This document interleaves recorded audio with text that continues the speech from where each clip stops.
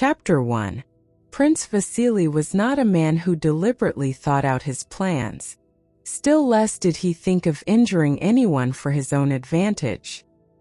He was merely a man of the world who had got on and to whom getting on had become a habit. Schemes and devices for which he never rightly accounted to himself, but which formed the whole interest of his life, were constantly shaping themselves in his mind, arising from the circumstances and persons he met.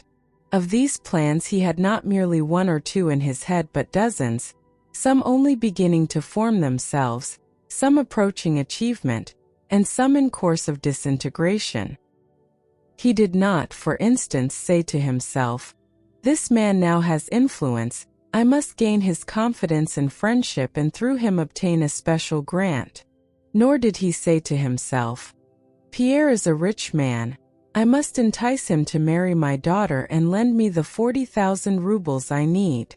But when he came across a man of position, his instinct immediately told him that this man could be useful, and without any premeditation Prince Vasily took the first opportunity to gain his confidence, flatter him, become intimate with him, and finally make his request. He had Pierre at hand in Moscow and procured for him an appointment as gentleman of the bedchamber, which at that time conferred the status of counselor of state, and insisted on the young man accompanying him to Petersburg and staying at his house. With apparent absent-mindedness, yet with unhesitating assurance that he was doing the right thing, Prince Vasily did everything to get Pierre to marry his daughter. Had he thought out his plans beforehand, he could not have been so natural and shown such unaffected familiarity in intercourse with everybody both above and below him in social standing.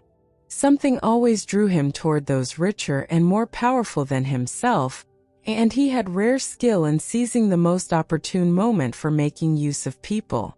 Pierre, on unexpectedly becoming Count Bezukhov and a rich man, felt himself after his recent loneliness and freedom from cares so beset and preoccupied that only in bed was he able to be by himself.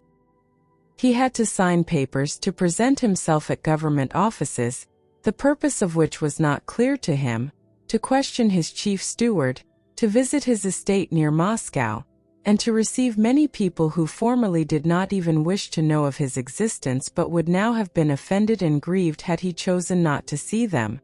These different people, businessmen, relations, and acquaintances alike, were all disposed to treat the young heir in the most friendly and flattering manner. They were all evidently firmly convinced of Pierre's noble qualities. He was always hearing such words as, "With your remarkable kindness," or, "With your excellent heart," "You are yourself so honorable, Count," or, "Were he as clever as you," and so on, till he began sincerely to believe in his own exceptional kindness and extraordinary intelligence, the more so as in the depth of his heart it had always seemed to him that he really was very kind and intelligent. Even people who had formerly been spiteful toward him, and evidently unfriendly, now became gentle and affectionate. The angry eldest princess, with the long waist and hair plastered down like a doll's, had come into Pierre's room after the funeral. With drooping eyes and frequent blushes she told him she was very sorry about their past misunderstandings and did not now feel she had a right to ask him for anything, except only for permission, after the blow she had received, to remain for a few weeks longer in the house she so loved and where she had sacrificed so much. She could not refrain from weeping at these words. Touched that this statuesque princess could so change, Pierre took her hand and begged her forgiveness, without knowing what for. From that day the eldest princess quite changed toward Pierre, and began knitting a striped scarf for him. "Do this for my sake, mon cher. After all, she had to put up with a great deal from the deceased," said Prince Vasily to him, handing him a deed to sign for the princess' benefit. Prince Vasily had come to the conclusion that it was necessary to throw this bone, a bill for 30,000 rubles, to the poor princess that it might not occur to her to speak of his share in the affair of the inlaid portfolio. Pierre signed the deed, and after that the princess grew still kinder. The younger sisters also became affectionate to him. especially the youngest, the pretty one with the mole, who often made him feel confused by her smiles and her own confusion when meeting him. It seemed so natural to Pierre that everyone should like him, and it would have seemed so unnatural had anyone disliked him, that he could not but believe in the sincerity of those around him. Besides, he had no time to ask himself whether these people were sincere or not. He was always busy and always felt in a state of mild and cheerful intoxication. He felt as though he were the center of some important and general movement, that something was constantly expected of him, that if he did not do it he would grieve and disappoint many people, but if he did this and that, all would be well, and he did what was demanded of him, but still that happy result always remained in the future. More than anyone else, Prince Vasily took possession of Pierre's affairs and of Pierre himself in those early days. From the death of Count Bezukhov, he did not let go his hold of the lad. He had the air of a man oppressed by business, weary and suffering, who yet would not, for pity's sake, leave this helpless youth who, after all, was the son of his old friend and the possessor of such enormous wealth, to the caprice of fate and the designs of rogues. During the few days he spent in Moscow after the death of Count Bezukhov, he would call Pierre, or go to him himself, and tell him what ought to be done in a tone of weariness and assurance, as if he were adding every time, "You know I am overwhelmed with business and it is purely out of charity that I trouble myself about you, and you also know quite well that what I propose is the only thing possible." "Well, my dear fellow, tomorrow we are off at last," said Prince Vasily one day, closing his eyes and fingering Pierre's elbow, speaking as if he were saying something which had long since been agreed upon and could not now be altered. "We start tomorrow and I'm giving you a place in my carriage. I am very glad. All our important business here is now settled, and I ought to have been off long ago.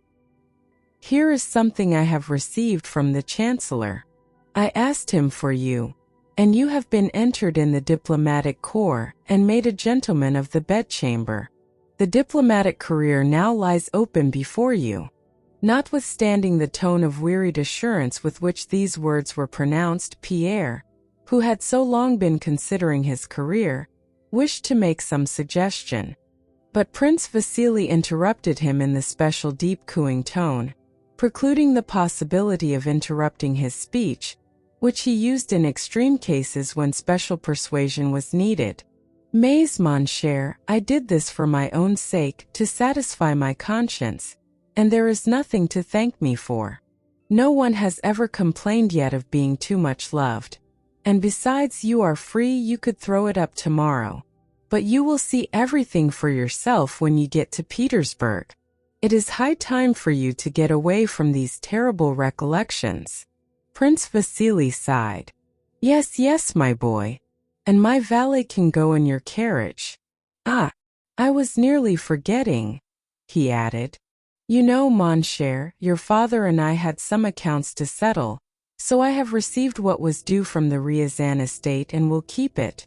You won't require it. We'll go into the accounts later." By what was due from the Ryazan estate, Prince Vasily meant several thousand rubles quit-rent received from Pierre's peasants, which the prince had retained for himself.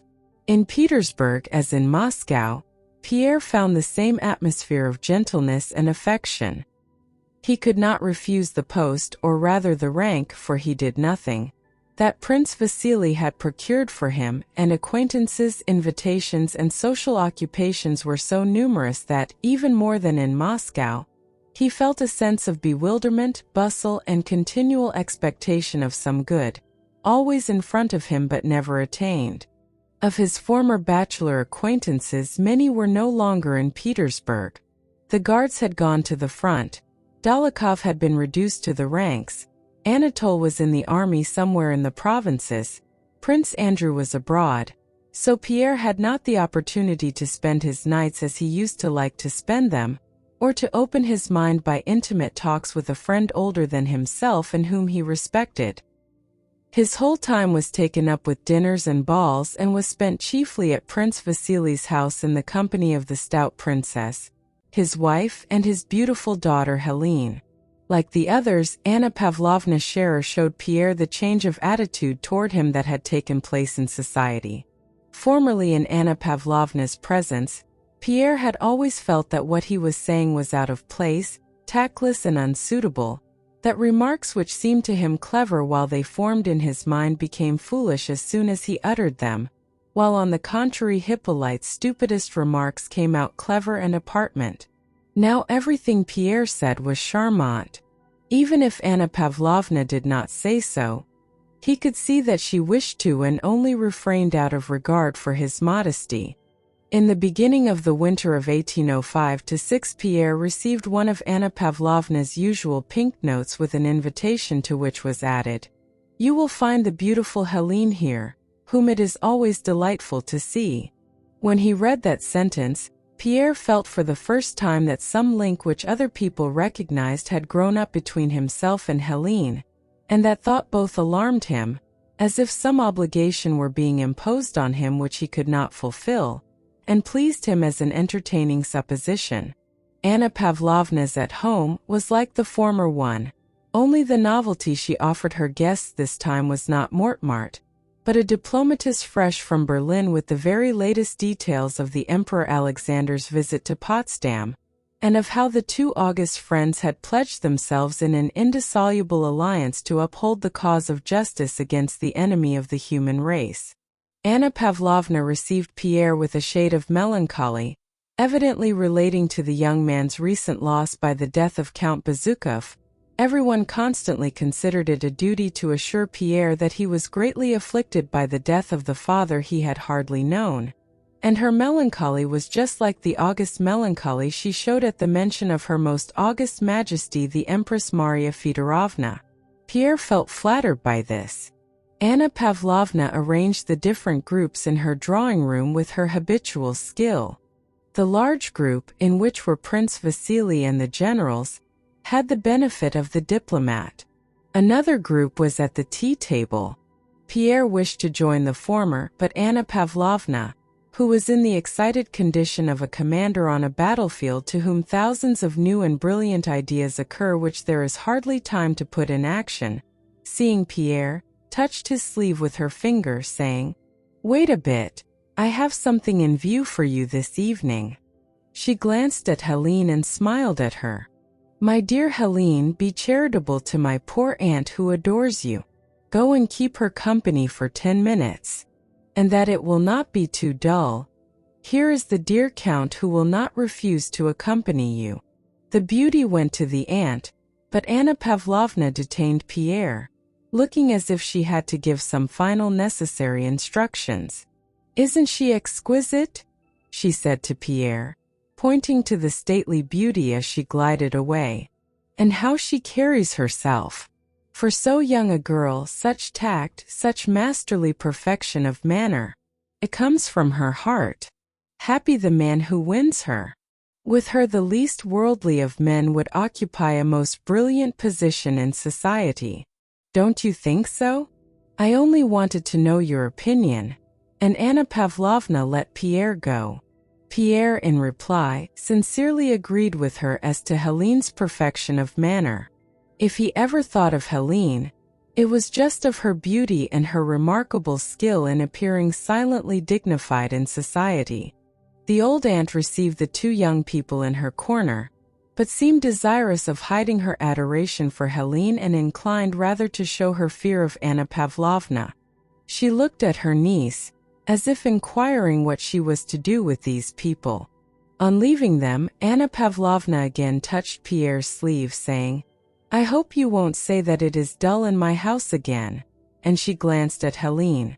Helene smiled, with a look implying that she did not admit the possibility of anyone seeing her without being enchanted. The aunt coughed, swallowed, and said in French that she was very pleased to see Helene. Then she turned to Pierre with the same words of welcome and the same look. In the middle of a dull and halting conversation, Helene turned to Pierre with the beautiful bright smile that she gave to everyone. Pierre was so used to that smile, and it had so little meaning for him that he paid no attention to it. The aunt was just speaking of a collection of snuff boxes that had belonged to Pierre's father, Count Bezukhov, and showed them her own box.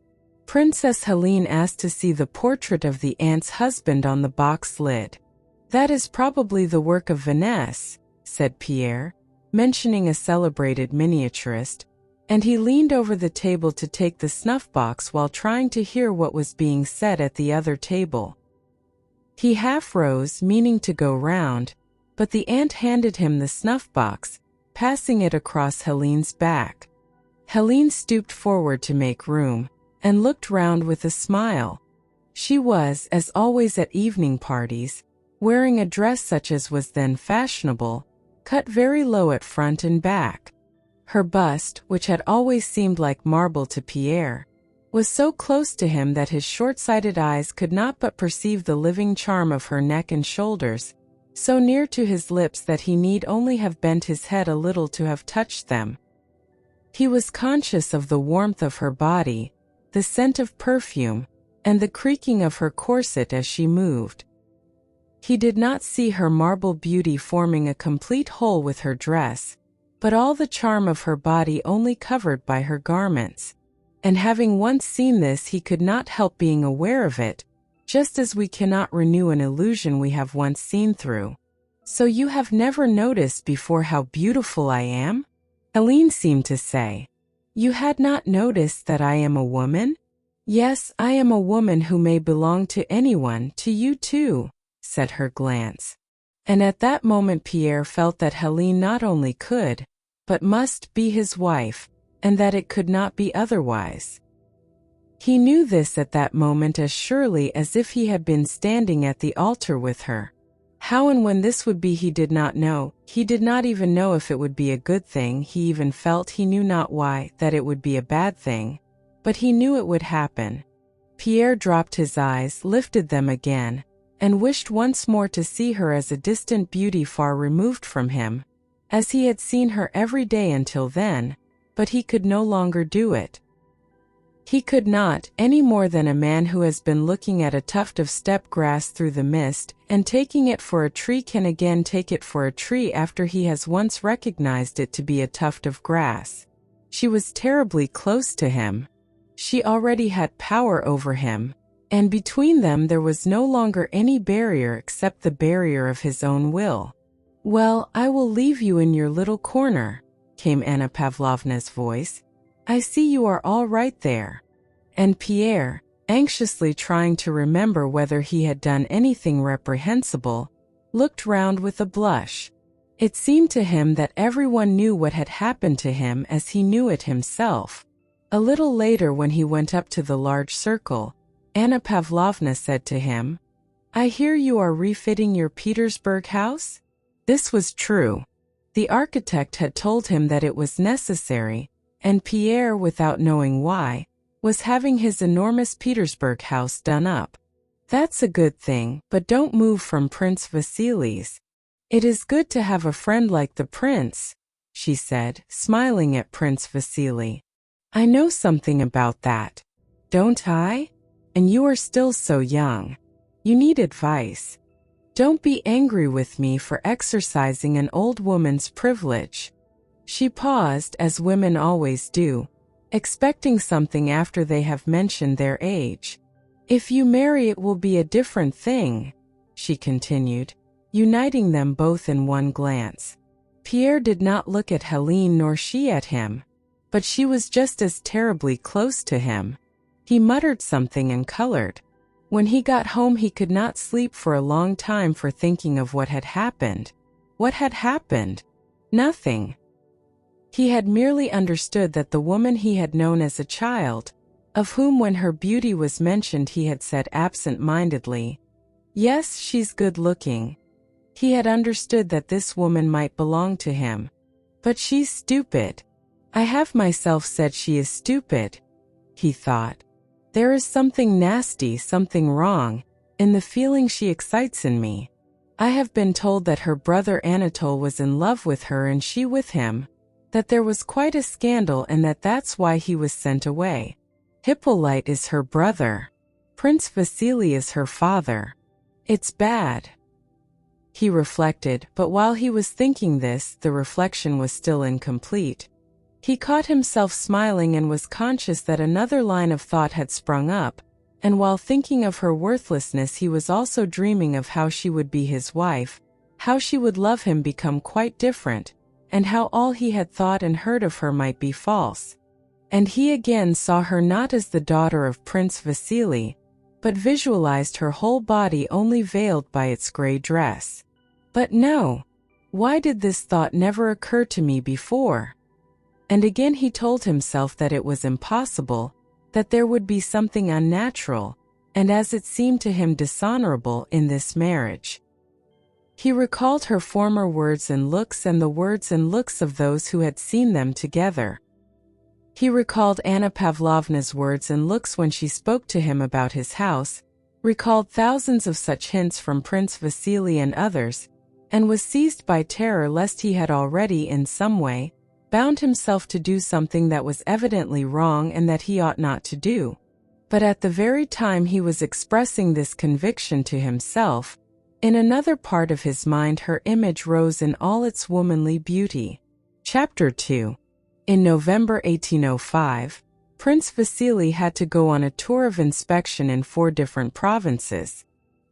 He had arranged this for himself so as to visit his neglected estates at the same time and pick up his son Anatole where his regiment was stationed, and take him to visit Prince Nicholas Bolkonsky in order to arrange a match for him with the daughter of that rich old man. But before leaving home and undertaking these new affairs, Prince Vasily had to settle matters with Pierre, who, it is true, had latterly spent whole days at home, that is, in Prince Vasily's house where he was staying, and had been absurd, excited, and foolish in Helene's presence as a lover should be, but had not yet proposed to her. "This is all very fine, but things must be settled," said Prince Vasily to himself with a sorrowful sigh one morning, feeling that Pierre, who was under such obligations to him, but never mind that, was not behaving very well in this matter. Youth, frivolity. Well, God be with him, thought he, relishing his own goodness of heart. But it must be brought to a head. The day after tomorrow will be Lilia's name day. I will invite 2 or 3 people, and if he does not understand what he ought to do, then it will be my affair. Yes, my affair. I am her father.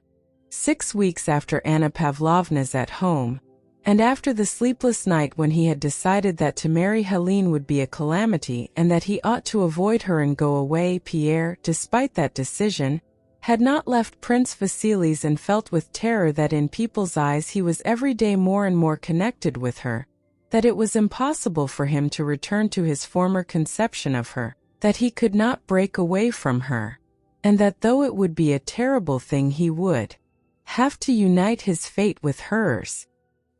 He might perhaps have been able to free himself, but that Prince Vasily, who had rarely before given receptions, now hardly let a day go by without having an evening party at which Pierre had to be present unless he wished to spoil the general pleasure and disappoint everyone's expectation.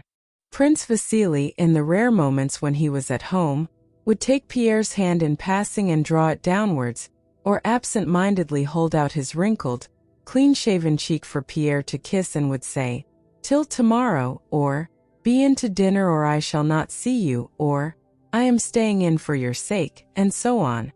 And though Prince Vasily, when he stayed in, as he said, for Pierre's sake, hardly exchanged a couple of words with him, Pierre felt unable to disappoint him. Every day he said to himself one and the same thing. "It is time I understood her and made up my mind what she really is. Was I mistaken before?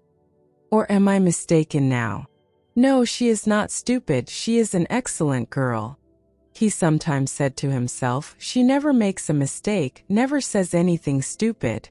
She says little, but what she does say is always clear and simple, so she is not stupid. She never was abashed and is not abashed now, so she cannot be a bad woman." He had often begun to make reflections or think aloud in her company, and she had always answered him either by a brief but appropriate remark, showing that it did not interest her, or by a silent look and smile which more palpably than anything else showed Pierre her superiority. She was right in regarding all arguments as nonsense in comparison with that smile.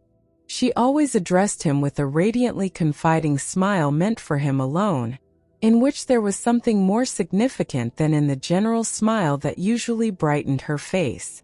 Pierre knew that everyone was waiting for him to say a word and cross a certain line, and he knew that sooner or later he would step across it, but an incomprehensible terror seized him at the thought of that dreadful step.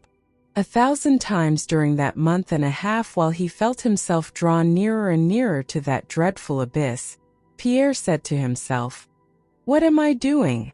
I need resolution. Can it be that I have none?" He wished to take a decision, but felt with dismay that in this matter he lacked that strength of will which he had known in himself and really possessed. Pierre was one of those who are only strong when they feel themselves quite innocent, and since that day when he was overpowered by a feeling of desire while stooping over the snuff-box at Anna Pavlovna's, an unacknowledged sense of the guilt of that desire paralyzed his will. On Helene's name day, a small party of just their own people, as his wife said, met for supper at Prince Vasili's. All these friends and relations had been given to understand that the fate of the young girl would be decided that evening. The visitors were seated at supper. Princess Karagina, a portly imposing woman who had once been handsome, was sitting at the head of the table. On either side of her sat the more important guests, an old general and his wife, and Anna Pavlovna Scherer. At the other end sat the younger and less important guests, and there too sat the members of the family, and Pierre and Helene side by side. Prince Vasily was not having any supper. He went round the table in a merry mood, sitting down now by one, now by another, of the guests. To each of them he made some careless and agreeable remark except to Pierre and Helene, whose presence he seemed not to notice. He enlivened the whole party. The wax candles burned brightly, the silver and crystal gleamed, so did the ladies' toilets and the gold and silver of the men's epaulets. Servants in scarlet liveries moved round the table. The clatter of plates, knives, and glasses mingled with the animated hum of several conversations. At one end of the table, the old chamberlain was heard assuring an old baroness that he loved her passionately, at which she laughed. At the other could be heard the story of the misfortunes of some Mary Viktorovna or other. At the center of the table, Prince Vasily attracted everybody's attention. With a facetious smile on his face, he was telling the ladies about last Wednesday's meeting of the Imperial Council, at which Sergei Kuzmich Vyazmitanov, the new military governor-general of Petersburg, had received and read the then famous rescript of the Emperor Alexander from the army to Sergei Kuzmich, in which the emperor said that he was receiving from all sides declarations of the people's loyalty, that the declaration from Petersburg gave him particular pleasure, and that he was proud to be at the head of such a nation and would endeavor to be worthy of it. This rescript began with the words, "Sergei Kuzmich, from all sides reports reach me," etc. Well, and so he never got farther than, "Sergei Kuzmich?" asked one of the ladies. "Exactly, not a hair's breadth farther," answered Prince Vasily, laughing. "Sergei Kuzmich, from all sides, from all sides, Sergei Kuzmich." Poor Vyazmitanov could not get any farther. He began the rescript again and again, but as soon as he uttered Sergei he sobbed, Kuzmich, tears, and from all sides was smothered in sobs, and he could get no farther. And again his handkerchief, and again, "Sergei Kuzmich, from all sides," and tears, till at last somebody else was asked to read it. "Kuzmich, from all sides," and then tears. Someone repeated, laughing. "Don't be unkind," cried Anna Pavlovna from her end of the table, holding up a threatening finger. "He is such a worthy and excellent man, our dear Vyazmitanov." Everybody laughed a great deal. At the head of the table, Where the honored guests sat, everyone seemed to be in high spirits and under the influence of a variety of exciting sensations. Only Pierre and Helene sat silently side by side almost at the bottom of the table, a suppressed smile brightening both their faces, a smile that had nothing to do with Sergei Kuzmich, a smile of bashfulness at their own feelings. But much as all the rest laughed, talked, and joked, much as they enjoyed their Rhine wine, sauté, and ices, and however they avoided looking at the young couple, and heedless and unobservant as they seemed of them, one could feel by the occasional glances they gave that the story about Sergei Kuzmich, the laughter, and the food were all a pretense, and that the whole attention of that company was directed to Pierre and Helene. Prince Vasily mimicked the sobbing of Sergei Kuzmich, and at the same time his eyes glanced toward his daughter, and while he laughed the expression on his face clearly said, "Yes, it's getting on, it will all be settled today." Anna Pavlovna threatened him on behalf of our dear Vyazmitanov, and in her eyes, which for an instant glanced at Pierre, Prince Vasily read a congratulation on his future son-in-law and on his daughter's happiness. The old princess sighed sadly as she offered some wine to the old lady next to her and glanced angrily at her daughter, and her sigh seemed to say, "Yes, there's nothing left for you and me but to sip sweet wine, my dear, now that the time has come for these young ones to be thus boldly, provocatively happy." "And what nonsense all this is that I am saying," thought a diplomatist, glancing at the happy faces of the lovers. "That's happiness." Into the insignificant, trifling, and artificial interests uniting that society had entered the simple feeling of the attraction of a healthy and handsome young man and woman for one another. And this human feeling dominated everything else and soared above all their affected chatter. Jests fell flat, news was not interesting, and the animation was evidently forced. Not only the guests but even the footmen waiting at table seemed to feel this, and they forgot their duties as they looked at the beautiful Helene with her radiant face and at the red, broad, and happy though uneasy face of Pierre. It seemed as if the very light of the candles was focused on those two happy faces alone. Pierre felt that he was the center of it all, and this both pleased and embarrassed him. He was like a man entirely absorbed in some occupation. He did not see, hear, or understand anything clearly. Only now and then detached ideas and impressions from the world of reality shot unexpectedly through his mind. "So it is all finished," he thought. "And how has it all happened? How quickly? Now I know that not because of her alone, nor of myself alone, but because of everyone, it must inevitably come about. They are all expecting it, they are so sure that it will happen that I cannot disappoint them. But how will it be? I do not know, but it will certainly happen," thought Pierre, glancing at those dazzling shoulders close to his eyes. Or he would suddenly feel ashamed of he knew not what. He felt it awkward to attract everyone's attention and to be considered a lucky man, and with his plain face, to be looked on as a sort of Paris possessed of a Helen. But no doubt it always is and must be so, he consoled himself. And besides, what have I done to bring it about? How did it begin? I traveled from Moscow with Prince Vasily. Then there was nothing.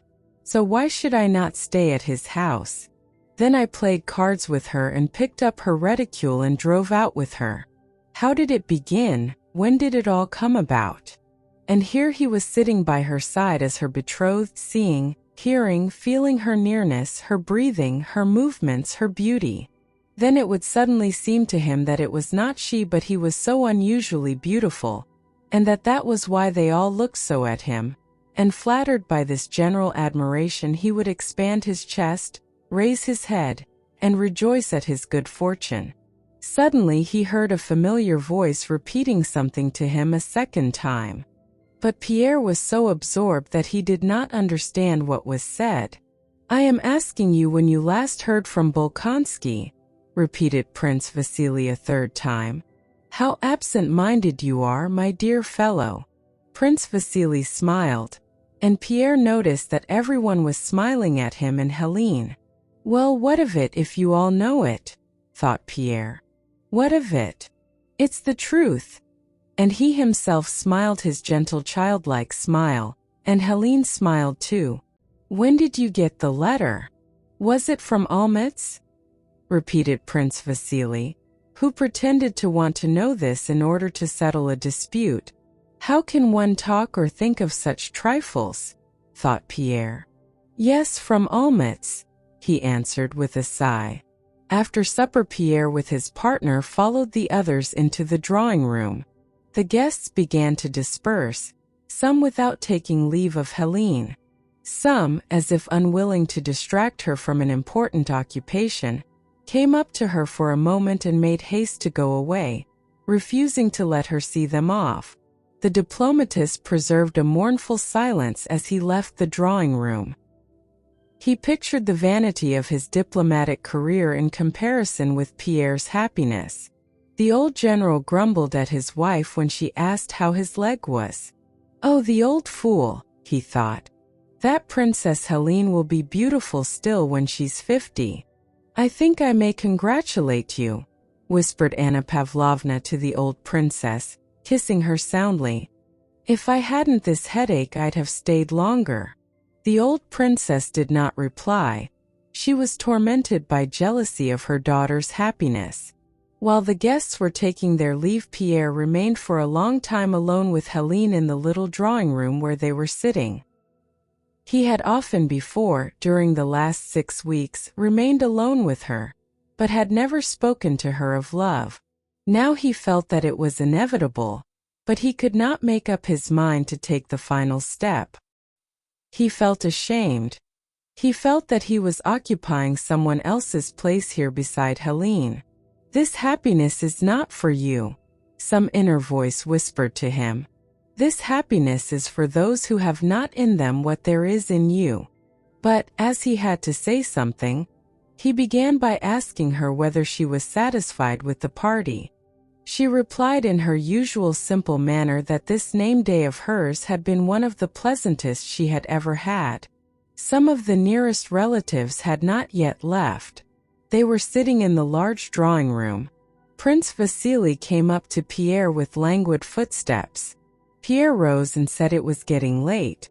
Prince Vasily gave him a look of stern inquiry, as though what Pierre had just said was so strange that one could not take it in. But then the expression of severity changed, and he drew Pierre's hand downwards, made him sit down and smiled affectionately. Well, Lelia? He asked, turning instantly to his daughter and addressing her with the careless tone of habitual tenderness natural to parents who have petted their children from babyhood, but which Prince Vasily had only acquired by imitating other parents. And he again turned to Pierre. Sergei Kuzmich, from all sides, he said, unbuttoning the top button of his waistcoat. Pierre smiled, but his smile showed that he knew it was not the story about Sergei Kuzmich that interested Prince Vasily just then, and Prince Vasily saw that Pierre knew this.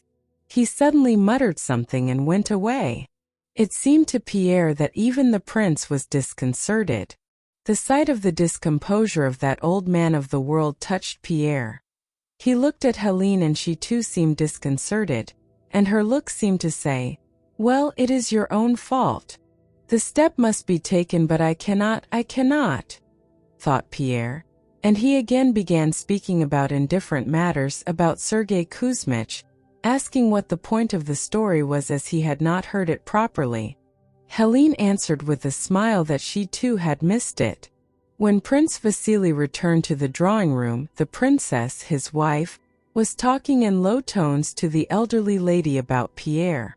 Of course, it is a very brilliant match, but happiness, my dear. Marriages are made in heaven, replied the elderly lady. Prince Vasily passed by, seeming not to hear the ladies, and sat down on a sofa in a far corner of the room. He closed his eyes and seemed to be dozing. His head sank forward and then he roused himself. Aline, he said to his wife, go and see what they are about. The princess went up to the door, passed by it with a dignified and indifferent air, and glanced into the little drawing room. Pierre and Helene still sat talking just as before.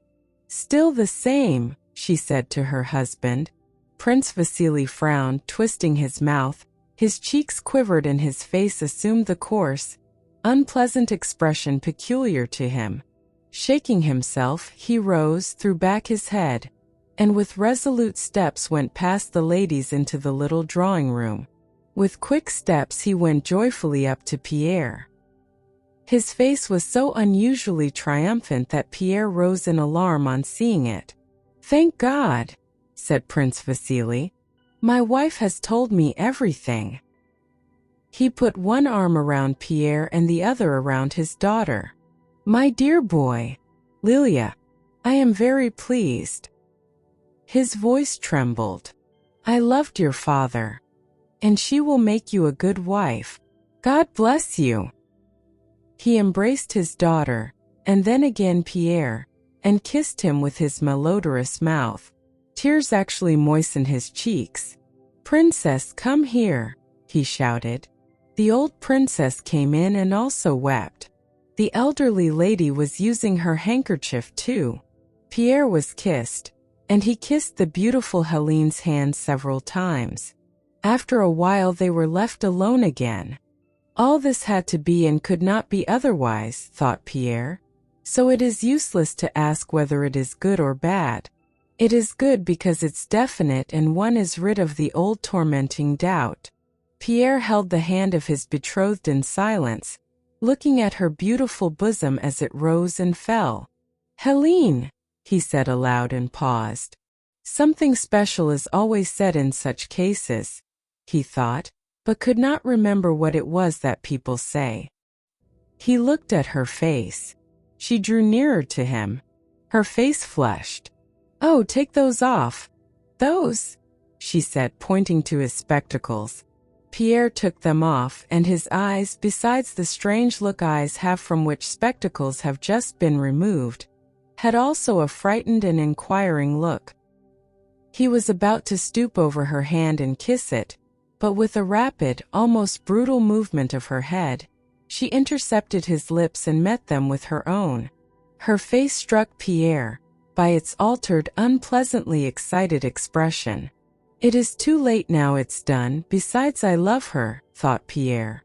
"Je vous aime," he said, remembering what has to be said at such moments, but his words sounded so weak that he felt ashamed of himself.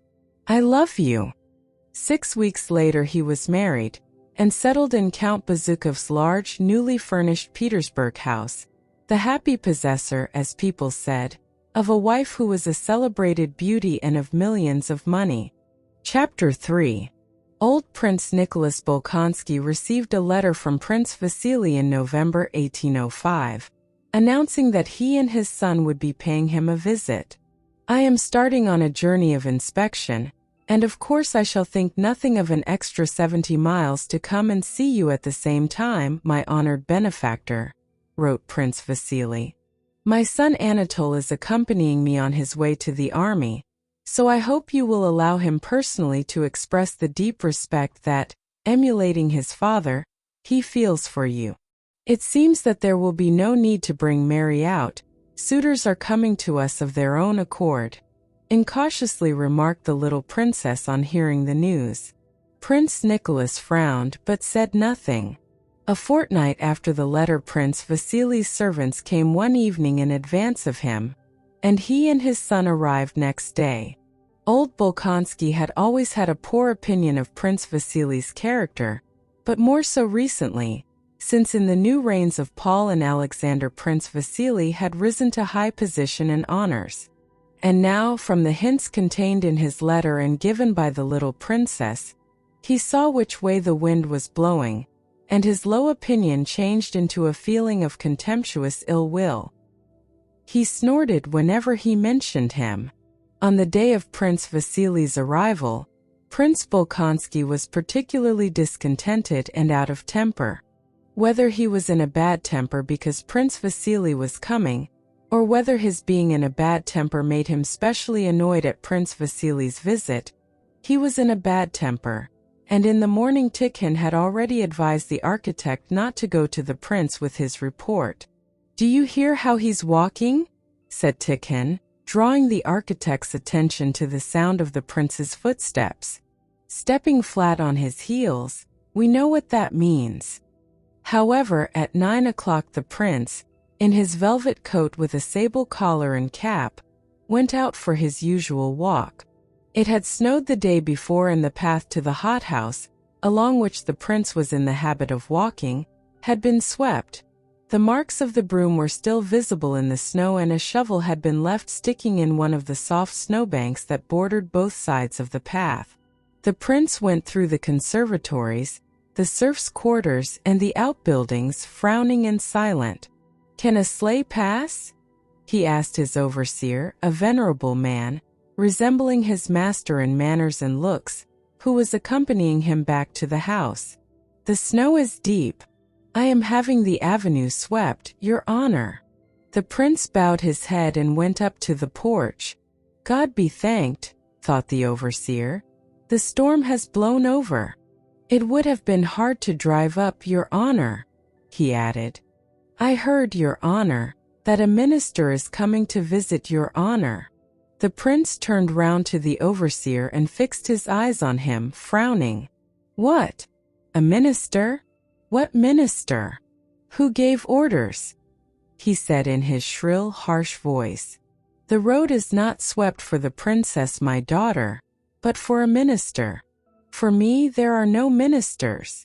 "Your Honor, I thought." "You thought?" shouted the prince, his words coming more and more rapidly and indistinctly. "You thought? Rascals! Blackguards! I'll teach you to think."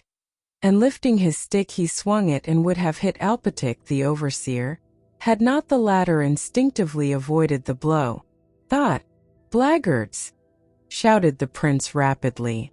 But although Alpatic, frightened at his own temerity in avoiding the stroke, came up to the prince, bowing his bald head resignedly before him, or perhaps for that very reason, the prince, though he continued to shout, "Blackguards!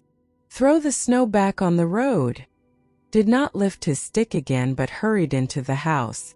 Before dinner, Princess Mary and Mademoiselle Bourienne, who knew that the prince was in a bad humor, stood awaiting him. Mademoiselle Bourienne with a radiant face that said, "I know nothing, I am the same as usual," and Princess Mary pale, frightened, and with downcast eyes. What she found hardest to bear was to know that on such occasions she ought to behave like Mademoiselle Bourienne, but could not. She thought, "If I seem not to notice, he will think that I do not sympathize with him. If I seem sad and out of spirits myself, he will say, as he has done before, that I'm in the dumps." The prince looked at his daughter's frightened face and snorted. "Fool! Or dummy," he muttered. "And the other one is not here. They've been telling tales," he thought, referring to the little princess who was not in the dining room. "Where is the princess?" he asked. "Hiding. She is not very well," answered Mademoiselle Bourienne with a bright smile, "so she won't come down. It is natural in her state." Muttered the prince, sitting down. His plate seemed to him not quite clean, and pointing to a spot he flung it away. Tikhon caught it and handed it to a footman. The little princess was not unwell, but had such an overpowering fear of the prince that, hearing he was in a bad humor, she had decided not to appear. "I am afraid for the baby," she said to Mademoiselle Bourienne. "Heaven knows what a fright might do." In general at Bald Hills the little princess lived in constant fear, and with a sense of antipathy to the old prince which she did not realize because the fear was so much the stronger feeling. The prince reciprocated this antipathy, but it was overpowered by his contempt for her. When the little princess had grown accustomed to life at Bald Hills, she took a special fancy to Mademoiselle Bourienne, spent whole days with her, asked her to sleep in her room, and often talked with her about the old prince and criticized him. "So we are to have visitors, mon prince?" remarked Mademoiselle Bourienne, unfolding her white napkin with her rosy fingers. His Excellency Prince Vasily Kuragin and his son, I understand? She said inquiringly. His Excellency is a puppy.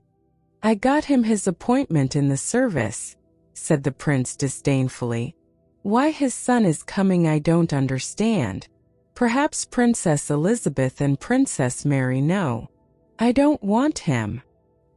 He looked at his blushing daughter. Are you unwell today?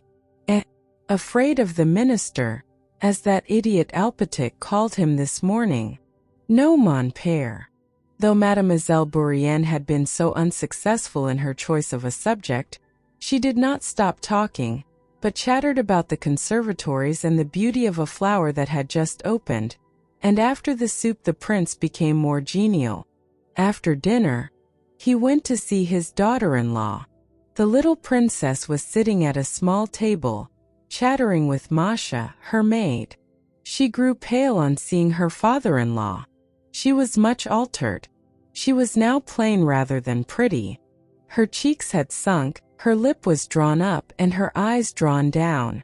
Yes, I feel a kind of oppression, she said in reply to the prince's question as to how she felt. Do you want anything? No, merci, mon père. Well, all right. He left the room and went to the waiting room where Alpatic stood with bowed head. Has the snow been shoveled back? Yes, Your Excellency. Forgive me for heaven's sake. It was only my stupidity. All right, interrupted the prince, and laughing his unnatural way, he stretched out his hand for Alpatic to kiss, and then proceeded to his study. Prince Vasily arrived that evening. He was met in the avenue by coachmen and footmen, who, with loud shouts, dragged his sleighs up to one of the lodges over the road purposely laden with snow. Prince Vasily and Anatole had separate rooms assigned to them.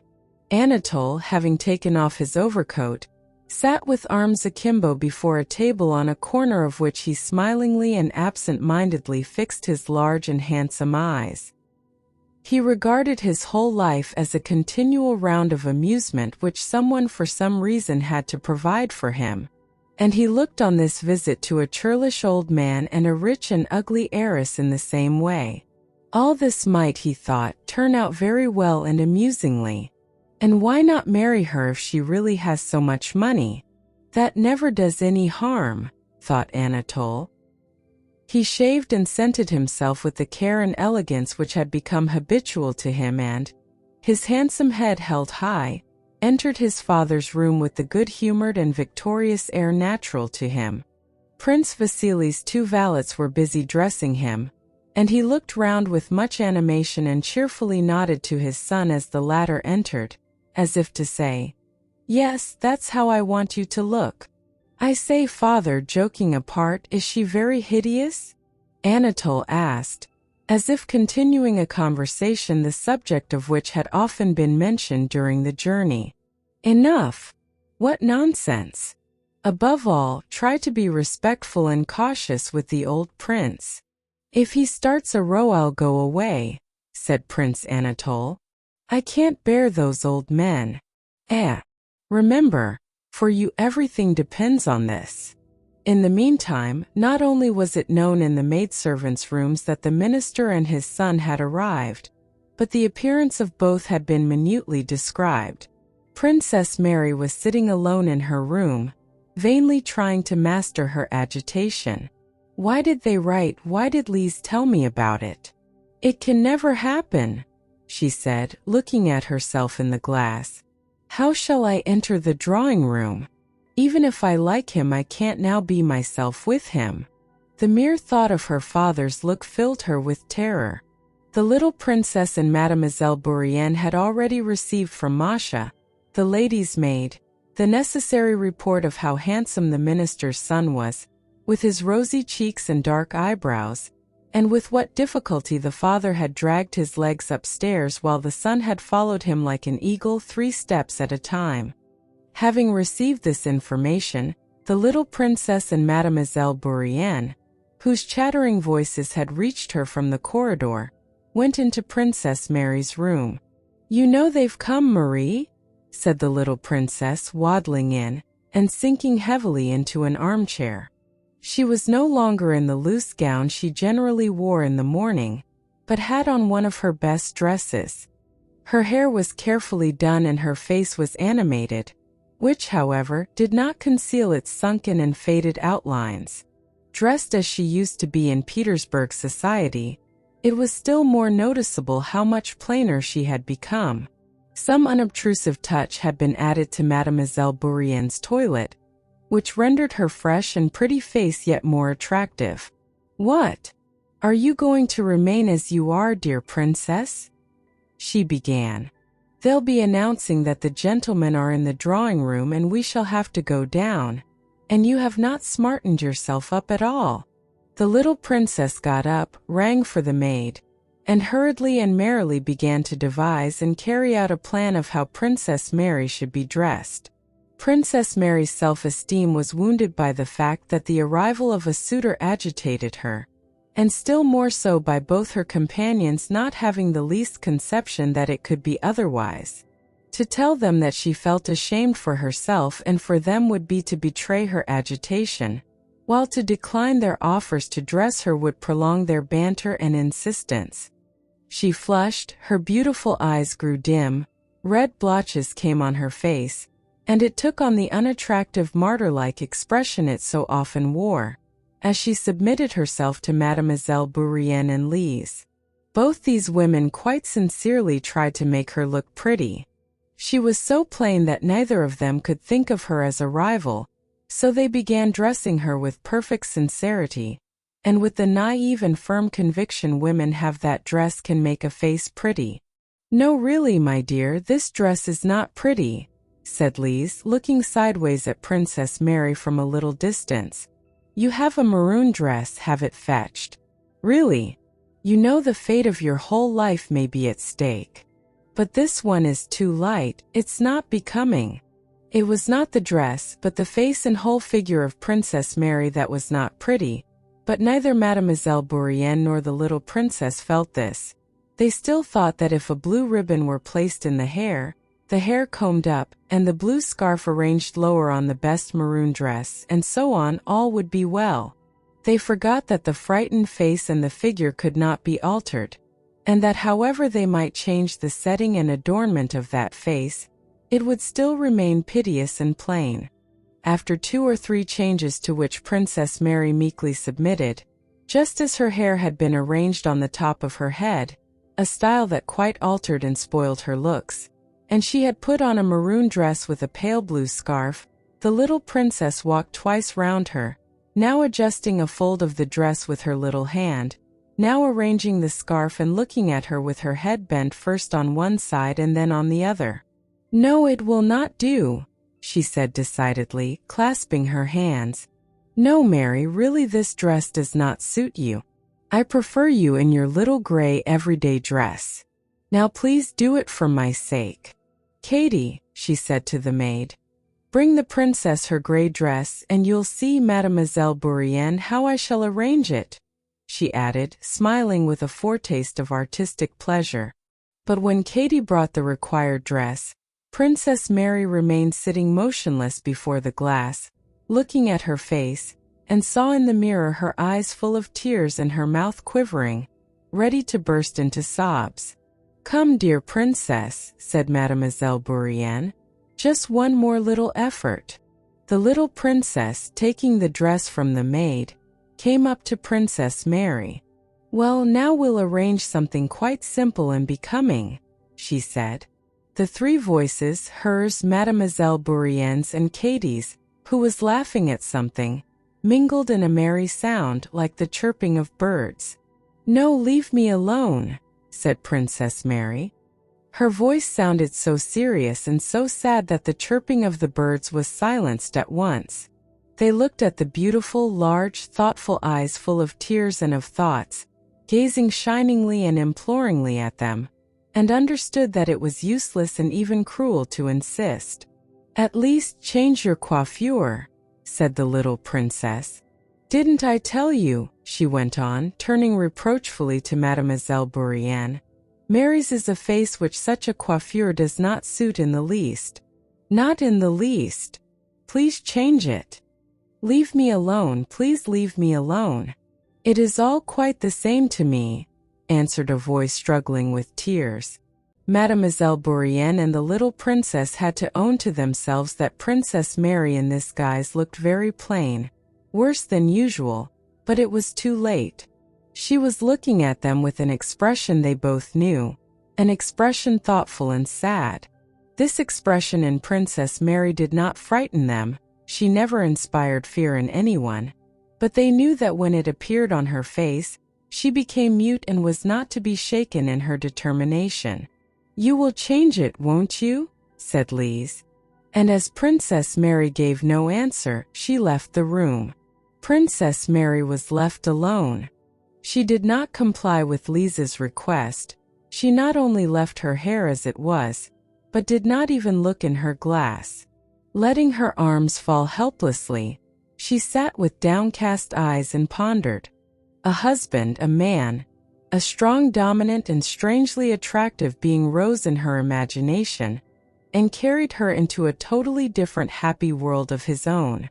She fancied a child, her own, such as she had seen the day before in the arms of her nurse's daughter, at her own breast, the husband standing by and gazing tenderly at her and the child.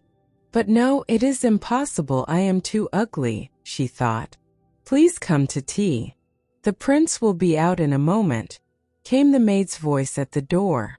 She roused herself and felt appalled at what she had been thinking, and before going down she went into the room where the icons hung and, her eyes fixed on the dark face of a large icon of the Savior lit by a lamp, she stood before it with folded hands for a few moments. A painful doubt filled her soul. Could the joy of love, of earthly love for a man be for her? In her thoughts of marriage, Princess Mary dreamed of happiness and of children, but her strongest, most deeply hidden longing was for earthly love. The more she tried to hide this feeling from others and even from herself, the stronger it grew. "Oh God," she said, "how am I to stifle in my heart these temptations of the devil? How am I to renounce forever these vile fancies, so as peacefully to fulfill thy will?" And scarcely had she put that question than God gave her the answer in her own heart. "Desire nothing for thyself, seek nothing, be not anxious or envious. Man's future and thy own fate must remain hidden from thee, but live so that thou mayest be ready for anything. If it be God's will to prove thee in the duties of marriage, be ready to fulfill his will." With this consoling thought, but yet with a hope for the fulfillment of her forbidden earthly longing, Princess Mary sighed, and having crossed herself went down, thinking neither of her gown and coiffure nor of how she would go in nor of what she would say. What could all that matter in comparison with the will of God, without whose care not a hair of man's head can fall? Chapter 4. When Princess Mary came down, Prince Vasily and his son were already in the drawing room, talking to the little princess and Mademoiselle Bourienne. When she entered with her heavy step, treading on her heels, the gentleman and Mademoiselle Bourienne rose and the little princess, indicating her to the gentleman, said, "Voilà Marie." Princess Mary saw them all and saw them in detail. She saw Prince Vasily's face, serious for an instant at the sight of her, but immediately smiling again, and the little princess curiously noting the impression Marie produced on the visitors. And she saw Mademoiselle Bourienne with her ribbon and pretty face, and her unusually animated look which was fixed on him, but him she could not see, she only saw something large, brilliant, and handsome moving toward her as she entered the room. Prince Vasily approached first, and she kissed the bold forehead that bent over her hand and answered his question by saying that, on the contrary, she remembered him quite well. Then Anatole came up to her. She still could not see him. She only felt a soft hand taking hers firmly, and she touched with her lips a white forehead, over which was beautiful light brown hair smelling of pomade. When she looked up at him, she was struck by his beauty. Anatole stood with his right thumb under a button of his uniform, his chest expanded and his back drawn in, slightly swinging one foot, and with his head a little bent, looked with beaming face at the princess without speaking and evidently not thinking about her at all. Anatole was not quick-witted, nor ready or eloquent in conversation, but he had the faculty, so invaluable in society, of composure and imperturbable self-possession. If a man lacking in self-confidence remains dumb on a first introduction and betrays a consciousness of the impropriety of such silence and an anxiety to find something to say, the effect is bad. But Anatole was dumb, swung his foot, and smilingly examined the princess' hair. It was evident that he could be silent in this way for a very long time. If anyone finds this silence inconvenient, let him talk, but I don't want to, he seemed to say. Besides this, in his behavior to women, Anatole had a manner which particularly inspires in them curiosity, awe, and even love, a supercilious consciousness of his own superiority. It was as if he said to them, I know you, but why should I bother about you? You'd be only too glad, of course. Perhaps he did not really think this when he met women, even probably he did not, for in general he thought very little, but his looks and manner gave that impression. The princess felt this, and as if wishing to show him that she did not even dare expect to interest him, she turned to his father. The conversation was general and animated, thanks to Princess Liza's voice and little downy lip that lifted over her white teeth. She met Prince Vasily with that playful manner often employed by lively chatty people, and consisting in the assumption that between the person they so address and themselves there are some semi-private, long-established jokes and amusing reminiscences, though no such reminiscences really exist, just as none existed in this case. Prince Vasily readily adopted her tone, and the little princess also drew Anatole, whom she hardly knew, into these amusing recollections of things that had never occurred. Mademoiselle Bourienne also shared them, and even Princess Mary felt herself pleasantly made to share in these merry reminiscences. Here at least we shall have the benefit of your company all to ourselves, dear Prince, said the little princess, of course in French, to Prince Vasily. It's not as at Annette's receptions where you always ran away. You remember cette chère Annette. Anna Pavlovna. Ah, but you won't talk politics to me like Annette. And our little tea table? Oh yes. Why is it you were never at Annette's? The little princess asked Anatole. Ah, I know, she said with a sly glance. Your brother Hippolyte told me about your goings-on. Oh! And she shook her finger at him. I have even heard of your doings in Paris. And didn't Hippolyte tell you? Asked Prince Vasily, turning to his son and seizing the little princess' arm as if she would have run away and he had just managed to catch her. Didn't he tell you how he himself was pining for the dear princess, and how she showed him the door? Oh, she is a pearl among women, princess, he added, turning to Princess Mary. When Paris was mentioned, Mademoiselle Bourienne for her part seized the opportunity of joining in the general current of recollections. She took the liberty of inquiring whether it was long since Anatole had left Paris and how he had liked that city. Anatole answered the Frenchwoman very readily and, looking at her with a smile, talked to her about her native land. When he saw the pretty little Bourienne, Anatole came to the conclusion that he would not find Bald Hills dull either. Not at all bad, he thought, examining her. Not at all bad, that little companion. I hope she will bring her along with her when we're married. La petite est gentille. The little one is charming. The old prince dressed leisurely in his study, frowning and considering what he was to do. The coming of these visitors annoyed him. What are Prince Vasily and that son of his to me? Prince Vasily is a shallow braggart, and his son, no doubt, is a fine specimen, he grumbled to himself. What angered him was that the coming of these visitors revived in his mind an unsettled question he always tried to stifle, one about which he always deceived himself. The question was whether he could ever bring himself to part from his daughter and give her to a husband. The prince never directly asked himself that question, knowing beforehand that he would have to answer it justly, and justice clashed not only with his feelings but with the very possibility of life. Life without Princess Mary, little as he seemed to value her, was unthinkable to him. And why should she marry? He thought. To be unhappy for certain. There's Liz married to Andrew. A better husband one would think could hardly be found nowadays. But is she contented with her lot? And who would marry Marie for love? Plain and awkward. They'll take her for her connections and wealth. Are there no women living unmarried? And even the happier for it. So thought Prince Bolkonsky while dressing. And yet the question he was always putting off demanded an immediate answer. Prince Vasily had brought his son with the evident intention of proposing, and today or tomorrow he would probably ask for an answer. His birth and position in society were not bad. Well, I've nothing against it, the prince said to himself, but he must be worthy of her. And that is what we shall see.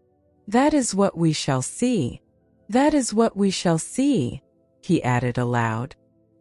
He entered the drawing room with his usual alert step, glancing rapidly round the company.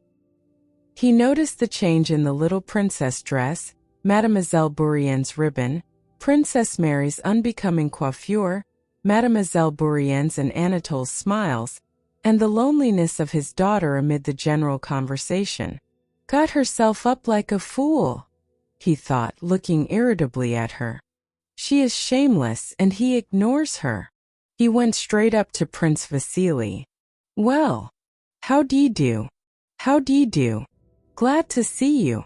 Friendship laughs at distance, began Prince Vasily in his usual rapid, self-confident, familiar tone. Here is my second son. Please love and befriend him. Prince Bolkonsky surveyed Anatole. Fine young fellow, he said. Well, come and kiss me, and he offered his cheek. Anatole kissed the old man, and looked at him with curiosity and perfect composure, waiting for a display of the eccentricities his father had told him to expect. Prince Bolkonsky sat down in his usual place in the corner of the sofa and, drawing up an armchair for Prince Vasily, pointed to it and began questioning him about political affairs and news. He seemed to listen attentively to what Prince Vasily said, but kept glancing at Princess Mary. And so they are writing from Potsdam already? He said, repeating Prince Vasily's last words. Then rising, he suddenly went up to his daughter. Is it for visitors you've got yourself up like that, eh? Said he. Fine, very fine. You have done up your hair in this new way for the visitors, and before the visitors I tell you that in future you are never to dare to change your way of dress without my consent. It was my fault, mon père, interceded the little princess with a blush.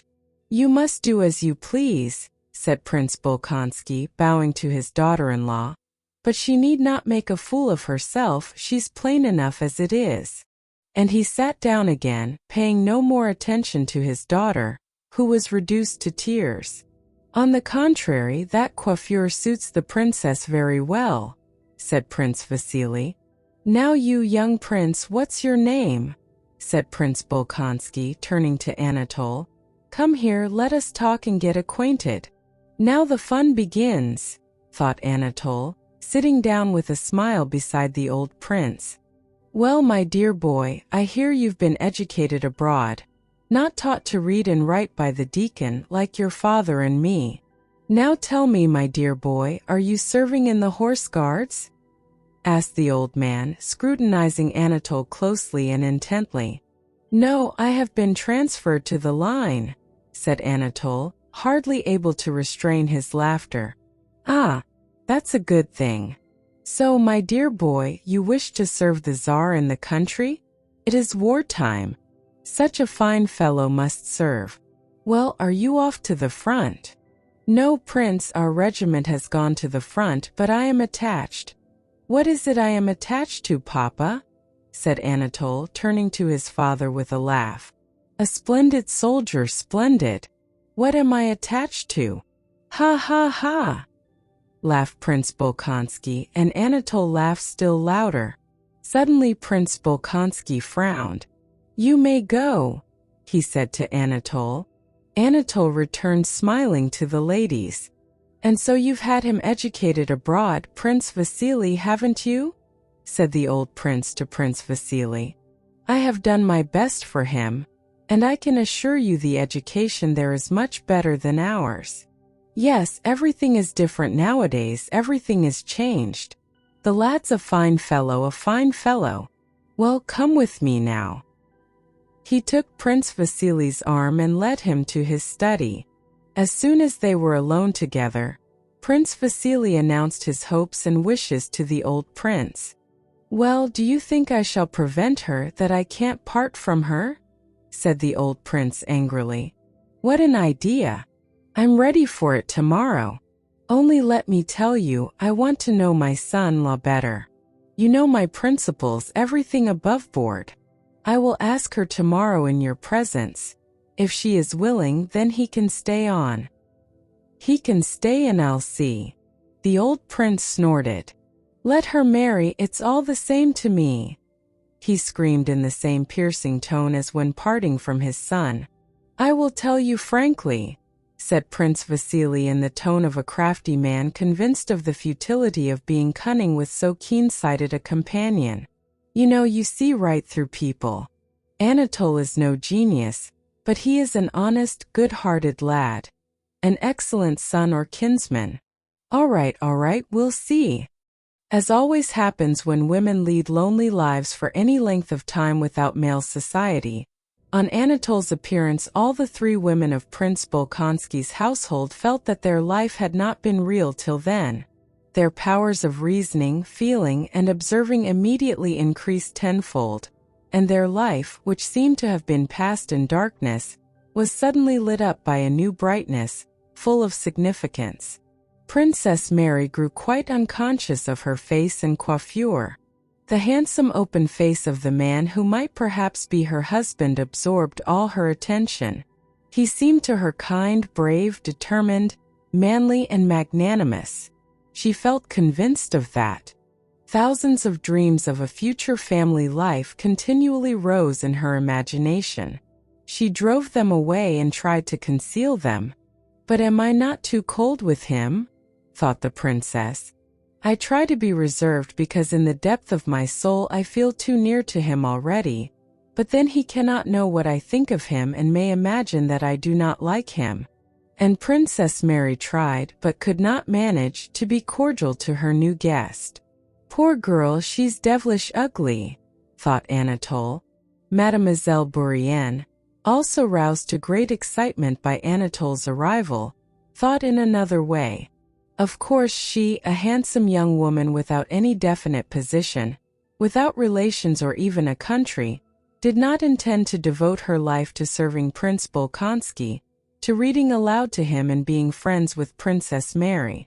Mademoiselle Bourienne had long been waiting for a Russian prince who, able to appreciate at a glance her superiority to the plain, badly dressed, ungainly Russian princesses, would fall in love with her and carry her off.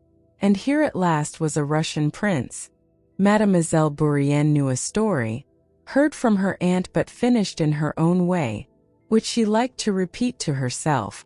It was the story of a girl who had been seduced, and to whom her poor mother, sa pauvre mère, appeared, and reproached her for yielding to a man without being married. Mademoiselle Bourienne was often touched to tears as in imagination she told this story to him, her seducer. And now he, a real Russian prince, had appeared. He would carry her away, and then sa pauvre mère would appear, and he would marry her. So her future shaped itself in Mademoiselle Bourienne's head at the very time she was talking to Anatole about Paris. It was not calculation that guided her. She did not even for a moment consider what she should do. But all this had long been familiar to her, and now that Anatole had appeared it just grouped itself around him, and she wished and tried to please him as much as possible.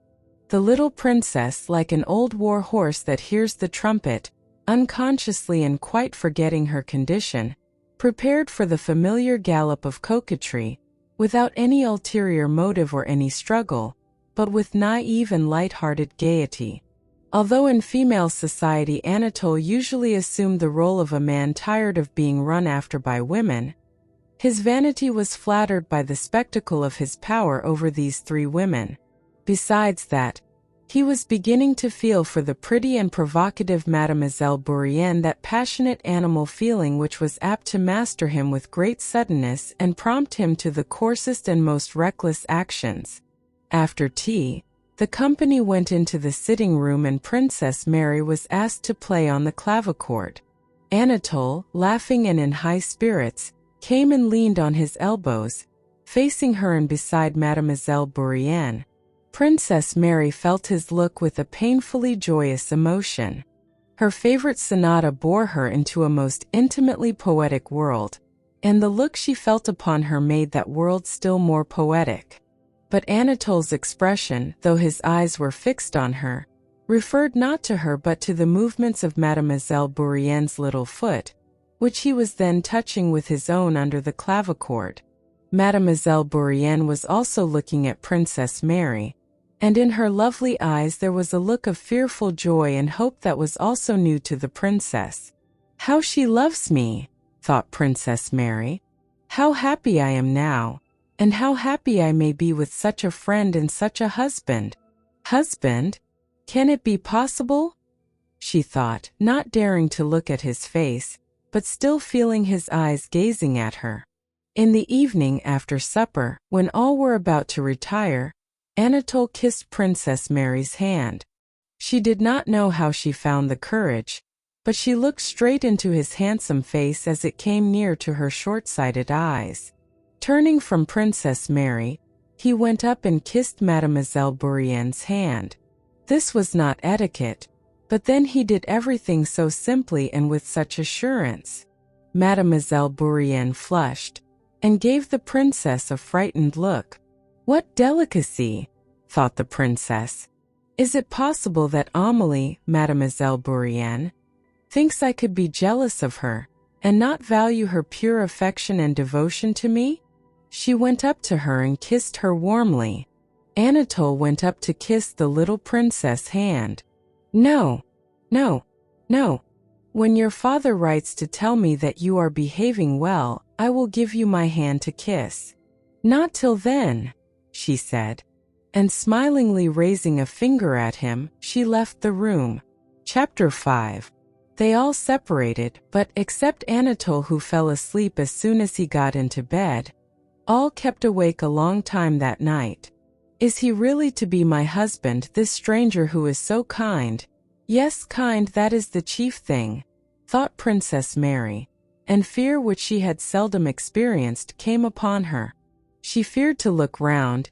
It seemed to her that someone was there standing behind the screen in the dark corner. And this someone was he, the devil, and he was also this man with a white forehead, black eyebrows, and red lips. She rang for her maid and asked her to sleep in her room.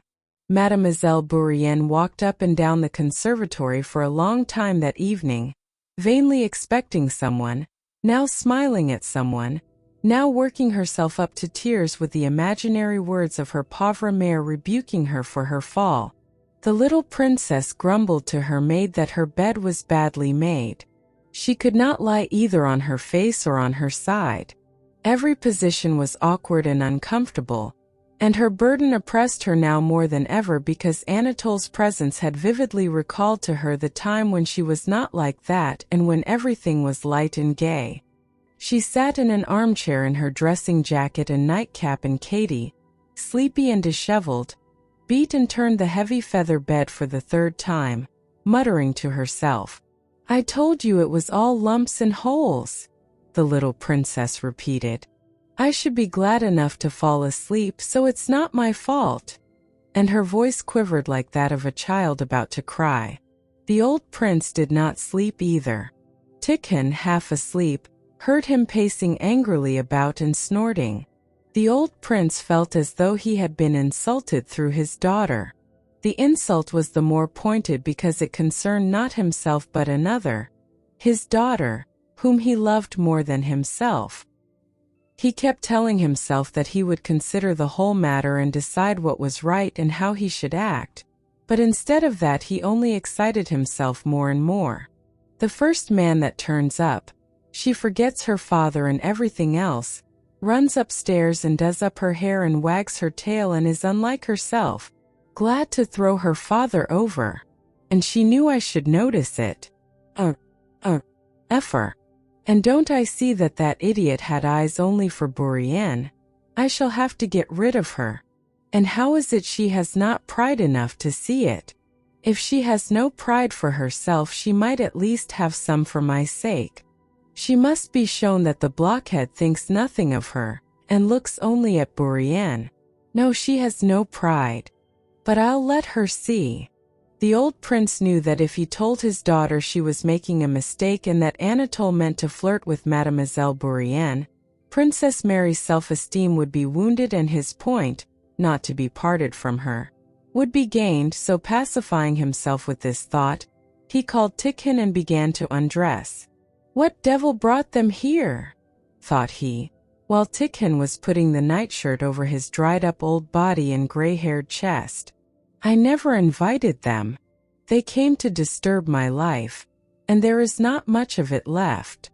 Devil take 'em, he muttered, while his head was still covered by the shirt. Tikhon knew his master's habit of sometimes thinking aloud, and therefore met with unaltered looks the angrily inquisitive expression of the face that emerged from the shirt. "Gone to bed?" asked the prince. Tikhon, like all good valets, instinctively knew the direction of his master's thoughts. He guessed that the question referred to Prince Vasily and his son. "They have gone to bed and put out their lights, Your Excellency." "No good, no good," said the prince rapidly, and thrusting his feet into his slippers and his arms into the sleeves of his dressing gown, he went to the couch on which he slept. Though no words had passed between Anatole and Mademoiselle Bourrienne, they quite understood one another as to the first part of their romance, up to the appearance of the pauvre mère. They understood that they had much to say to one another in private, and so they had been seeking an opportunity since morning to meet one another alone. When Princess Mary went to her father's room at the usual hour, Mademoiselle Bourrienne and Anatole met in the conservatory. Princess Mary went to the door of the study with special trepidation. It seemed to her that not only did everybody know that her fate would be decided that day, but that they also knew what she thought about it. She read this in Tikhon's face and in that of Prince Vasily's valet, who made her a low bow when she met him in the corridor carrying hot water. The old prince was very affectionate and careful in his treatment of his daughter that morning. Princess Mary well knew this painstaking expression of her father's. His face wore that expression when his dry hands clenched with vexation at her not understanding a sum in arithmetic. When rising from his chair he would walk away from her, repeating in a low voice the same words several times over. He came to the point at once, treating her ceremoniously. "I have had a proposition made me concerning you," he said with an unnatural smile. "I expect you have guessed that Prince Vasily has not come and brought his pupil with him." For some reason Prince Bolkonsky referred to Anatole as a pupil. "For the sake of my beautiful eyes. Last night a proposition was made me on your account, and as you know my principles, I refer it to you." "How am I to understand you, mon père?" said the princess, growing pale and then blushing. "How understand me?" cried her father angrily. "Prince Vasily finds you to his taste as a daughter-in-law, and makes a proposal to you on his pupil's behalf. That's how it's to be understood. How understand it? And I ask you." "I do not know what you think, father," whispered the princess. I What of me? Leave me out of the question. I'm not going to get married. What about you? That's what I want to know. The princess saw that her father regarded the matter with disapproval, but at that moment the thought occurred to her that her fate would be decided now or never. She lowered her eyes so as not to see the gaze under which she felt that she could not think, but would only be able to submit from habit, and she said, I wish only to do your will, but if I had to express my own desire. She had no time to finish. The old prince interrupted her. That's admirable, he shouted. He will take you with your dowry and take Mademoiselle Bourienne into the bargain. She'll be the wife while you... The prince stopped. She lowered her head and was ready to burst into tears. Now then, I'm only joking, he said. Remember this, princess. I hold to the principle that a maiden has a full right to choose. I give you freedom. Only remember that your life's happiness depends on your decision. Never mind me. But I do not know, father. There's no need to talk. He receives his orders and will marry you or anybody, but you are free to choose. Go to your room, think it over, and come back in an hour and tell me in his presence. Yes or no. I know you will pray over it. Well, pray if you like, but you had better think it over. Go. Yes or no, yes or no, yes or no. He still shouted when the princess, as if lost in a fog, had already staggered out of the study. Her fate was decided and happily decided. But what her father had said about Mademoiselle Bourienne was dreadful. It was untrue to be sure, but still it was terrible, and she could not help thinking of it. She was going straight on through the conservatory, neither seeing nor hearing anything, when suddenly the well-known whispering of Mademoiselle Bourienne aroused her. She raised her eyes, and 2 steps away saw Anatole embracing the Frenchwoman and whispering something to her. With a horrified expression on his handsome face, Anatole looked at Princess Mary, but did not at once take his arm from the waist of Mademoiselle Bourienne, who had not yet seen her. Who's that? Why, wait a moment. Anatole's face seemed to say. Princess Mary looked at them in silence. She could not understand it. At last Mademoiselle Bourienne gave a scream and ran away.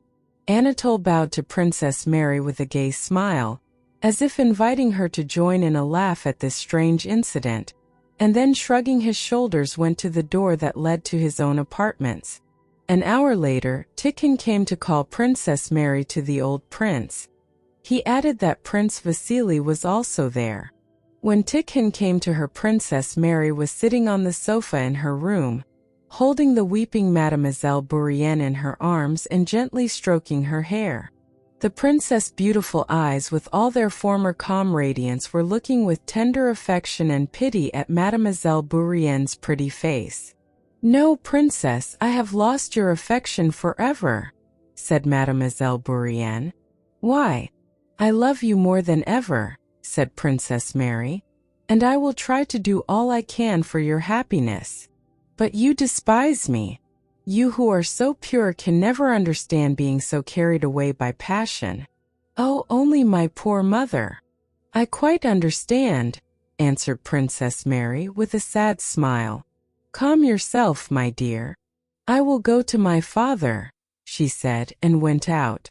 Prince Vasily, with one leg thrown high over the other and a snuff-box in his hand, was sitting there with a smile of deep emotion on his face, as if stirred to his heart's core and himself regretting and laughing at his own sensibility, when Princess Mary entered. He hurriedly took a pinch of snuff. Ah, my dear, he began, rising and taking her by both hands. Then sighing, he added, my son's fate is in your hands. Decide, my dear, good, gentle Marie, whom I have always loved as a daughter. He drew back and a real tear appeared in his eye.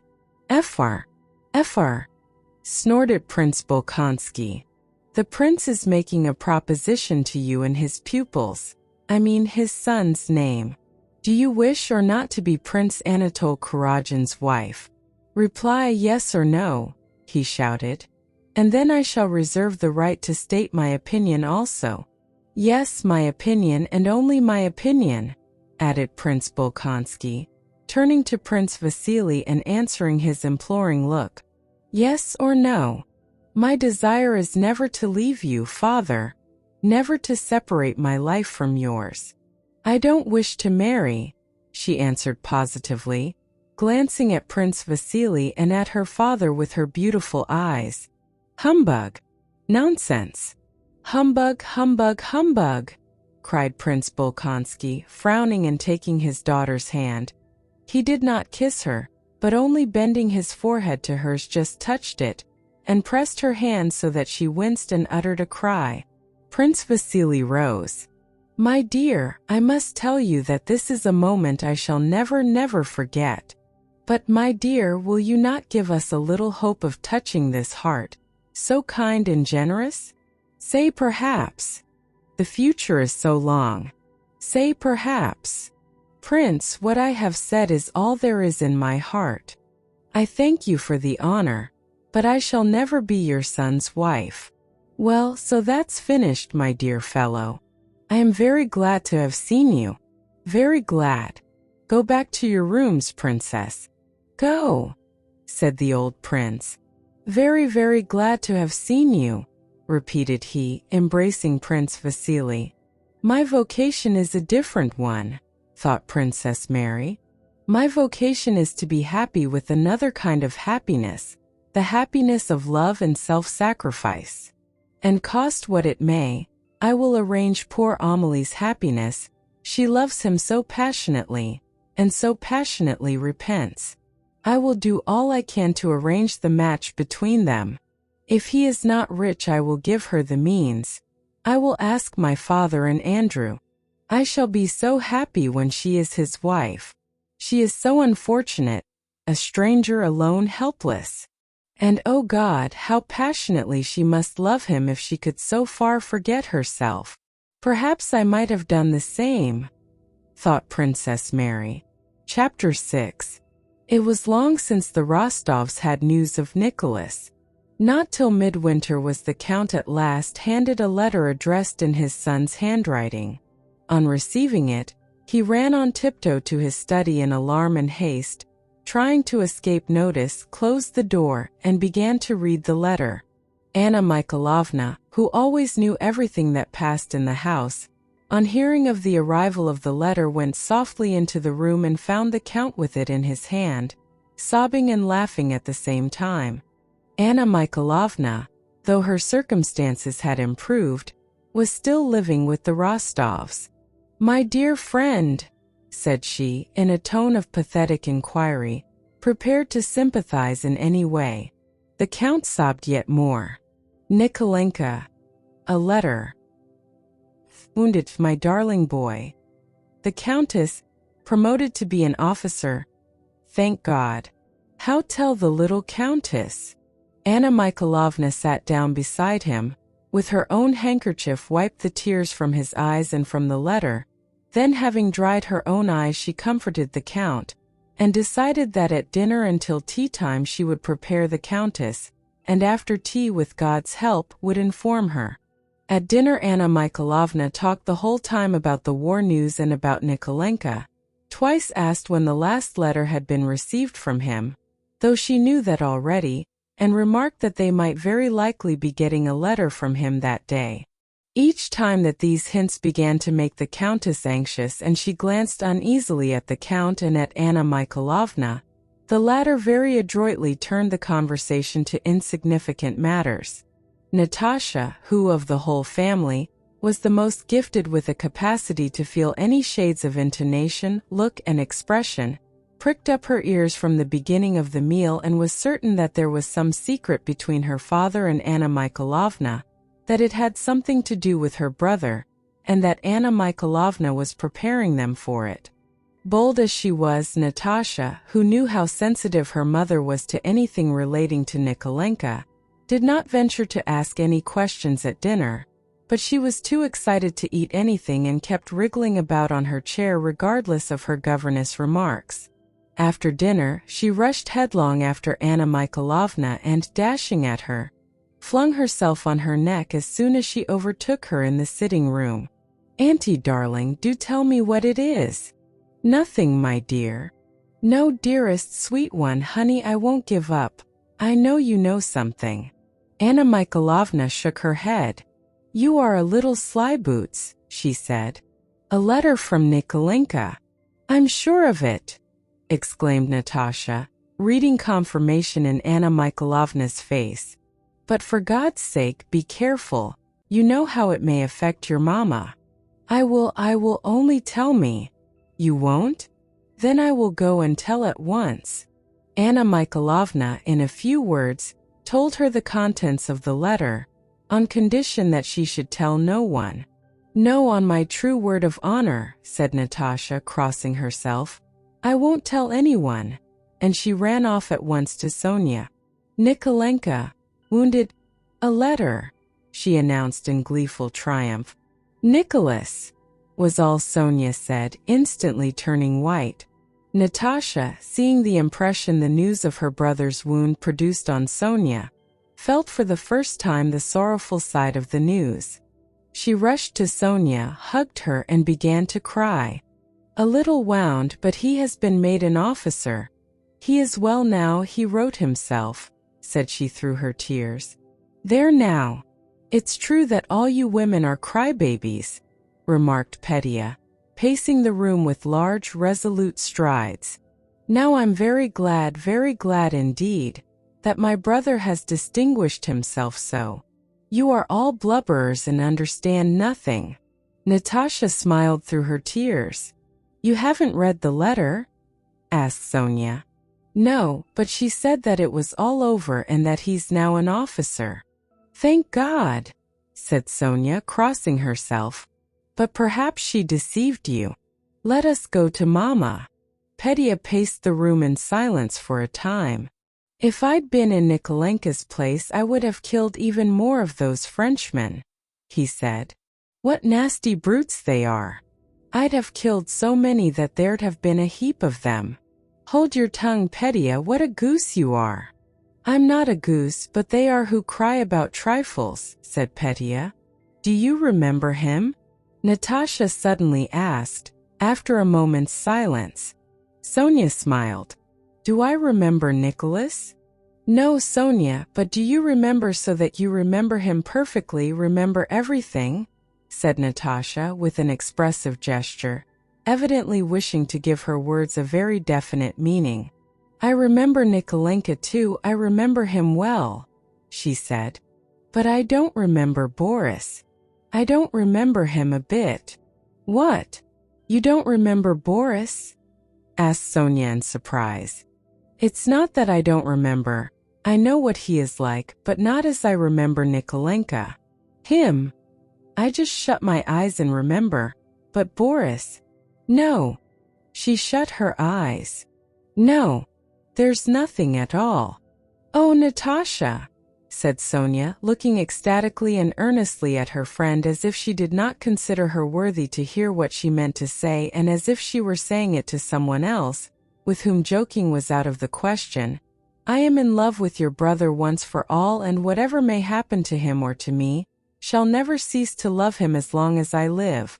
Natasha looked at Sonia with wondering and inquisitive eyes, and said nothing. She felt that Sonia was speaking the truth, that there was such love as Sonia was speaking of. But Natasha had not yet felt anything like it. She believed it could be, but did not understand it. "Shall you write to him?" she asked. Sonia became thoughtful. The question of how to write to Nicholas, and whether she ought to write, tormented her. Now that he was already an officer and a wounded hero, would it be right to remind him of herself and, as it might seem, of the obligations to her he had taken on himself? "I don't know. I think if he writes, I will write too," she said, blushing. "And you won't feel ashamed to write to him?" Sonia smiled. "No. And I should be ashamed to write to Boris. I'm not going to." "Why should you be ashamed?" "Well, I don't know. It's awkward and would make me ashamed." "And I know why she'd be ashamed," said Petya, offended by Natasha's previous remark. "It's because she was in love with that fat one in spectacles." That was how Petya described his namesake, the new Count Bezukov. "And now she's in love with that singer." He meant Natasha's Italian singing master. "That's why she's ashamed." "Petya, you're stupid," said Natasha. "Not more stupid than you, madam," said the 9-year-old Petya, with the air of an old brigadier. The Countess had been prepared by Anna Mikhailovna's hints at dinner.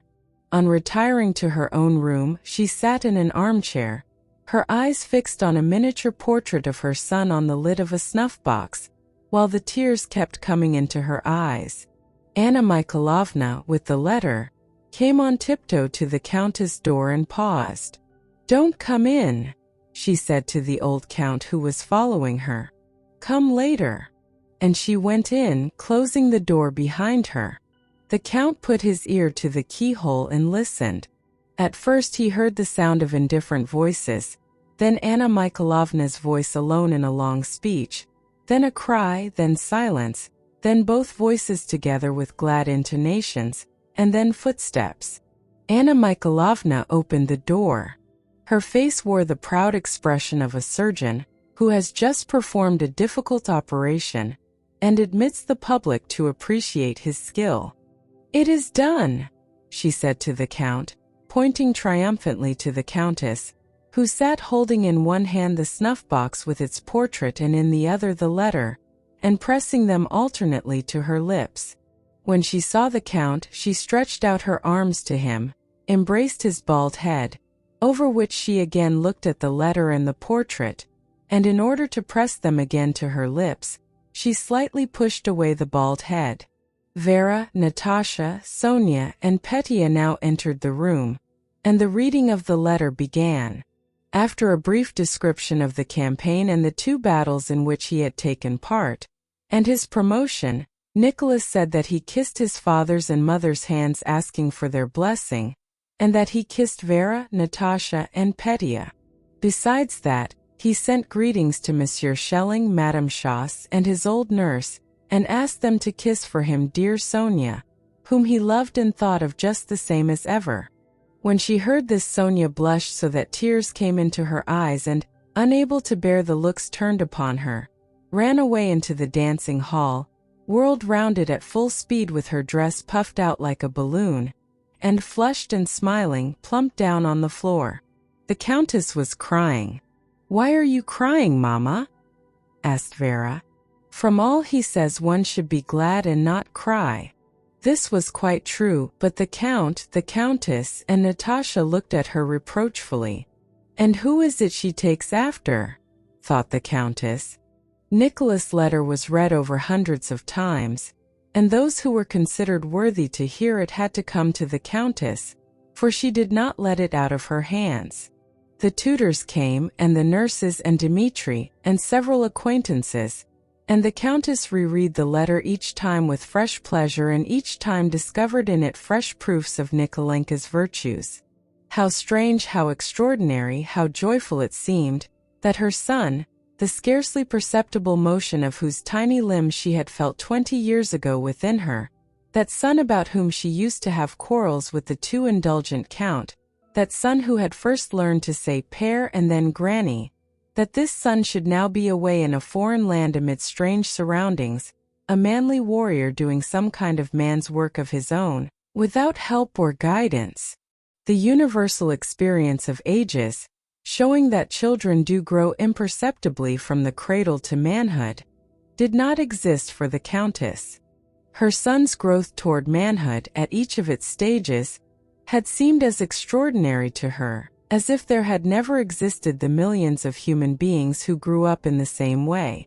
As 20 years before, it seemed impossible that the little creature who lived somewhere under her heart would ever cry, suck her breast, and begin to speak. So now she could not believe that that little creature could be this strong, brave man, this model son and officer that, judging by this letter, he now was. "What a style! How charmingly he describes," said she, reading the descriptive part of the letter. "And what a soul! Not a word about himself. Not a word about some Denisov or other, though he himself, I dare say, is braver than any of them. He says nothing about his sufferings. What a heart! How like him it is! And how he has remembered everybody, not forgetting anyone. I always said when he was only so high, I always said. For more than a week preparations were being made. Rough drafts of letters to Nicholas from all the household were written and copied out, while under the supervision of the Countess and the solicitude of the Count, money and all things necessary for the uniform and equipment of the newly commissioned officer were collected. Anna Mikhailovna, practical woman that she was, had even managed by favor with army authorities to secure advantageous means of communication for herself and her son. She had opportunities of sending her letters to the Grand Duke Konstantin Pavlovich, who commanded the guards. The Rostovs supposed that the Russian guards abroad was quite a definite address, and that if a letter reached the Grand Duke in command of the guards, there was no reason why it should not reach the Pavlograd regiment, which was presumably somewhere in the same neighborhood. And so it was decided to send the letters and money by the Grand Duke's courier to Boris, and Boris was to forward them to Nicholas. The letters were from the old Count, the Countess, Petya, Vera, Natasha, and Sonia. And finally there were 6,000 rubles for his outfit and various other things the old Count sent to his son. Chapter 7. On the 12th of November, Kutuzov's active army, in camp before Olmütz, was preparing to be reviewed next day by the two emperors, the Russian and the Austrian. The guards, just arrived from Russia, spent the night 10 miles from Olmütz and next morning were to come straight to the review, reaching the field at Olmütz by 10 o'clock. That day Nicholas Rostov received a letter from Boris, telling him that the Ismailov regiment was quartered for the night 10 miles from Olmütz, and that he wanted to see him as he had a letter and money for him. Rostov was particularly in need of money now that the troops, after their active service, were stationed near Olmütz and the camp swarmed with well-provisioned sutlers and Austrian Jews offering all sorts of tempting wares. The Pavlograds held feast after feast, celebrating awards they had received for the campaign, and made expeditions to Olmütz to visit a certain Caroline the Hungarian, who had recently opened a restaurant there with girls as waitresses. Rostov, who had just celebrated his promotion to a cornetcy and bought Denisov's horse Bedouin, was in debt all round, to his comrades and the sutlers. On receiving Boris' letter he rode with a fellow officer to Olmütz, dined there, drank a bottle of wine, and then set off alone to the guards' camp to find his old playmate. Rostov had not yet had time to get his uniform. He had on a shabby cadet jacket, decorated with a soldier's cross, equally shabby cadet's riding breeches lined with worn leather, and an officer's saber with a sword knot. The Don horse he was riding was one he had bought from a Cossack during the campaign, and he wore a crumpled hussar cap stuck jauntily back on one side of his head. As he rode up to the camp he thought how he would impress Boris and all his comrades of the guards by his appearance, that of a fighting hussar who had been under fire. The guards had made their whole march as if on a pleasure trip, parading their cleanliness and discipline. They had come by easy stages, their knapsacks conveyed on carts, and the Austrian authorities had provided excellent dinners for the officers at every halting place. The regiments had entered and left the town with their bands playing, and by the Grand Duke's orders the men had marched all the way in step, a practice on which the guards prided themselves, the officers on foot and at their proper posts.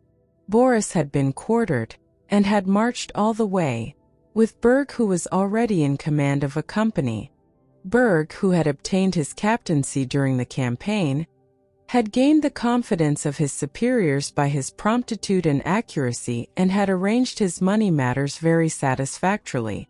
Boris, during the campaign, had made the acquaintance of many persons who might prove useful to him, and by a letter of recommendation he had brought from Pierre had become acquainted with Prince Andrew Bolkonsky, through whom he hoped to obtain a post on the commander-in-chief's staff.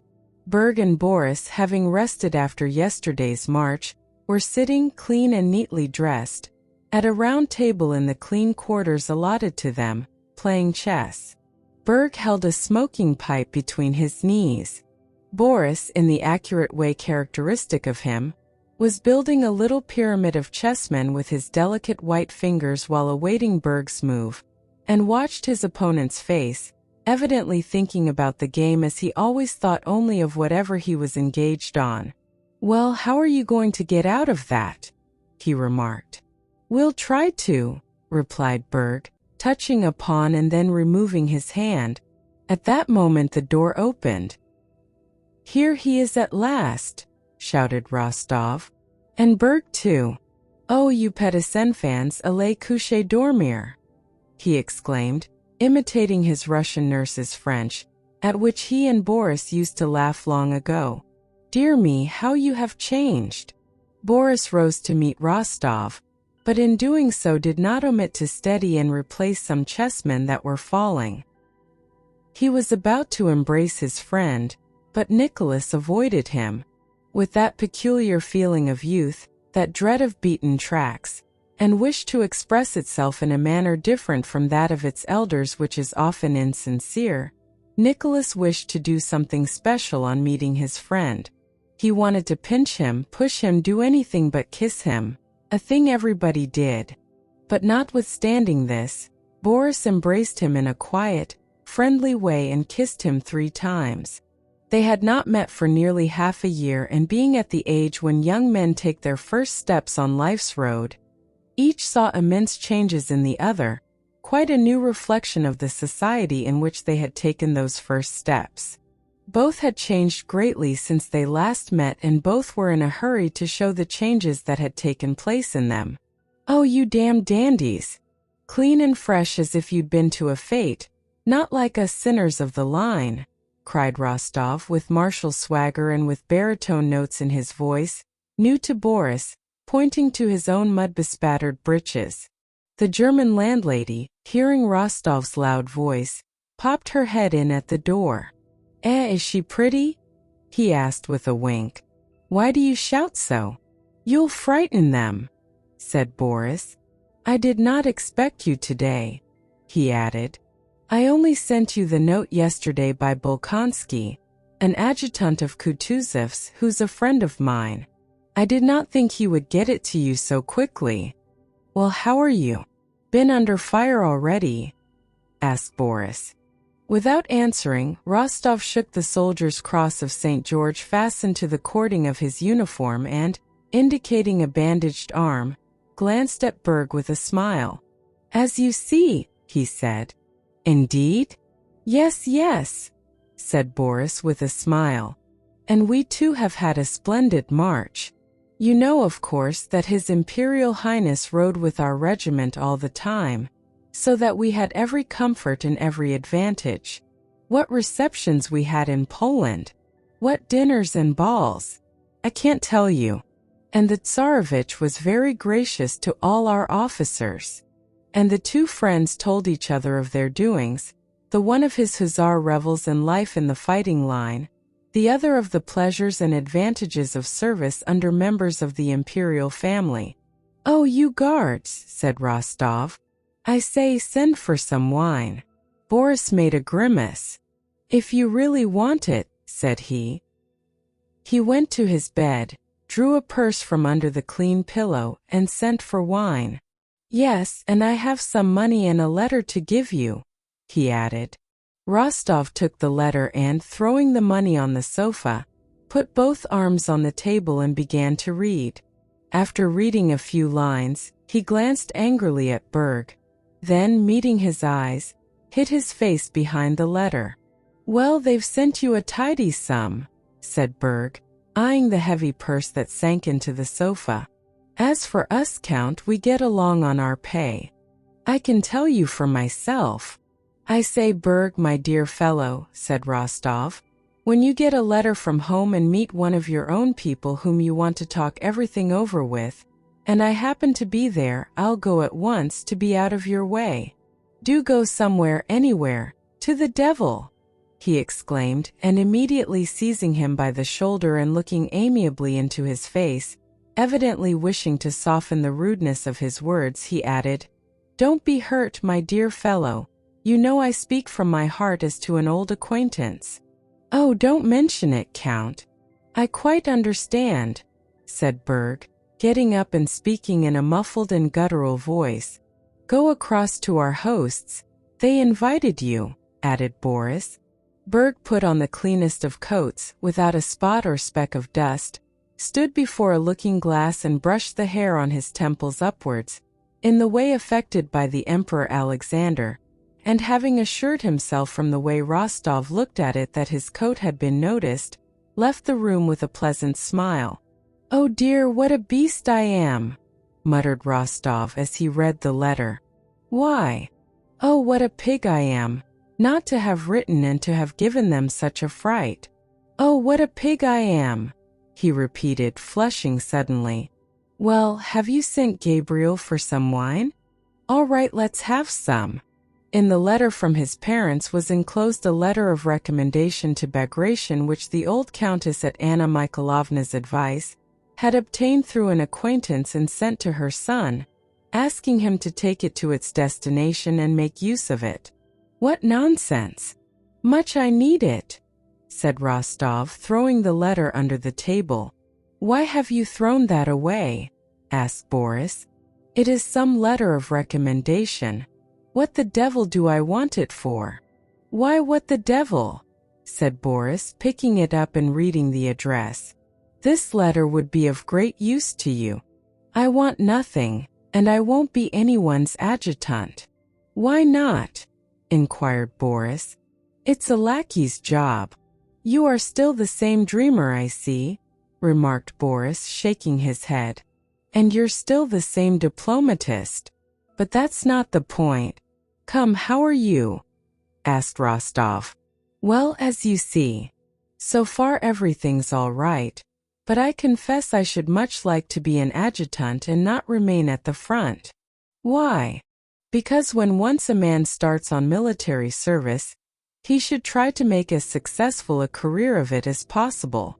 "Oh, that's it," said Rostov, evidently thinking of something else. He looked intently and inquiringly into his friend's eyes, evidently trying in vain to find the answer to some question. Old Gabriel brought in the wine. "Shouldn't we now send for Berg?" asked Boris. "He would drink with you." "I can't." "Well, send for him." "And how do you get on with that German?" asked Rostov with a contemptuous smile. "He is a very, very nice, honest, and pleasant fellow," answered Boris. Again Rostov looked intently into Boris' eyes and sighed. Berg returned, and over the bottle of wine conversation between the three officers became animated. The guardsmen told Rostov of their march and how they had been made much of in Russia, Poland, and abroad. They spoke of the sayings and doings of their commander, the Grand Duke, and told stories of his kindness and irascibility. Berg, as usual, kept silent when the subject did not relate to himself, but in connection with the stories of the Grand Duke's quick temper, he related with gusto how in Galicia he had managed to deal with the Grand Duke when the latter made a tour of the regiments and was annoyed at the irregularity of a movement. With a pleasant smile Berg related how the Grand Duke had ridden up to him in a violent passion, shouting, "Arnauts!" Arnauts was the Tsarevich's favorite expression when he was in a rage, and called for the company commander. "Would you believe it, Count, I was not at all alarmed because I knew I was right. Without boasting, you know, I may say that I know the army orders by heart and know the regulations as well as I do the Lord's Prayer. So, Count, there never is any negligence in my company, and so my conscience was at ease." I came forward. Berg stood up and showed how he presented himself, with his hand to his cap, and really it would have been difficult for a face to express greater respect and self-complacency than his did. Well, he stormed at me, as the saying is, stormed and stormed and stormed. It was not a matter of life but rather of death, as the saying is. "Albanians," And devils. And to Siberia," said Berg with a sagacious smile. "I knew I was in the right, so I kept silent. Was not that best, Count?" "Hey, are you dumb?" he shouted. Still I remained silent. "And what do you think, Count? The next day it was not even mentioned in the orders of the day. That's what keeping one's head means." "That's the way, Count," said Berg, lighting his pipe and emitting rings of smoke. "Yes, that was fine," said Rostov, smiling. But Boris noticed that he was preparing to make fun of Berg, and skillfully changed the subject. He asked him to tell them how and where he got his wound. This pleased Rostov and he began talking about it, and as he went on became more and more animated.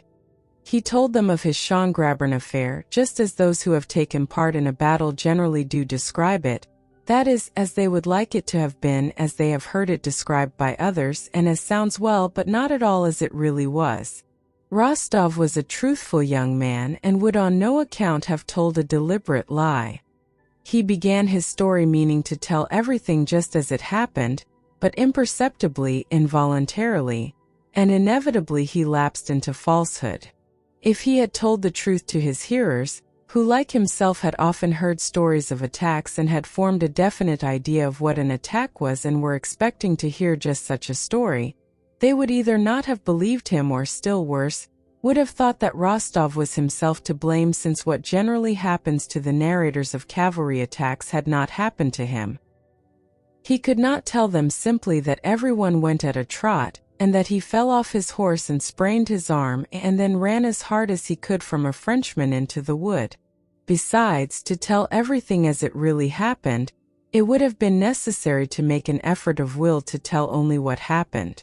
It is very difficult to tell the truth, and young people are rarely capable of it. His hearers expected a story of how, beside himself and all aflame with excitement, he had flown like a storm at the square, cut his way in, slashed right and left, how his saber had tasted flesh and he had fallen exhausted, and so on. And so he told them all that. In the middle of his story, just as he was saying, "You cannot imagine what a strange frenzy one experiences during an attack," Prince Andrew, whom Boris was expecting, entered the room. Prince Andrew, who liked to help young men, was flattered by being asked for his assistance, and being well disposed toward Boris, who had managed to please him the day before, he wished to do what the young man wanted. Having been sent with papers from Kutuzov to the Tsarevich, he looked in on Boris, hoping to find him alone. When he came in and saw an hussar of the line recounting his military exploits, Prince Andrew could not endure that sort of man. He gave Boris a pleasant smile, frowned as with half-closed eyes he looked at Rostov, bowed slightly and wearily, and sat down languidly on the sofa. He felt it unpleasant to have dropped in on bad company. Rostov flushed up on noticing this, but he did not care. This was a mere stranger. Glancing, however, at Boris, he saw that he too seemed ashamed of the hussar of the line. In spite of Prince Andrew's disagreeable, ironical tone, in spite of the contempt with which Rostov, from his fighting army point of view, regarded all these little adjutants on the staff of whom the newcomer was evidently one, Rostov felt confused, blushed, and became silent. Boris inquired what news there might be on the staff, and what, without indiscretion, one might ask about our plans. "We shall probably advance," replied Bolkonsky, evidently reluctant to say more in the presence of a stranger. Berg took the opportunity to ask, with great politeness, whether, as was rumored, the allowance of forage money to captains of companies would be doubled. To this Prince Andrew answered with a smile that he could give no opinion on such an important government order, and Berg laughed gaily. "As to your business," Prince Andrew continued, addressing Boris, "we will talk of it later," and he looked round at Rostov. "Come to me after the review, and we will do what is possible." And having glanced round the room, Prince Andrew turned to Rostov, whose state of unconquerable childish embarrassment now changing to anger he did not condescend to notice, and said, I think you were talking of the Schöngrabern affair? Were you there? I was there, said Rostov angrily, as if intending to insult the aide-de-camp. Bolkonsky noticed the hussar's state of mind, and it amused him. With a slightly contemptuous smile he said, Yes, there are many stories now told about that affair. Yes, stories, repeated Rostov loudly, looking with eyes suddenly grown furious, now at Boris, now at Bolkonsky. Yes, many stories. But our stories are the stories of men who have been under the enemy's fire. Our stories have some weight.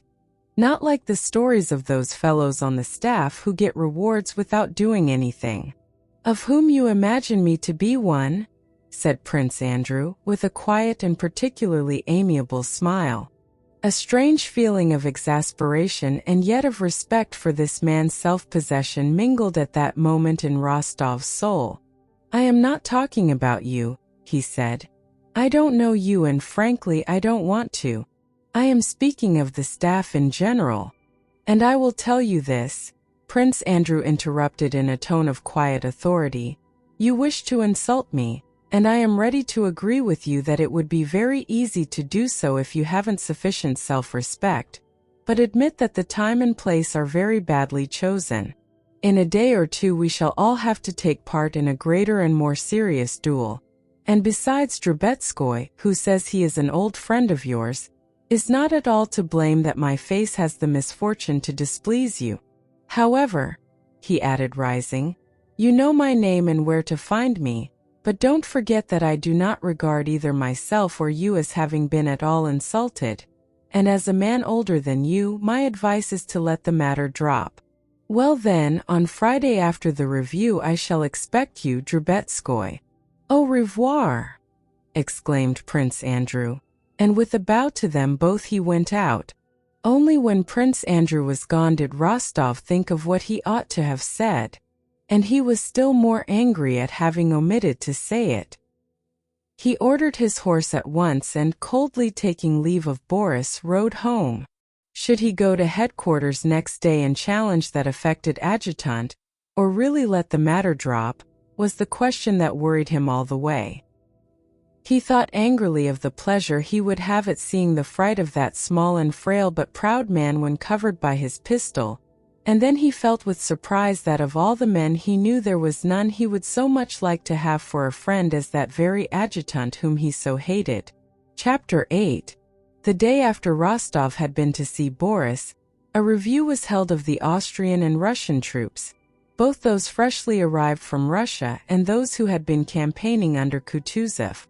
The two emperors, the Russian with his heir the Tsarevich, and the Austrian with the Archduke, inspected the Allied army of 80,000 men. From early morning the smart clean troops were on the move, forming up on the field before the fortress. Now thousands of feet and bayonets moved and halted at the officer's command, turned with banners flying, formed up at intervals, and wheeled round other similar masses of infantry in different uniforms.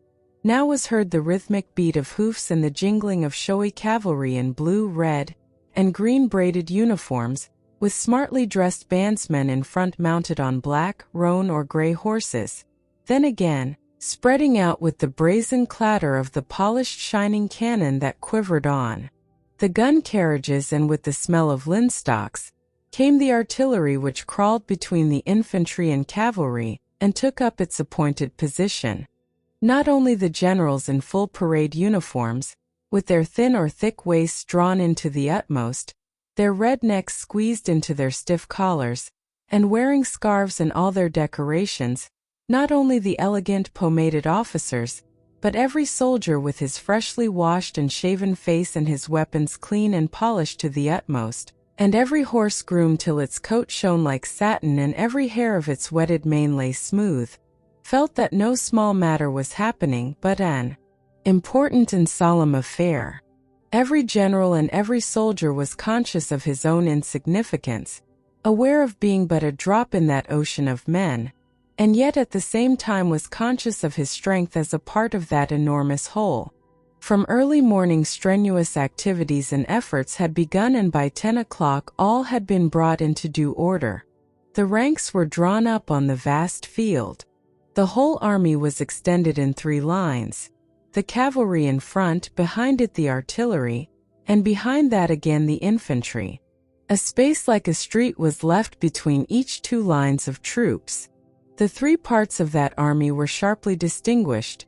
Kutuzov's fighting army, with the Pavlograds on the right flank of the front, those recently arrived from Russia, both guards and regiments of the line, and the Austrian troops.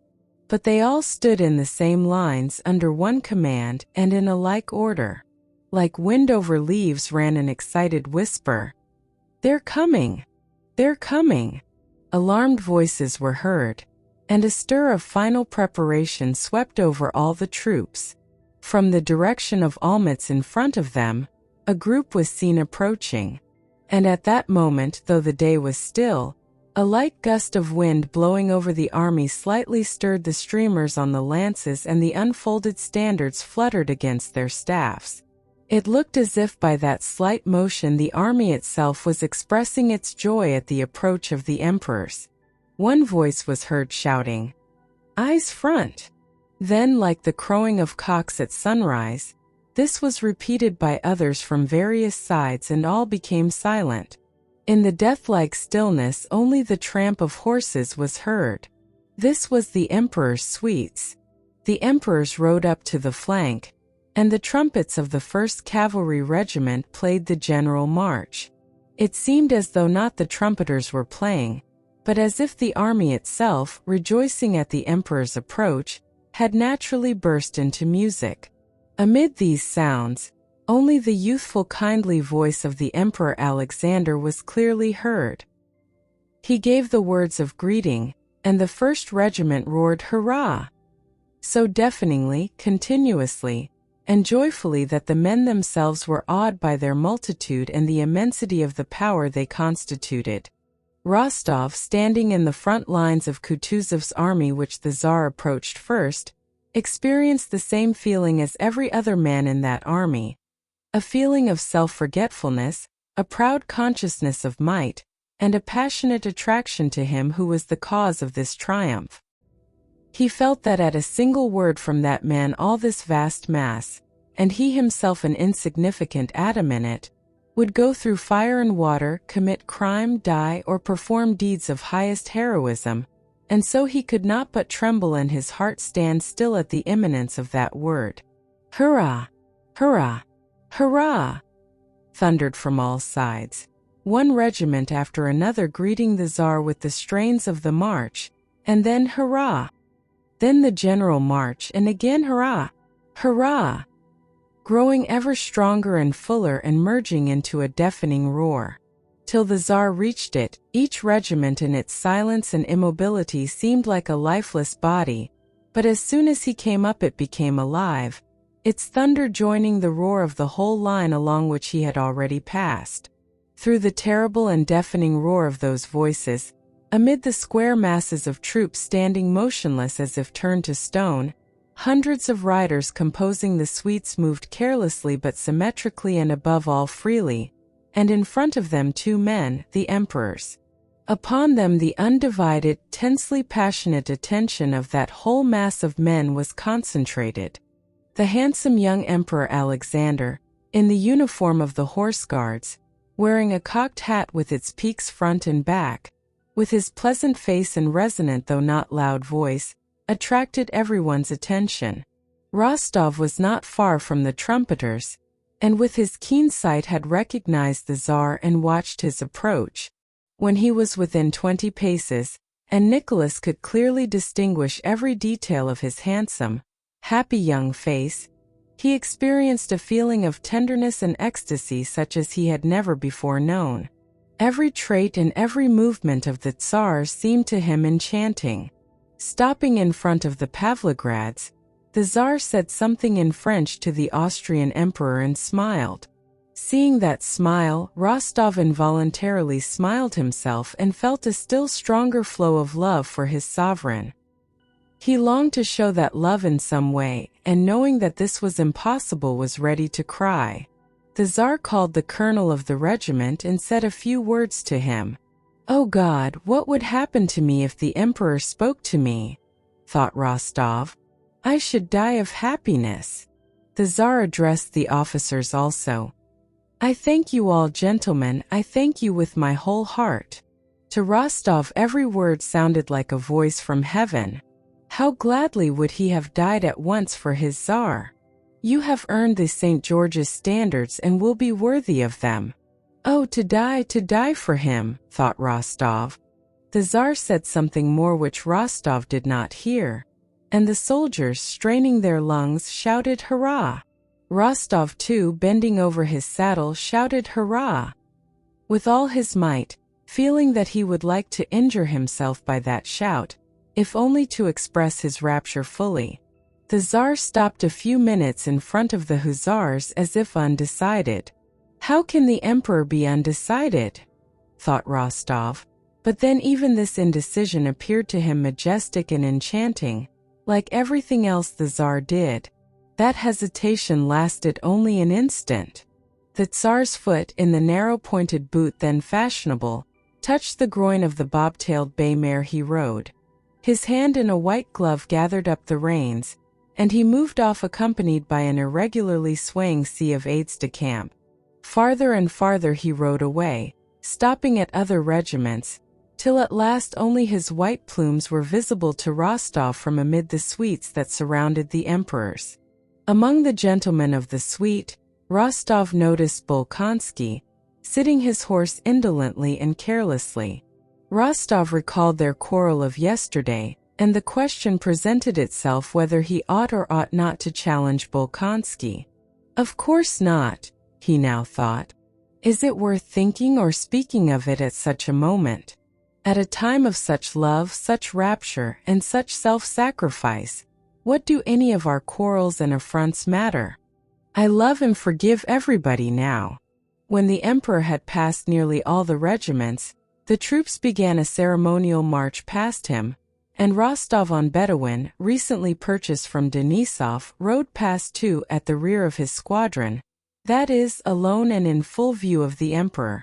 Before he reached him, Rostov, who was a splendid horseman, spurred Bedouin twice and successfully put him to the showy trot in which the animal went when excited.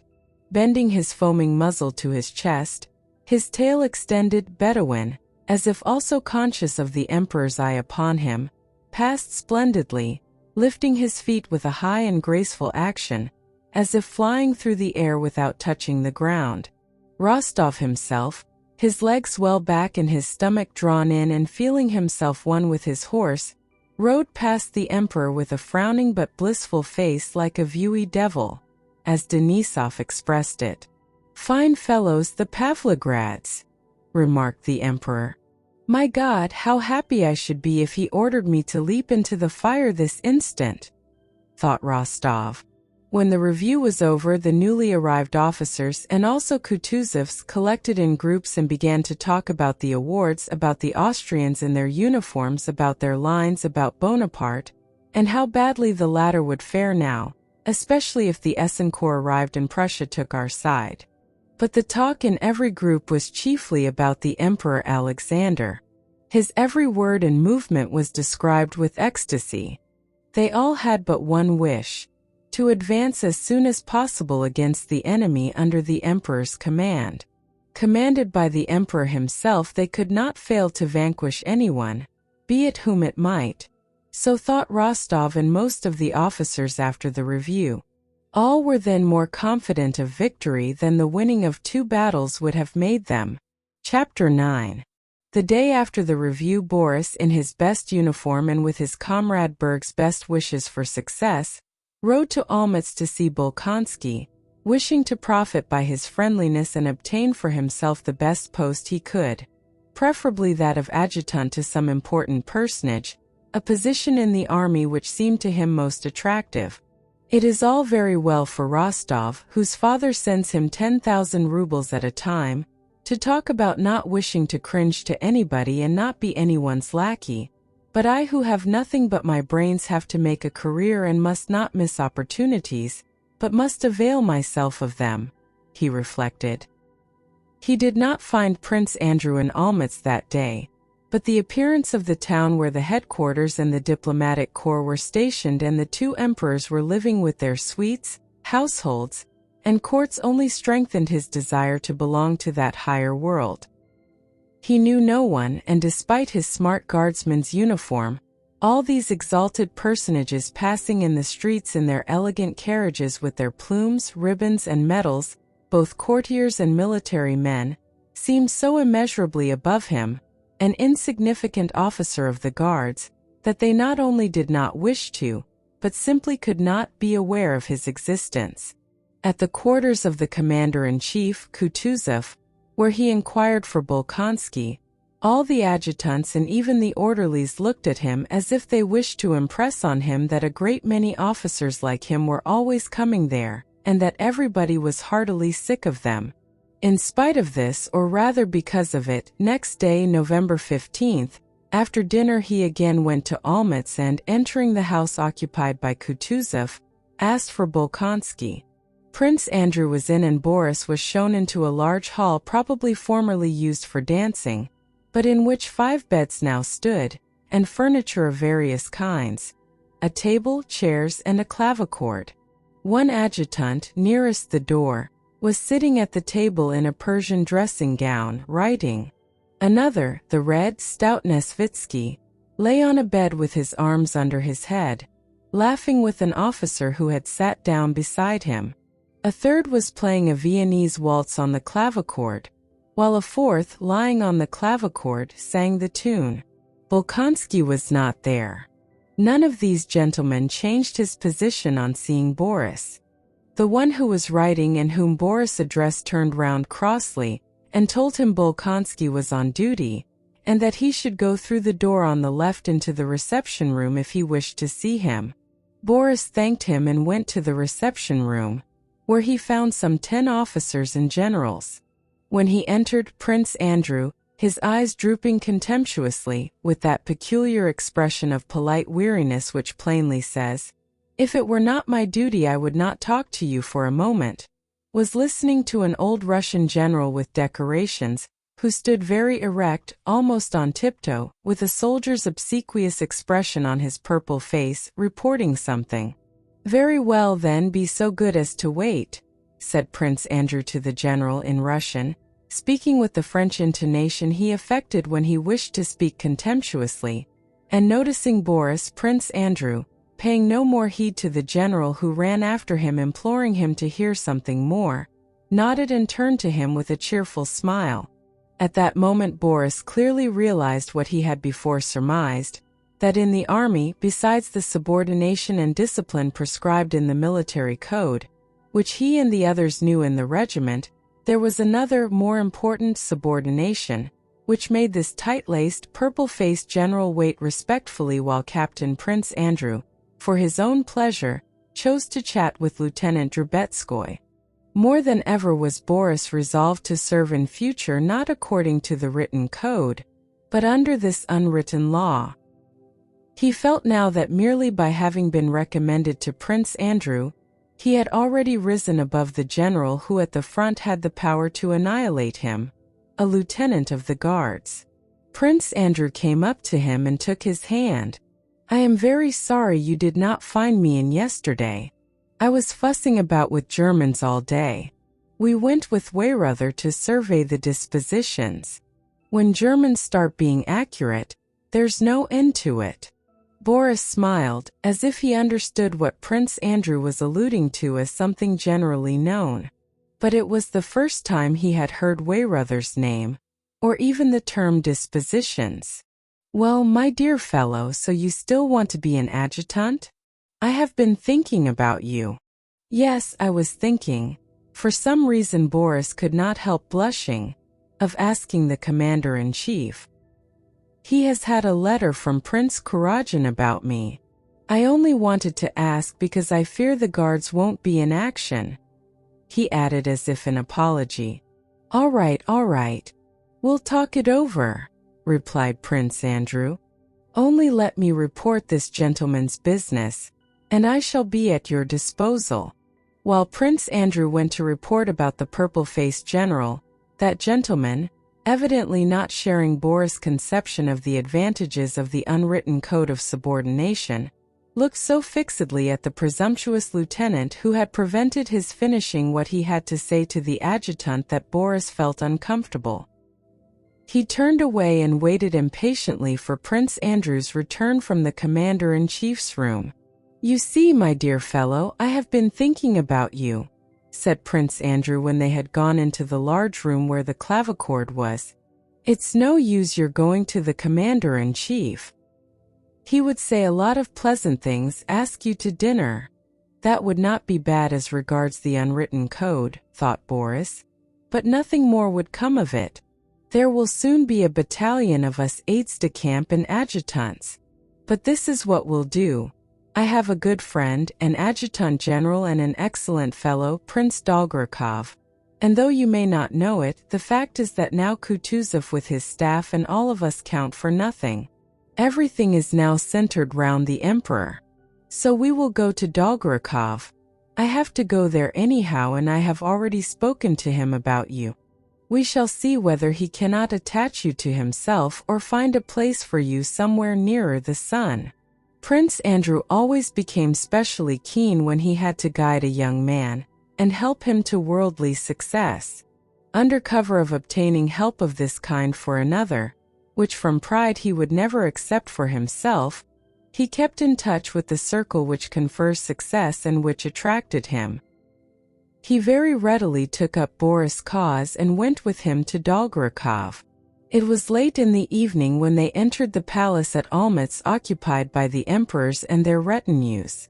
That same day a council of war had been held in which all the members of the Hofkriegsrath and both emperors took part.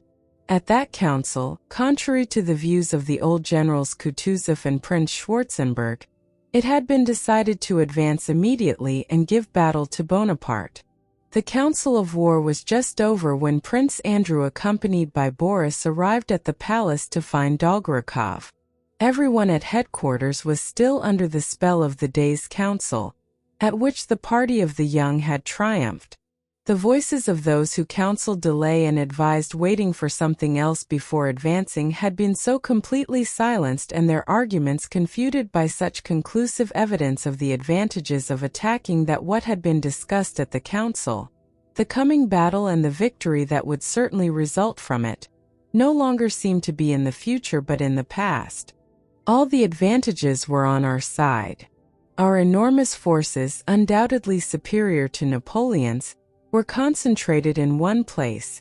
The troops inspired by the emperor's presence were eager for action. The strategic position where the operations would take place was familiar in all its details to the Austrian General Weyrother. A lucky accident had ordained that the Austrian army should maneuver the previous year on the very fields where the French had now to be fought.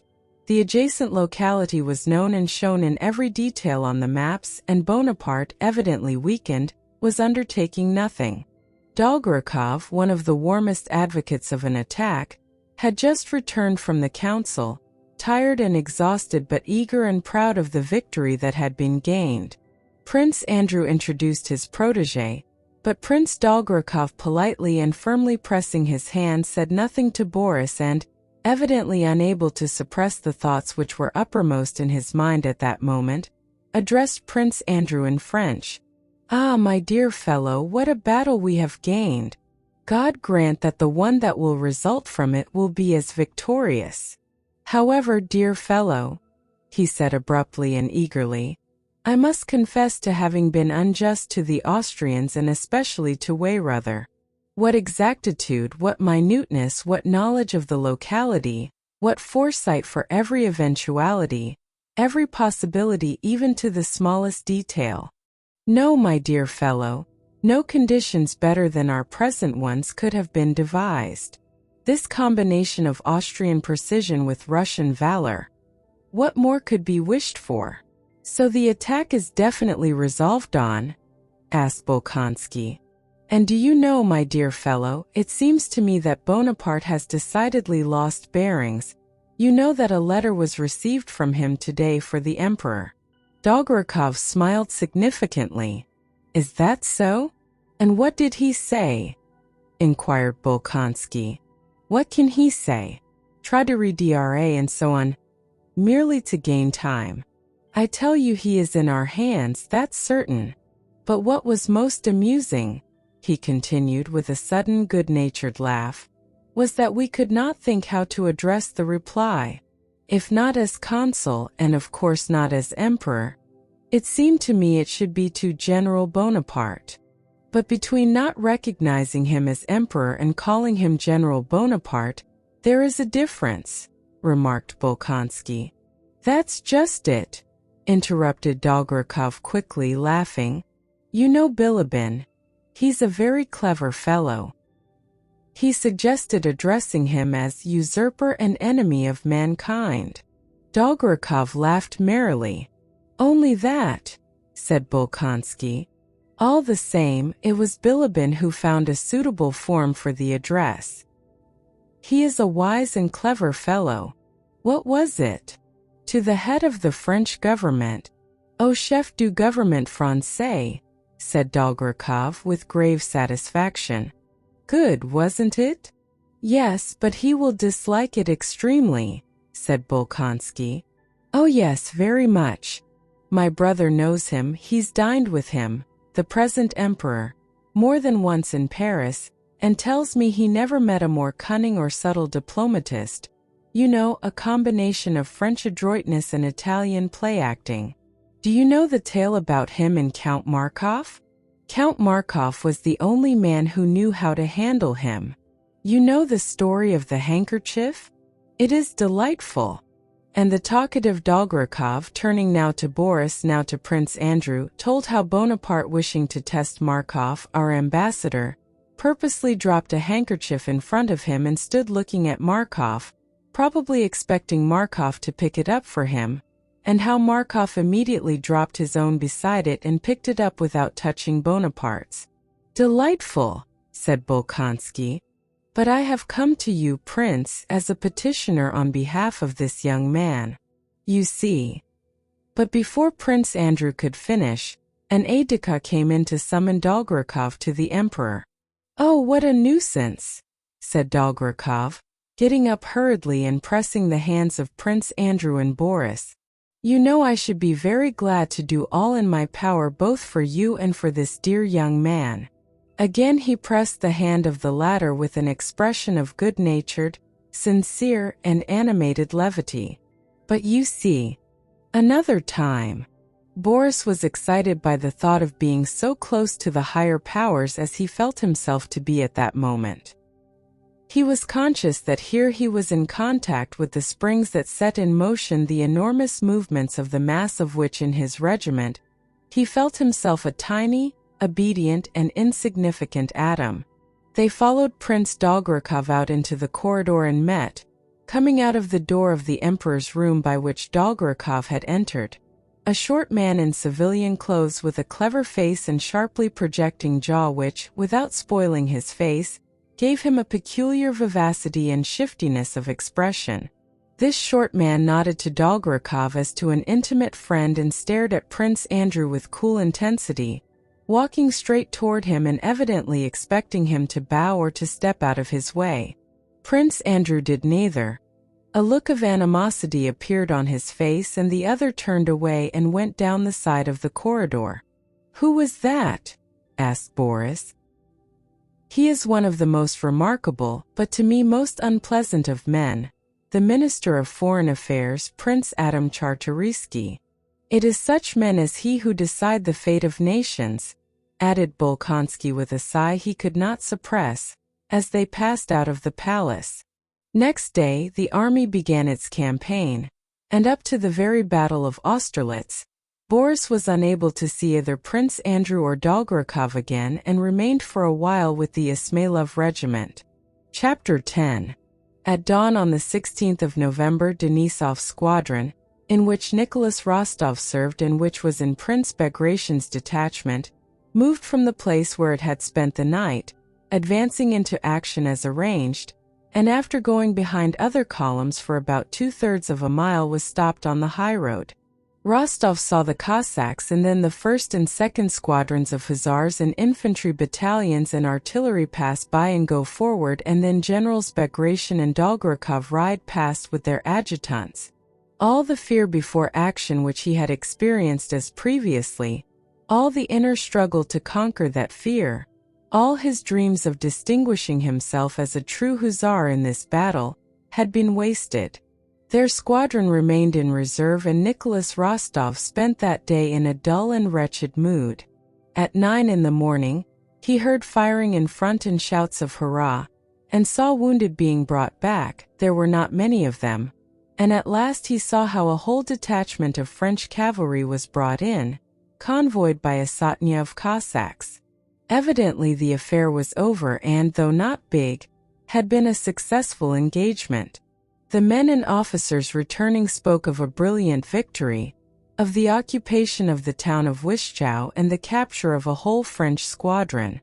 The day was bright and sunny after a sharp night frost, and the cheerful glitter of that autumn day was in keeping with the news of victory which was conveyed, not only by the tales of those who had taken part in it, but also by the joyful expression on the faces of soldiers, officers, generals, and adjutants, as they passed Rostov going or coming.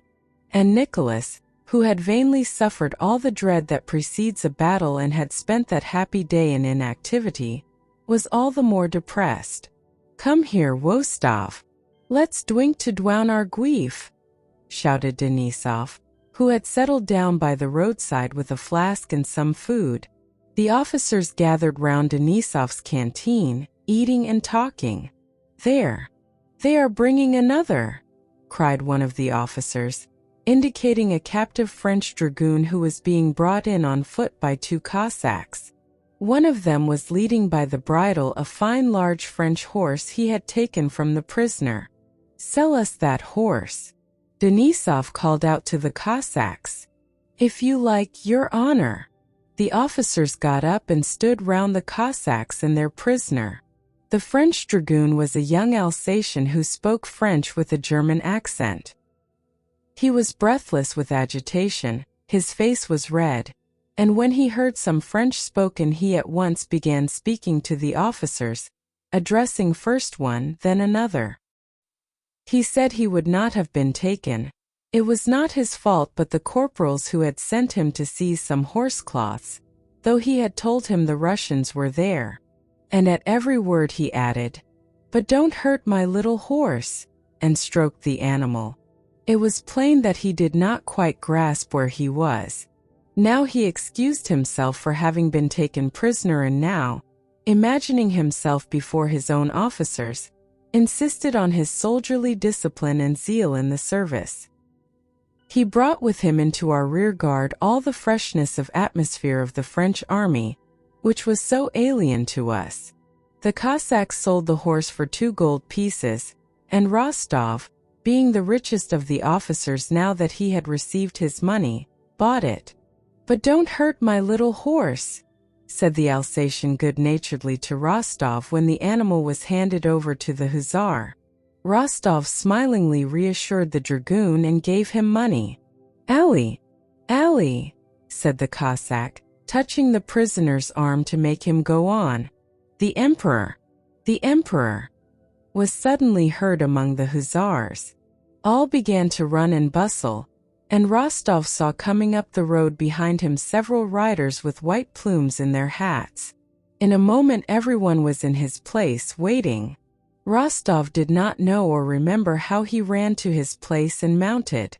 Instantly his regret at not having been in action and his dejected mood amid people of whom he was weary had gone. Instantly every thought of himself had vanished. He was filled with happiness at his nearness to the Emperor. He felt that this nearness by itself made up to him for the day he had lost. He was happy as a lover when the longed-for moment of meeting arrives. Not daring to look round and without looking round, he was ecstatically conscious of his approach. He felt it not only from the sound of the hoofs of the approaching cavalcade, but because as he drew near everything grew brighter, more joyful, more significant, and more festive around him. Nearer and nearer to Rostov came that sun shedding beams of mild and majestic light around, and already he felt himself enveloped in those beams. He heard his voice, that kindly, calm, and majestic voice that was yet so simple. And as if in accord with Rostov's feeling, there was a deathly stillness amid which was heard the Emperor's voice. "The Pavlograd Hussars?" he inquired. "The reserves, sire," replied a voice, a very human one compared to that which had said, "The Pavlograd Hussars?" The Emperor drew level with Rostov and halted. Alexander's face was even more beautiful than it had been 3 days before at the review. It shone with such gaiety and youth, such innocent youth, that it suggested the liveliness of a 14-year-old boy, and yet it was the face of the majestic Emperor. Casually, while surveying the squadron, the Emperor's eyes met Rostov's and rested on them for not more than 2 seconds. Whether or no the Emperor understood what was going on in Rostov's soul, it seemed to Rostov that he understood everything. At any rate, his light blue eyes gazed for about 2 seconds into Rostov's face. A gentle, mild light poured from them. Then all at once he raised his eyebrows, abruptly touched his horse with his left foot, and galloped on. The younger emperor could not restrain his wish to be present at the battle and, in spite of the remonstrances of his courtiers, at 12 o'clock left the third column with which he had been and galloped toward the vanguard. Before he came up with the hussars, several adjutants met him with news of the successful result of the action. This battle, which consisted in the capture of a French squadron, was represented as a brilliant victory over the French, and so the emperor and the whole army, especially while the smoke hung over the battlefield, believed that the French had been defeated and were retreating against their will. A few minutes after the emperor had passed, the Pavlograd division was ordered to advance. In Wischau itself, a petty German town, Rostov saw the emperor again. In the marketplace, where there had been some rather heavy firing before the emperor's arrival, lay several killed and wounded soldiers whom there had not been time to move. The emperor, surrounded by his suite of officers and courtiers, was riding a bobtailed chestnut mare, a different one from that which he had ridden at the review, and bending to one side he gracefully held a gold lorgnette to his eyes and looked at a soldier who lay prone, with blood on his uncovered head. The wounded soldier was so dirty, coarse, and revolting that his proximity to the emperor shocked Rostov. Rostov saw how the emperor's rather round shoulders shuddered as if a cold shiver had run down them, how his left foot began convulsively tapping the horse's side with the spur, and how the well-trained horse looked round unconcerned and did not stir. An adjutant, dismounting, lifted the soldier under the arms to place him on a stretcher that had been brought. The soldier groaned. "Gently, gently. Can't you do it more gently?" said the emperor, apparently suffering more than the dying soldier, and he rode away. Rostov saw tears filling the emperor's eyes and heard him, as he was riding away, say to Czartoryski, "What a terrible thing war is! What a terrible thing! Quelle terrible chose qu'est la guerre!" The troops of the vanguard were stationed before Wischau, within sight of the enemy's lines, which all day long had yielded ground to us at the least firing. The emperor's gratitude was announced to the vanguard, rewards were promised, and the men received a double ration of vodka. The campfires crackled and the soldiers' songs resounded even more merrily than on the previous night. Denisov celebrated his promotion to the rank of major, and Rostov, who had already drunk enough, at the end of the feast proposed the emperor's health. "Not our sovereign the emperor, as they say at official dinners," said he, "but the health of our sovereign, that good, enchanting, and great man. Let us drink to his health and to the certain defeat of the French. If we fought before," he said, "not letting the French pass as at Schöngrabern, what shall we not do now when he is at the front? We will all die for him gladly. Is it not so, gentlemen? Perhaps I am not saying it right, I have drunk a good deal, but that is how I feel, and so do you too. To the health of Alexander I. Hurrah! Hurrah! Rang the enthusiastic voices of the officers, and the old cavalry captain, Kirsten, shouted enthusiastically and no less sincerely than the 20-year-old Rostov. When the officers had emptied and smashed their glasses, Kirsten filled others and, in shirt sleeves and breeches, went glass in hand to the soldiers' bonfires, and with his long gray mustache, his white chest showing under his open shirt, he stood in a majestic pose in the light of the campfire, waving his uplifted arm. "Lads, here's to our sovereign the emperor and victory over our enemies! Hurrah!" he exclaimed in his dashing, old hussar's baritone. The hussars crowded round and responded heartily with loud shouts. Late that night, when all had separated, Denisov with his short hand patted his favorite, Rostov, on the shoulder. "As there's no one to fall in love with on campaign, he's fallen in love with the Tsar," he said. "Denisov, don't make fun of it," cried Rostov. "It is such a lofty, beautiful feeling, such a, I believe it, fiend, and I share an apwove." "No, you don't understand." And Rostov got up and went wandering among the campfires, dreaming of what happiness it would be to die. Not in saving the emperor's life, he did not even dare to dream of that, but simply to die before his eyes. He really was in love with the Tsar and the glory of the Russian arms and the hope of future triumph. And he was not the only man to experience that feeling during those memorable days preceding the Battle of Austerlitz. 9/10 of the men in the Russian army were then in love, though less ecstatically, with their Tsar and the glory of the Russian arms. Chapter 11. The next day the emperor stopped at Wischau, and Villiers, his physician, was repeatedly summoned to see him. At headquarters and among the troops nearby the news spread that the emperor was unwell. He ate nothing and had slept badly that night, those around him reported. The cause of this indisposition was the strong impression made on his sensitive mind by the sight of the killed and wounded. At daybreak on the 17th, a French officer who had come with a flag of truce, demanding an audience with the Russian emperor, was brought into Wischau from our outposts. This officer was Savary. The emperor had only just fallen asleep, and so Savary had to wait. At midday he was admitted to the emperor, and an hour later he rode off with Prince Dolgorukov to the advanced post of the French army. It was rumored that Savary had been sent to propose to Alexander a meeting with Napoleon.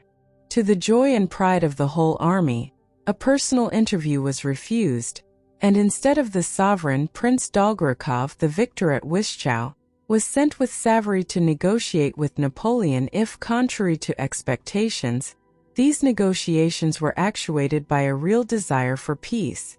Toward evening Dolgorukov came back, went straight to the Tsar, and remained alone with him for a long time. On the 18th and 19th of November, the army advanced 2 days' march, and the enemy's outposts, after a brief interchange of shots, retreated. In the highest army circles from midday on the 19th, a great, excitedly bustling activity began which lasted till the morning of the 20th, when the memorable Battle of Austerlitz was fought. Till midday on the 19th the activity, the eager talk, running to and fro, and dispatching of adjutants, was confined to the emperor's headquarters. But on the afternoon of that day, this activity reached Kutuzov's headquarters and the staffs of the commanders of columns.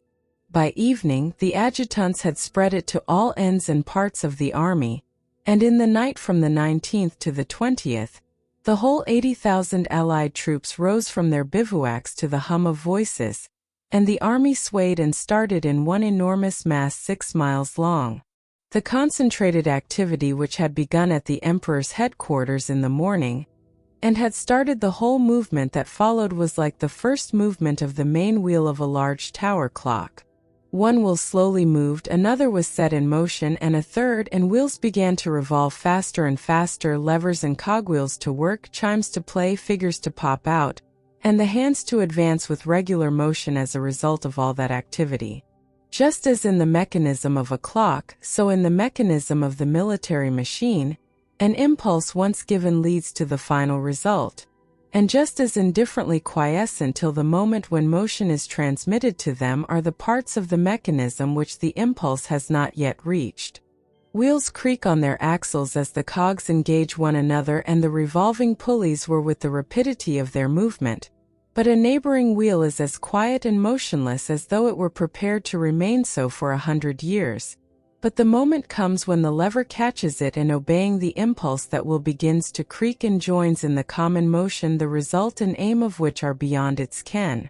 Just as in a clock, the result of the complicated motion of innumerable wheels and pulleys is merely a slow and regular movement of the hands which show the time, so the result of all the complicated human activities of 160,000 Russians and French, all their passions, desires, remorse, humiliations, sufferings, outbursts of pride, fear, and enthusiasm, was only the loss of the Battle of Austerlitz, the so-called Battle of the Three Emperors, that is to say, a slow movement of the hand on the dial of human history. Prince Andrew was on duty that day and in constant attendance on the commander-in-chief. At 6 in the evening, Kutuzov went to the emperor's headquarters, and after staying but a short time with the Tsar went to see the Grand Marshal of the court, Count Tolstoy. Bolkonsky took the opportunity to go in to get some details of the coming action from Dolgorukov. He felt that Kutuzov was upset and dissatisfied about something, and that at headquarters they were dissatisfied with him, and also that at the emperor's headquarters everyone adopted toward him the tone of men who know something others do not know. He therefore wished to speak to Dolgorukov. "Well, how'd you do, my dear fellow?" said Dolgorukov, who was sitting at tea with Bilibin. "The fete is for tomorrow. How is your old fellow?" "Out of sorts." "I won't say he is out of sorts, but I fancy he would like to be heard." But they heard him at the Council of War and will hear him when he talks sense. But to temporize and wait for something now when Bonaparte fears nothing so much as a general battle is impossible. "Yes, you have seen him," said Prince Andrew. "Well, what is Bonaparte like? How did he impress you?" "Yes, I saw him, and am convinced that he fears nothing so much as a general engagement," repeated Dolgorukov, evidently prizing this general conclusion which he had arrived at from his interview with Napoleon. If he weren't afraid of a battle, why did he ask for that interview? Why negotiate, and above all why retreat, when to retreat is so contrary to his method of conducting war? Believe me, he is afraid of a general battle. His hour has come. Mark my words. "But tell me, what is he like, said Prince Andrew again. "He is a man in a grey overcoat, very anxious that I should call him Your Majesty, but who, to his chagrin, got no title from me. That's the sort of man he is, and nothing more," replied Dolgorukov, looking round at Bilibin with a smile. "Despite my great respect for old Kutuzov," he continued, "we should be a nice set of fellows if we were to wait about and so give him a chance to escape, or to trick us, now that we certainly have him in our hands. No, we mustn't forget Suvorov and his rule, not to put yourself in a position to be attacked, but yourself to attack. Believe me, in war the energy of young men often shows the way better than all the experience of old cunctators. But in what position are we going to attack him? I have been at the outposts today, and it is impossible to say where his chief forces are situated," said Prince Andrew. He wished to explain to Dolgorukov a plan of attack he had himself formed. "Oh, that is all the same," Dolgorukov said quickly, and getting up he spread a map on the table. "All eventualities have been foreseen. If he is standing before Brunn." And Prince Dolgorukov rapidly but indistinctly explained Weyrother's plan of a flanking movement. Prince Andrew began to reply and to state his own plan, which might have been as good as Weyrother's, but for the disadvantage that Weyrother's had already been approved. As soon as Prince Andrew began to demonstrate the defects of the latter and the merits of his own plan, Prince Dolgorukov ceased to listen to him and gazed absent-mindedly not at the map, but at Prince Andrew's face. "There will be a council of war at Kutuzov's tonight, though. You can say all this there," remarked Dolgorukov. "I will do so," said Prince Andrew, moving away from the map. "Whatever are you bothering about, gentlemen?" said Bilibin, who, till then, had listened with an amused smile to their conversation and now was evidently ready with a joke. "Whether tomorrow brings victory or defeat, the glory of our Russian arms is secure. Except your Kutuzov, there is not a single Russian in command of a column. The commanders are Her General Wimpfen, Le Comte de Langeron, Le Prince de Liechtenstein, Le Prince de Hohenlohe, and finally Prish, and so on, like all those Polish names." "Be quiet, backbiter," said Dolgorukov. "It is not true. There are now 2 Russians, Miloradovich and Dokturov, and there would be a third, Count Arakcheev, if his nerves were not too weak. However, I think General Kutuzov has come out," said Prince Andrew. "I wish you good luck and success, gentlemen," he added, and went out after shaking hands with Dolgorukov and Bilibin. On the way home, Prince Andrew could not refrain from asking Kutuzov, who was sitting silently beside him, what he thought of tomorrow's battle. Kutuzov looked sternly at his adjutant and, after a pause, replied, "I think the battle will be lost, and so I told Count Tolstoy and asked him to tell the Emperor." "What do you think?" he replied. "But, my dear General, I am engaged with rice and cutlets. Look after military matters yourself." That was the answer I got. Chapter 12. Shortly after 9 o'clock that evening, Weyrother drove with his plans to Kutuzov's quarters, where the council of war was to be held. All the commanders of columns were summoned to the commander-in-chiefs, and with the exception of Prince Bagration, who declined to come, were all there at the appointed time. Weyrother, who was in full control of the proposed battle, by his eagerness and briskness presented a marked contrast to the dissatisfied and drowsy Kutuzov, who reluctantly played the part of chairman and president of the Council of War. Weyrother evidently felt himself to be at the head of a movement that had already become unrestrainable. He was like a horse running downhill harnessed to a heavy cart. Whether he was pulling it or being pushed by it he did not know, but rushed along at headlong speed with no time to consider what this movement might lead to. Weyrother had been twice that evening to the enemy's picket line to reconnoiter personally, and twice to the Emperors, Russian and Austrian, to report and explain, and to his headquarters where he had dictated the dispositions in German, and now, much exhausted, he arrived at Kutuzov's. He was evidently so busy that he even forgot to be polite to the commander-in-chief. He interrupted him, talked rapidly and indistinctly, without looking at the man he was addressing, and did not reply to questions put to him.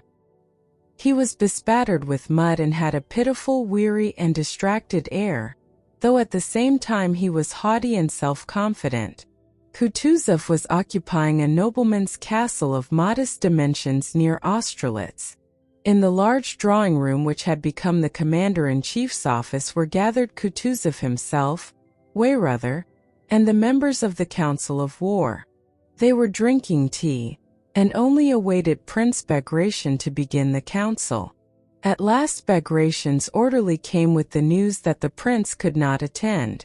Prince Andrew came in to inform the commander-in-chief of this and, availing himself of permission previously given him by Kutuzov to be present at the council, he remained in the room. "Since Prince Bagration is not coming, we may begin," said Weyrother, hurriedly rising from his seat and going up to the table on which an enormous map of the environs of Brunn was spread out. Kutuzov, with his uniform unbuttoned so that his fat neck bulged over his collar as if escaping, was sitting almost asleep in a low chair, with his podgy old hands resting symmetrically on its arms. At the sound of Weyrother's voice, he opened his one eye with an effort. "Yes, yes, if you please. It is already late," said he. and nodding his head he let it droop and again closed his eye. If at first the members of the council thought that Kutuzov was pretending to sleep, the sounds his nose emitted during the reading that followed proved that the commander-in-chief at that moment was absorbed by a far more serious matter than a desire to show his contempt for the dispositions or anything else. He was engaged in satisfying the irresistible human need for sleep. He really was asleep.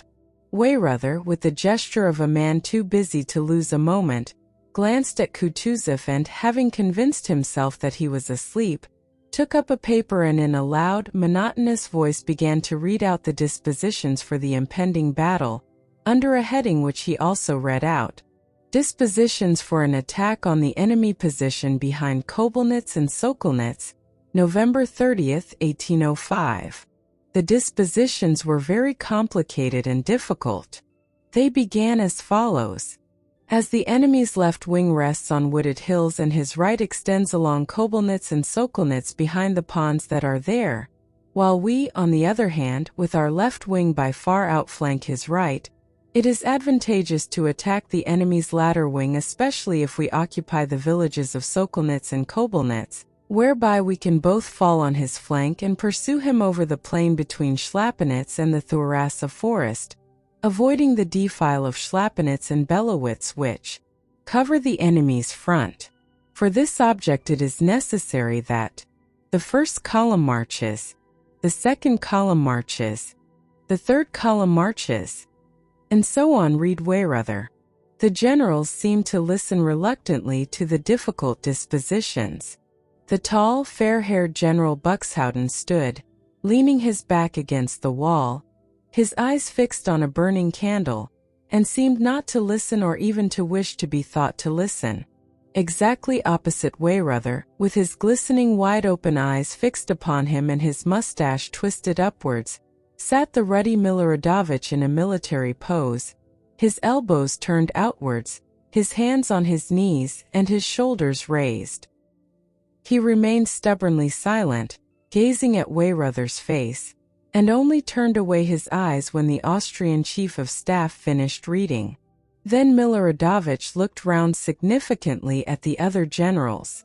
But one could not tell from that significant look whether he agreed or disagreed and was satisfied or not with the arrangements. Next to Weyrother sat Count Langeron who, with a subtle smile that never left his typically southern French face during the whole time of the reading, gazed at his delicate fingers which rapidly twirled by its corners a gold snuff-box on which was a portrait.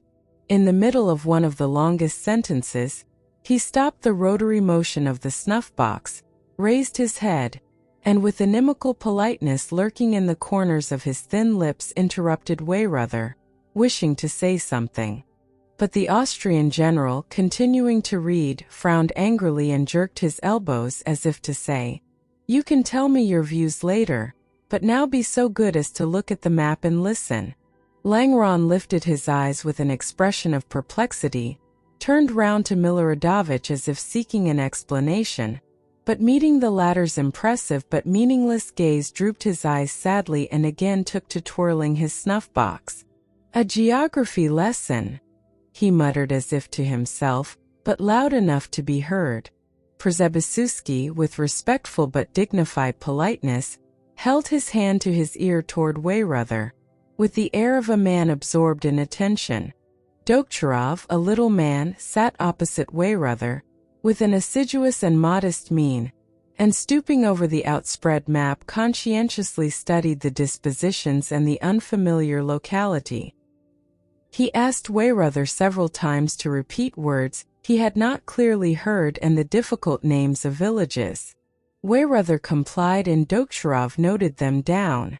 When the reading, which lasted more than an hour, was over, Langeron again brought his snuff-box to rest and, without looking at Weyrother or at anyone in particular, began to say how difficult it was to carry out such a plan in which the enemy's position was assumed to be known, whereas it was perhaps not known, since the enemy was in movement. Langeron's objections were valid, but it was obvious that their chief aim was to show General Weyrother, who had read his dispositions with as much self-confidence as if he were addressing school children, that he had to do, not with fools, but with men who could teach him something in military matters. When the monotonous sound of Weyrother's voice ceased, Kutuzov opened his eye as a miller wakes up when the soporific drone of the mill wheel is interrupted. He listened to what Langeron said as if remarking, "So you are still at that silly business," quickly closed his eye again, and let his head sink still lower. Langeron, trying as virulently as possible to sting Weyrother's vanity as author of the military plan, argued that Bonaparte might easily attack instead of being attacked, and so render the whole of this plan perfectly worthless. Weyrother met all objections with a firm and contemptuous smile, evidently prepared beforehand to meet all objections be they what they might. "If he could attack us, he would have done so today," said he. "So you think he is powerless?" said Langeron. "He has 40,000 men at most," replied Weyrother, with the smile of a doctor to whom an old wife wishes to explain the treatment of a case. "In that case he is inviting his doom by awaiting our attack," said Langeron, with a subtly ironical smile, again glancing round for support to Miloradovich, who was near him. But Miloradovich was at that moment evidently thinking of anything rather than of what the generals were disputing about. "Ma foi," said he, "tomorrow we shall see all that on the battlefield." Weyrother again gave that smile which seemed to say that to him it was strange and ridiculous to meet objections from Russian generals, and to have to prove to them what he had not merely convinced himself of, but had also convinced the sovereign emperors of. "The enemy has quenched his fires and a continual noise is heard from his camp," said he. "What does that mean? Either he is retreating, which is the only thing we need fear, or he is changing his position." He smiled ironically. "But even if he also took up a position in the Thuarasa, he merely saves us a great deal of trouble, and all our arrangements to the minutest detail remain the same." "How is that?" began Prince Andrew, who had for long been waiting an opportunity to express his doubts. Kutuzov here woke up, coughed heavily, and looked round at the generals. "Gentlemen, the dispositions for tomorrow, or rather for today, for it is past midnight, cannot now be altered," said he. "You have heard them, and we shall all do our duty. But before a battle there is nothing more important." He paused. "Than to have a good sleep." He moved as if to rise. The generals bowed and retired. It was past midnight. Prince Andrew went out. The council of war, at which Prince Andrew had not been able to express his opinion as he had hoped to, left on him a vague and uneasy impression. Whether Dolgorukov and Weyrother or Kutuzov, Langeron, and the others who did not approve of the plan of attack were right, he did not know. But was it really not possible for Kutuzov to state his views plainly to the emperor? Is it possible that on account of court and personal considerations tens of thousands of lives, and my life, he thought, must be risked? "Yes, it is very likely that I shall be killed tomorrow," he thought. And suddenly at this thought of death, a whole series of most distant, most intimate memories rose in his imagination. He remembered his last parting from his father and his wife. He remembered the days when he first loved her. He thought of her pregnancy and felt sorry for her and for himself, and in a nervously emotional and softened mood, he went out of the hut in which he was billeted with Nesvitsky and began to walk up and down before it. The night was foggy, and through the fog the moonlight gleamed mysteriously. "Yes, tomorrow, he thought. "Tomorrow everything may be over for me. All these memories will be no more. None of them will have any meaning for me. Tomorrow, perhaps, even certainly, I have a presentiment that for the first time I shall have to show all I can do." And his fancy pictured the battle, its loss, the concentration of fighting at one point, and the hesitation of all the commanders. And then that happy moment, that to loan for which he had so long waited, presents itself to him at last. He firmly and clearly expresses his opinion to Kutuzov, to Weyrother, and to the emperors. All are struck by the justness of his views, but no one undertakes to carry them out, so he takes a regiment, a division, stipulates that no one is to interfere with his arrangements, leads his division to the decisive point, and gains the victory alone. But death and suffering, suggested another voice. Prince Andrew, however, did not answer that voice and went on dreaming of his triumphs. The dispositions for the next battle are planned by him alone. Nominally, he is only an adjutant on Kutuzov's staff, but he does everything alone. The next battle is won by him alone. Kutuzov is removed and he is appointed. Well, and then? Asked the other voice. If before that you are not 10 times wounded, killed, or betrayed, well, what then? Well then, Prince Andrew answered himself, I don't know what will happen and don't want to know and can't, but if I want this, want glory, want to be known to men, want to be loved by them, it is not my fault that I want it and want nothing but that and live only for that. Yes, for that alone. I shall never tell anyone, but oh God! What am I to do if I love nothing but fame and men's esteem? Death, wounds, the loss of family, I fear nothing. And precious and dear as many persons are to me, father, sister, wife, those dearest to me, yet dreadful and unnatural as it seems, I would give them all at once for a moment of glory, of triumph over men, of love from men I don't know and never shall know, for the love of these men here. He thought as he listened to voices in Kutuzov's courtyard. The voices were those of the orderlies who were packing up. One voice, probably a coachman's, was teasing Kutuzov's old cook whom Prince Andrew knew, and who was called Title. He was saying, Tit, I say, tit. Well, returned the old man. Go tit, thresh a bit, said the wag. Oh, go to the devil, called out a voice, drowned by the laughter of the orderlies and servants. All the same, I love and value nothing but triumph over them all. I value this mystic power and glory that is floating here above me in this mist. Chapter 13. That same night, Rostov was with a platoon on skirmishing duty in front of Bagration's detachment. His hussars were placed along the line in couples, and he himself rode along the line trying to master the sleepiness that kept coming over him. An enormous space with our army's campfires dimly glowing in the fog could be seen behind him. In front of him was misty darkness. Rostov could see nothing, peer as he would into that foggy distance. Now something gleamed gray, now there was something black, now little lights seemed to glimmer where the enemy ought to be. Now he fancied it was only something in his own eyes. His eyes kept closing, and in his fancy appeared, now the Emperor, now Denisov, and now Moscow memories, and he again hurriedly opened his eyes and saw close before him the head and ears of the horse he was riding, and sometimes, when he came within 6 paces of them, the black figures of hussars, but in the distance was still the same misty darkness. Why not? It might easily happen, thought Rostov, that the Emperor will meet me and give me an order as he would to any other officer. He'll say, go and find out what's there. There are many stories of his getting to know an officer in just such a chance way and attaching him to himself. What if he gave me a place near him? Oh, how I would guard him, how I would tell him the truth, how I would unmask his deceivers.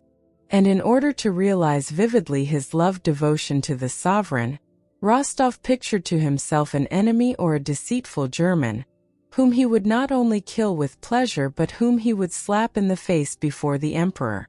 Suddenly a distant shout aroused him. He started and opened his eyes. Where am I? Oh yes, in the skirmishing line. Pass and watchword Shaft Almets.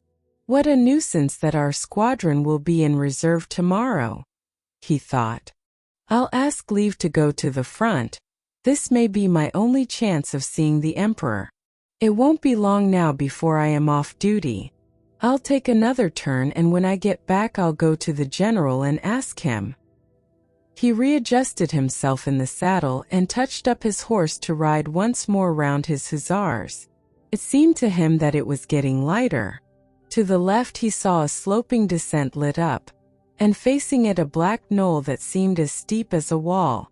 On this knoll there was a white patch that Rostov could not at all make out. Was it a glade in the wood lit up by the moon, or some unmelted snow, or some white houses? He even thought something moved on that white spot. I expect it's snow, that spot. A spot untouched, he thought. There now. It's not a tatch. Natasha's sister black eyes. Won't she be surprised when I tell her how I've seen the Emperor? Natasha, take my sabretash. Keep to the right, Your Honor, there are bushes here, came the voice of an hussar, past whom Rostov was riding in the act of falling asleep. Rostov lifted his head that had sunk almost to his horse's mane and pulled up beside the hussar. He was succumbing to irresistible, youthful, childish drowsiness. But what was I thinking? I mustn't forget. How shall I speak to the Emperor? No, that's not it, that's tomorrow. Oh yes. Natasha. Sabretash. Saber them. Whom? The hussars. Ah, the hussars with mustaches. Along the Tverskaya Street rode the hussar with mustaches. I thought about him too, just opposite Guryev's house. Old Guryev. Oh, but Denisov's a fine fellow. But that's all nonsense. The chief thing is that the Emperor is here. How he looked at me and wished to say something but dared not. No, it was I who dared not. But that's nonsense. The chief thing is not to forget the important thing I was thinking of. Yes, Natasha Sabretash. Oh yes, yes. That's right. And his head once more sank to his horse's neck. All at once it seemed to him that he was being fired at. What? What? What? Cut them down. What? Said Rostov, waking up.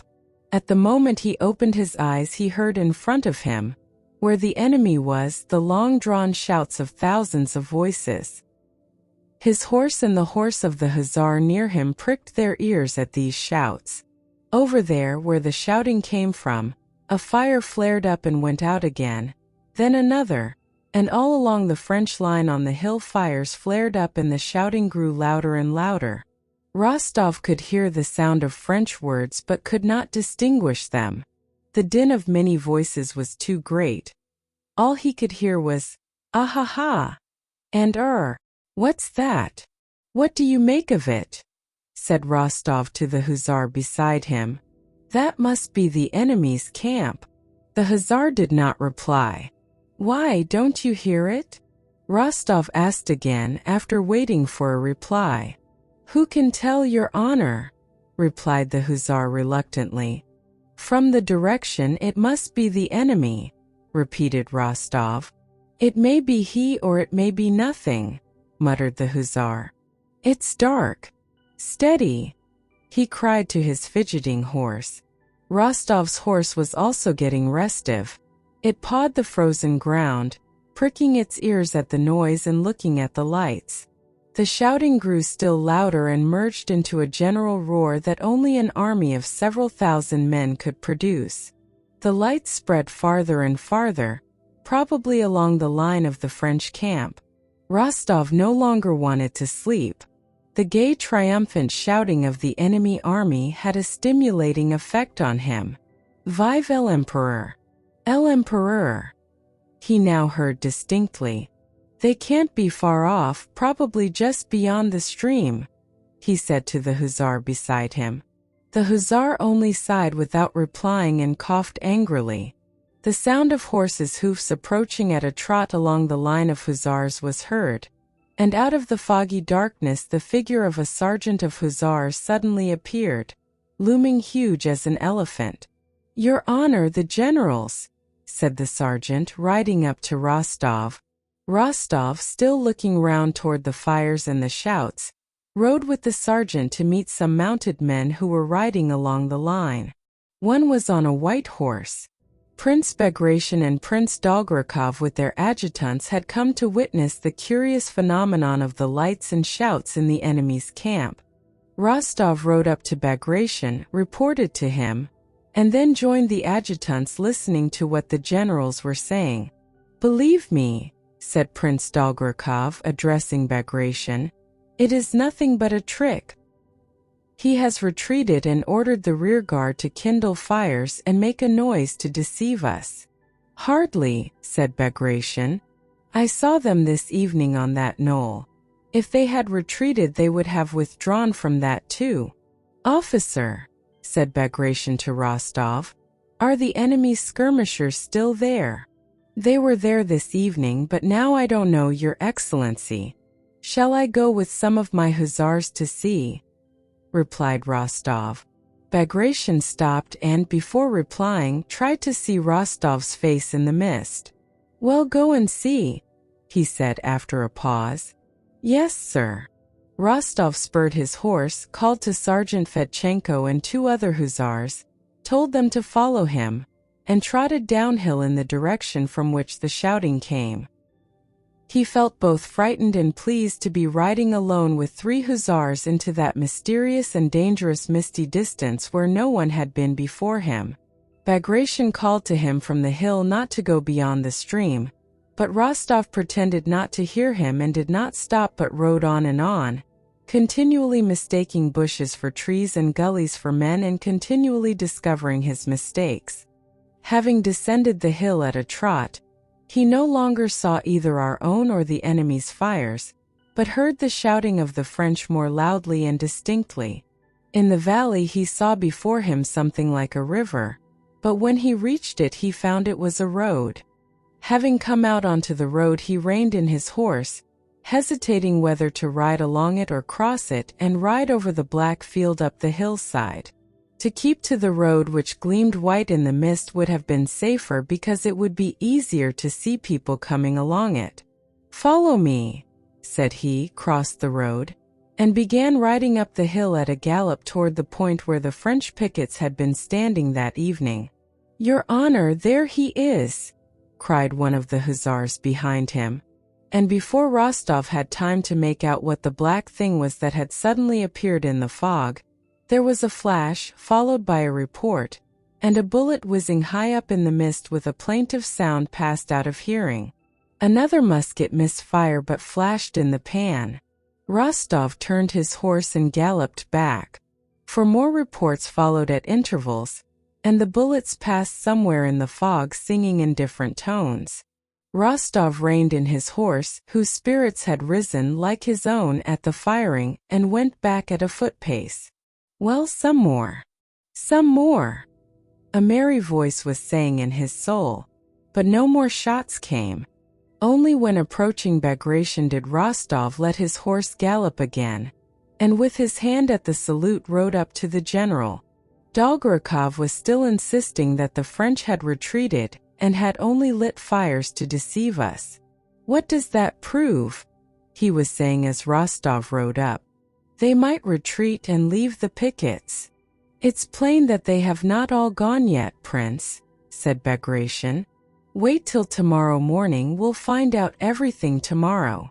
The picket is still on the hill, Your Excellency, just where it was in the evening," reported Rostov, stooping forward with his hand at the salute and unable to repress the smile of delight induced by his ride and especially by the sound of the bullets.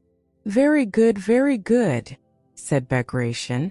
"Thank you, officer."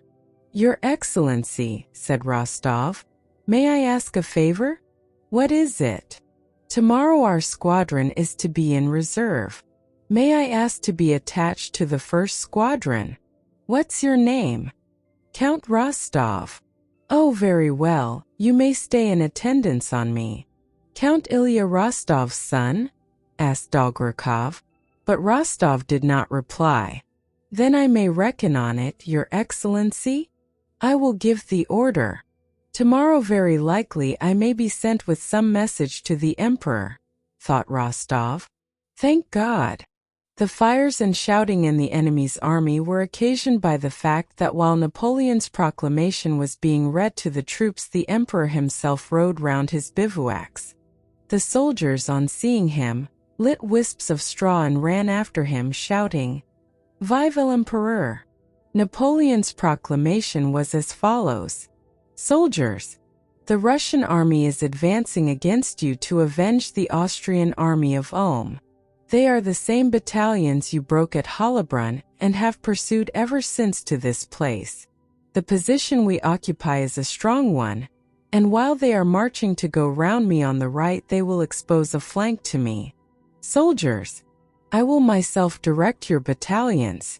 I will keep out of fire if you with your habitual valor carry disorder and confusion into the enemy's ranks, but should victory be in doubt, even for a moment, you will see your emperor exposing himself to the first blows of the enemy, for there must be no doubt of victory, especially on this day when what is at stake is the honor of the French infantry, so necessary to the honor of our nation. Do not break your ranks on the plea of removing the wounded. Let every man be fully imbued with the thought that we must defeat these hirelings of England, inspired by such hatred of our nation. This victory will conclude our campaign and we can return to winter quarters, where fresh French troops who are being raised in France will join us, and the peace I shall conclude will be worthy of my people, of you, and of myself." Napoleon. Chapter 14. At 5 in the morning it was still quite dark. The troops of the center, the reserves, and Bagration's right flank had not yet moved, but on the left flank the columns of infantry, cavalry, and artillery, which were to be the first to descend the heights to attack the French right flank and drive it into the Bohemian mountains according to plan, were already up and astir. The smoke of the campfires, into which they were throwing everything superfluous, made the eyes smart. It was cold and dark. The officers were hurriedly drinking tea and breakfasting, the soldiers munching biscuit and beating a tattoo with their feet to warm themselves, gathering round the fires, throwing into the flames the remains of sheds, chairs, tables, wheels, tubs, and everything that they did not want or could not carry away with them. Austrian column guides were moving in and out among the Russian troops and served as heralds of the advance. As soon as an Austrian officer showed himself near a commanding officer's quarters, the regiment began to move. The soldiers ran from the fires, thrust their pipes into their boots, their bags into the carts, got their muskets ready, and formed rank. The officers buttoned up their coats, buckled on their swords and pouches, and moved along the ranks shouting. The train drivers and orderlies harnessed and packed the wagons and tied on the loads. The adjutants and battalion and regimental commanders mounted, crossed themselves, gave final instructions, orders, and commissions to the baggagemen who remained behind, and the monotonous tramp of thousands of feet resounded.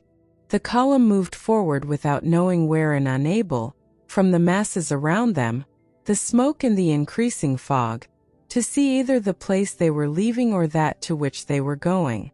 A soldier on the march is hemmed in and borne along by his regiment as much as a sailor is by his ship.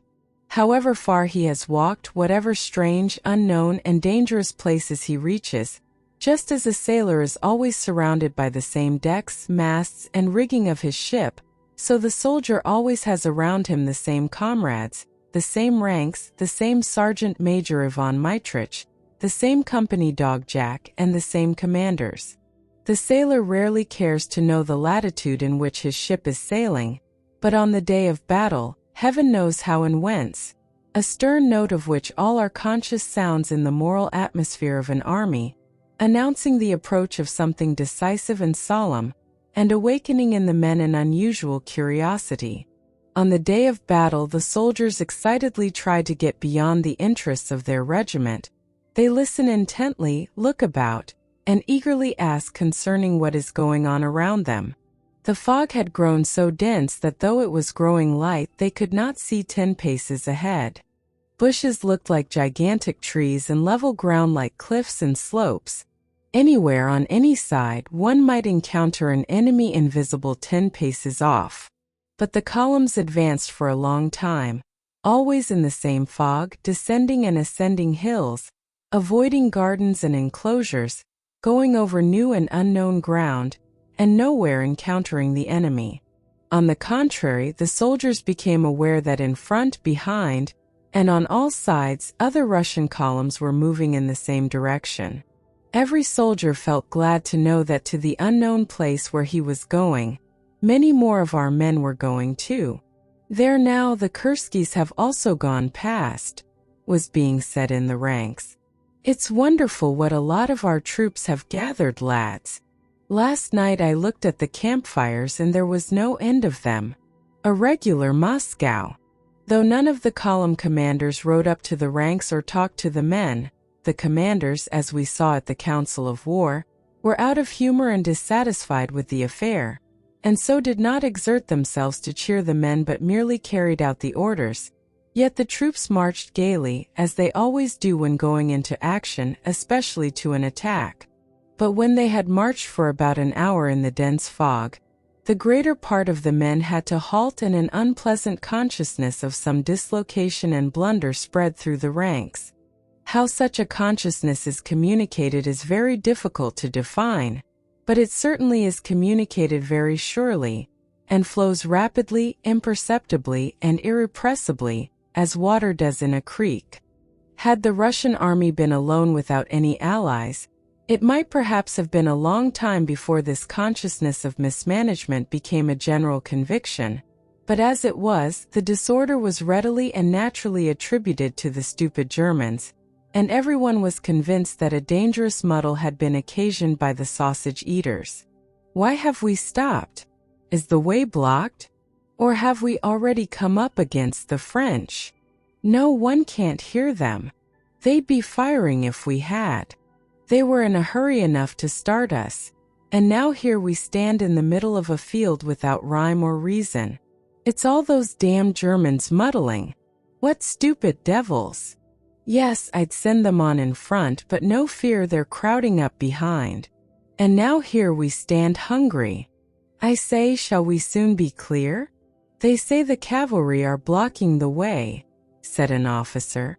Ah, those damn Germans! They don't know their own country, said another. What division are you? Shouted an adjutant riding up. The 18th. Then why are you here? You should have gone on long ago. Now you won't get there till evening. What stupid orders! They don't themselves know what they are doing, said the officer and rode off. Then a general rode past shouting something angrily. Tafalafa. But what he's jabbering no one can make out, said a soldier, mimicking the general who had ridden away. I'd shoot them, the scoundrels. We were ordered to be at the place before 9, but we haven't got halfway. Fine orders, was being repeated on different sides, and the feeling of energy with which the troops had started began to turn into vexation and anger at the stupid arrangements and at the Germans. The cause of the confusion was that while the Austrian cavalry was moving toward our left flank, the higher command found that our center was too far separated from our right flank, and the cavalry were all ordered to turn back to the right. Several thousand cavalry crossed in front of the infantry, who had to wait. At the front, an altercation occurred between an Austrian guide and a Russian general. The general shouted a demand that the cavalry should be halted. The Austrian argued that not he, but the higher command, was to blame. The troops meanwhile stood growing listless and dispirited. After an hour's delay they at last moved on, descending the hill. The fog that was dispersing on the hill lay still more densely below, where they were descending. In front in the fog a shot was heard, and then another, at first irregularly at varying intervals, trait-a-tat, and then more and more regularly and rapidly, and the action at the Goldbach stream began. Not expecting to come on the enemy down by the stream, and having stumbled on him in the fog, hearing no encouraging word from their commanders, and with a consciousness of being too late spreading through the ranks, and above all being unable to see anything in front or around them in the thick fog, The Russians exchanged shots with the enemy lazily and advanced and again halted, receiving no timely orders from the officers or adjutants who wandered about in the fog in those unknown surroundings, unable to find their own regiments. In this way the action began for the first, second, and third columns, which had gone down into the valley. The fourth column, with which Kutuzov was, stood on the Pratzen Heights. Below, where the fight was beginning, there was still thick fog. On the higher ground it was clearing, but nothing could be seen of what was going on in front. Whether all the enemy forces were, as we supposed, 6 miles away, or whether they were nearby in that sea of mist, no one knew till after 8 o'clock. It was 9 o'clock in the morning. The fog lay unbroken like a sea down below, but higher up at the village of Schlappanitz, where Napoleon stood with his marshals around him, it was quite light. Above him was a clear blue sky, and the sun's vast orb quivered like a huge hollow, crimson float on the surface of that milky sea of mist. The whole French army, and even Napoleon himself with his staff, were not on the far side of the streams and hollows of Sokolnitz and Schlappanitz beyond which we intended to take up our position and begin the action, but were on this side, so close to our own forces that Napoleon with the naked eye could distinguish a mounted man from one on foot. Napoleon, in the blue cloak which he had worn on his Italian campaign, sat on his small gray Arab horse a little in front of his marshals. He gazed silently at the hills which seemed to rise out of the sea of mist and on which the Russian troops were moving in the distance, and he listened to the sounds of firing in the valley.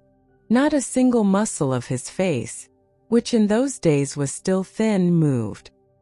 His gleaming eyes were fixed intently on one spot. His predictions were being justified. Part of the Russian force had already descended into the valley toward the ponds and lakes, and part were leaving these Pratzen Heights which he intended to attack and regarded as the key to the position. He saw over the mist that in a hollow between 2 hills near the village of Pratzen, the Russian columns, their bayonets glittering, were moving continuously in one direction toward the valley and disappearing one after another into the mist. From information he had received the evening before, from the sound of wheels and footsteps heard by the outposts during the night, by the disorderly movement of the Russian columns, and from all indications, he saw clearly that the Allies believed him to be far away in front of them, and that the columns moving near Pratzen constituted the center of the Russian army, and that that center was already sufficiently weakened to be successfully attacked. But still he did not begin the engagement. Today was a great day for him, the anniversary of his coronation. Before dawn he had slept for a few hours, and refreshed, vigorous, and in good spirits, he mounted his horse and rode out into the field in that happy mood in which everything seems possible and everything succeeds. He sat motionless, looking at the heights visible above the mist, and his cold face wore that special look of confident, self-complacent happiness that one sees on the face of a boy happily in love. The marshal stood behind him, not venturing to distract his attention. He looked now at the Pratzen Heights, now at the sun floating up out of the mist. When the sun had entirely emerged from the fog, and fields and mist were aglow with dazzling light, as if he had only awaited this to begin the action, he drew the glove from his shapely white hand, made a sign with it to the marshals, and ordered the action to begin. The marshals, accompanied by adjutants, galloped off in different directions, and a few minutes later the chief forces of the French army moved rapidly toward those Pratzen Heights which were being more and more denuded by Russian troops moving down the valley to their left. Chapter 15. At 8 o'clock Kutuzov rode to Pratzen at the head of the 4th column Miloradovich's, the one that was to take the place of Przebysewski's and Landrin's columns which had already gone down into the valley. He greeted the men of the foremost regiment and gave them the order to march, thereby indicating that he intended to lead that column himself. When he had reached the village of Pratzen he halted. Prince Andrew was behind, among the immense number forming the commander-in-chief's suite. He was in a state of suppressed excitement and irritation, though controlledly calm as a man is at the approach of a long-awaited moment. He was firmly convinced that this was the day of his Toulon, or his Bridge of Arcola.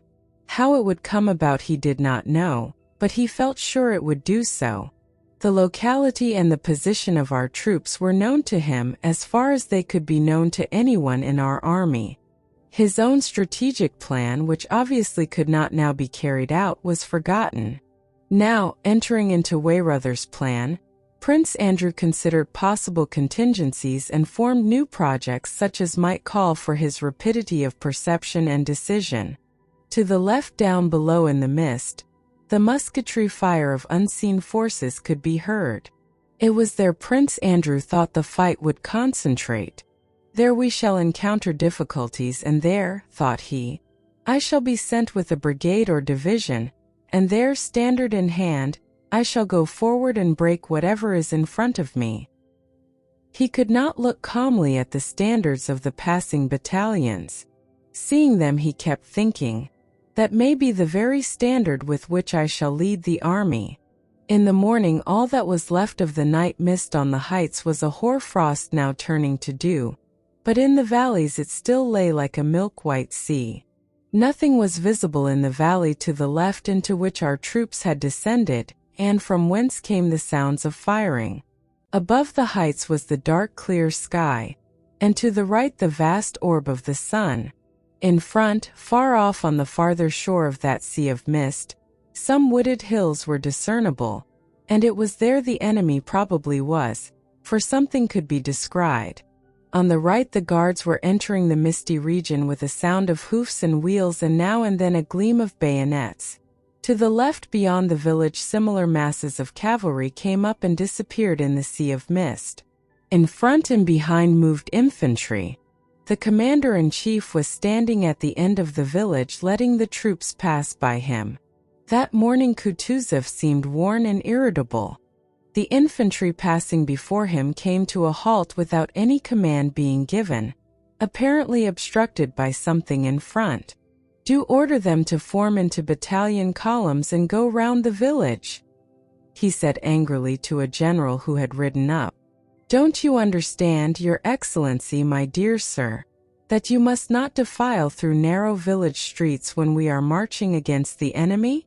I intended to reform them beyond the village, Your Excellency, answered the general. Kutuzov laughed bitterly. You'll make a fine thing of it, deploying in sight of the enemy. Very fine. The enemy is still far away, Your Excellency. According to the dispositions. The dispositions, exclaimed Kutuzov bitterly. Who told you that?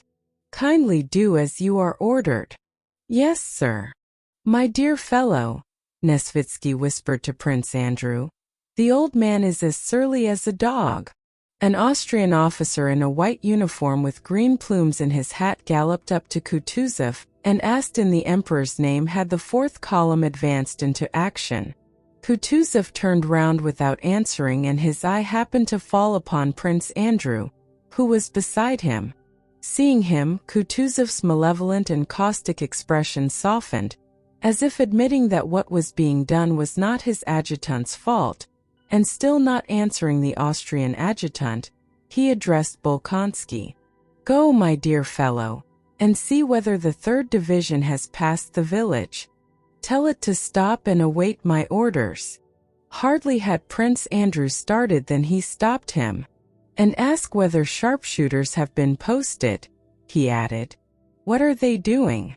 What are they doing? He murmured to himself, still not replying to the Austrian. Prince Andrew galloped off to execute the order. Overtaking the battalions that continued to advance, he stopped the 3rd Division and convinced himself that there really were no sharpshooters in front of our columns. The colonel at the head of the regiment was much surprised at the commander-in-chief's order to throw out skirmishers. He had felt perfectly sure that there were other troops in front of him, and that the enemy must be at least 6 miles away. There was really nothing to be seen in front except a barren descent hidden by dense mist. Having given orders in the commander-in-chief's name to rectify this omission, Prince Andrew galloped back. Kutuzov still in the same place, his stout body resting heavily in the saddle with the lassitude of age, sat yawning wearily with closed eyes.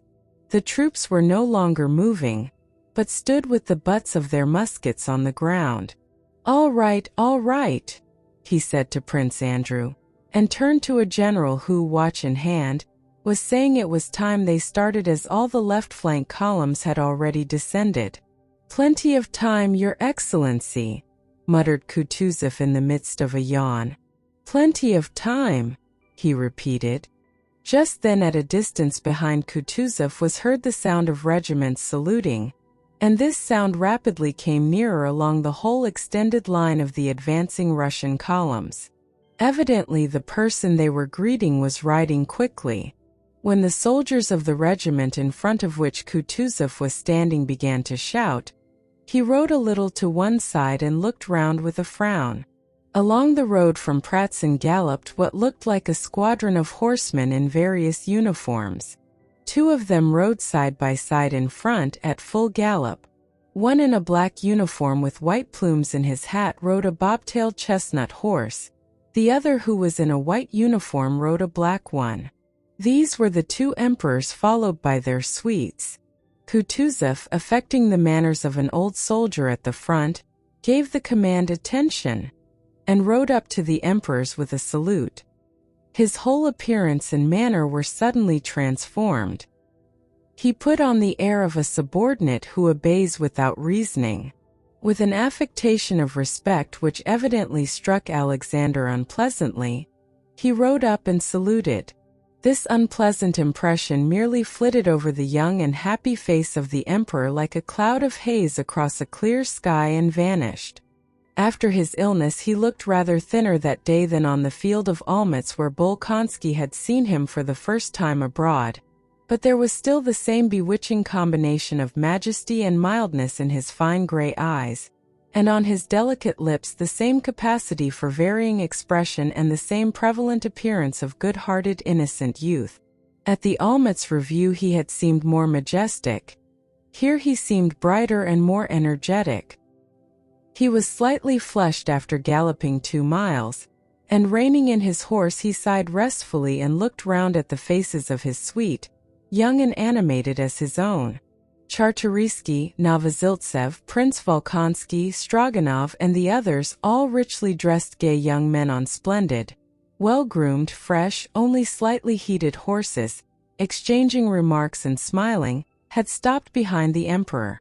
The Emperor Francis, a rosy, long-faced young man, sat very erect on his handsome black horse, looking about him in a leisurely and preoccupied manner. He beckoned to one of his white adjutants and asked some question. Most likely he is asking at what o'clock they started, thought Prince Andrew, watching his old acquaintance with a smile he could not repress as he recalled his reception at Brunn. In the emperor's suite were the picked young orderly officers of the Guard and Line regiments, Russian and Austrian. Among them were grooms leading the Tsar's beautiful relay horses covered with embroidered cloths. As when a window is opened, a whiff of fresh air from the fields enters a stuffy room, so a whiff of youthfulness, energy, and confidence of success reached Kutuzov's cheerless staff with the galloping advent of all these brilliant young men. "Why aren't you beginning, Michael Illarionovitch?" said the Emperor Alexander hurriedly to Kutuzov, glancing courteously at the same time at the Emperor Francis. "I am waiting, Your Majesty," answered Kutuzov, bending forward respectfully. The Emperor, frowning slightly, bent his ear forward as if he had not quite heard. "Waiting, Your Majesty," repeated Kutuzov. Prince Andrew noted that Kutuzov's upper lip twitched unnaturally as he said the word "waiting." "Not all the columns have formed up yet, Your Majesty." The Tsar heard but obviously did not like the reply. He shrugged his rather round shoulders and glanced at Novoziltsev, who was near him, as if complaining of Kutuzov. "You know, Michael Illarionovitch, we are not on the Empress Field, where a parade does not begin till all the troops are assembled. said the Tsar with another glance at the Emperor Francis, as if inviting him if not to join in at least to listen to what he was saying. But the Emperor Francis continued to look about him, and did not listen. "That is just why I do not begin, sire," said Kutuzov in a resounding voice, apparently to preclude the possibility of not being heard, and again something in his face twitched. "That is just why I do not begin, sire, because we are not on parade and not on the Empress field," said he clearly and distinctly. In the Emperor's suite all exchanged rapid looks that expressed dissatisfaction and reproach. Old though he may be, he certainly should not speak like that, their glances seemed to say. The Tsar looked intently and observantly into Kutuzov's eye, waiting to hear whether he would say anything more.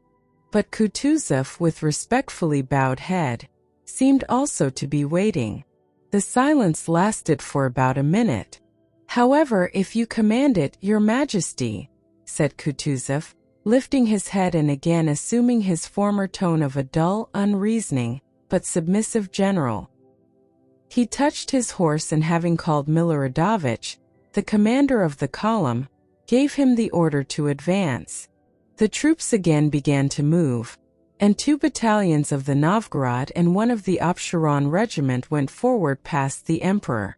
As this Absheron battalion marched by, the red-faced Miloradovich, without his greatcoat, with his orders on his breast and an enormous tuft of plumes in his cocked hat worn on one side with its corners front and back, galloped strenuously forward, and with a dashing salute reined in his horse before the Emperor. "God be with you, General," said the Emperor. "Ma foi, sire, nous ferons ce que sera dans notre possibilité, sire," he answered gaily, raising nevertheless ironic smiles among the gentlemen of the Tsar's suite by his poor French. "Indeed, sire, we shall do everything it is possible to do, sire." Miloradovich wheeled his horse sharply and stationed himself a little behind the Emperor. The Absheron men, excited by the Tsar's presence, passed in step before the Emperors and their suites at a bold, brisk pace. "Lads!" shouted Miloradovich in a loud, self-confident, and cheery voice, obviously so elated by the sound of firing, by the prospect of battle, and by the sight of the gallant Absherons, his comrades in Suvorov's time, now passing so gallantly before the Emperors, that he forgot the sovereign's presence. "Lads, it's not the first village you've had to take," cried he. "Glad to do our best," shouted the soldiers. The Emperor's horse started at the sudden cry. This horse that had carried the sovereign at reviews in Russia bore him also here on the field of Austerlitz, enduring the heedless blows of his left foot and pricking its ears at the sound of shots just as it had done on the Empress field, not understanding the significance of the firing, nor of the nearness of the Emperor Francis' black cob, nor of all that was being said, thought, and felt that day by its rider. The Emperor turned with a smile to one of his followers and made a remark to him, pointing to the gallant Absherons. Chapter 16. Kutuzov, accompanied by his adjutants, rode at a walking pace behind the carabineers. When he had gone less than half a mile in the rear of the column, he stopped at a solitary, deserted house that had probably once been an inn, where 2 roads parted.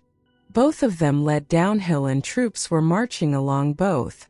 The fog had begun to clear and enemy troops were already dimly visible about 1.5 miles off on the opposite heights. Down below on the left the firing became more distinct. Kutuzov had stopped and was speaking to an Austrian general. Prince Andrew, who was a little behind looking at them, turned to an adjutant to ask him for a field glass. "Look, look!" said this adjutant, looking not at the troops in the distance, but down the hill before him. "It's the French." The 2 generals and the adjutant took hold of the field glass, trying to snatch it from one another. The expression on all their faces suddenly changed to one of horror. The French were supposed to be 1.5 miles away, but had suddenly and unexpectedly appeared just in front of us. "It's the enemy!" "No. Yes, see it is. For certain." "But how is that?" said different voices. With the naked eye, Prince Andrew saw below them to the right, not more than 500 paces from where Kutuzov was standing, a dense French column coming up to meet the Obsherons. "Here it is. The decisive moment has arrived. My turn has come," thought Prince Andrew, and striking his horse he rode up to Kutuzov. "The Obsherons must be stopped, Your Excellency," cried he. But at that very instant a cloud of smoke spread all round, firing was heard quite close at hand, and a voice of naive terror barely 2 steps from Prince Andrew shouted, "Brothers, all's lost." And at this, as if at a command, everyone began to run. Confused and ever-increasing crowds were running back to where 5 minutes before the troops had passed the emperors. Not only would it have been difficult to stop that crowd, it was even impossible not to be carried back with it oneself. Bolkonsky only tried not to lose touch with it, and looked around bewildered and unable to grasp what was happening in front of him. Nesvitsky, with an angry face, red and unlike himself, was shouting to Kutuzov that if he did not ride away at once he would certainly be taken prisoner. Kutuzov remained in the same place and without answering drew out a handkerchief. Blood was flowing from his cheek. Prince Andrew forced his way to him. "You are wounded?" he asked, hardly able to master the trembling of his lower jaw. "The wound is not here, it is there," said Kutuzov, pressing the handkerchief to his wounded cheek and pointing to the fleeing soldiers.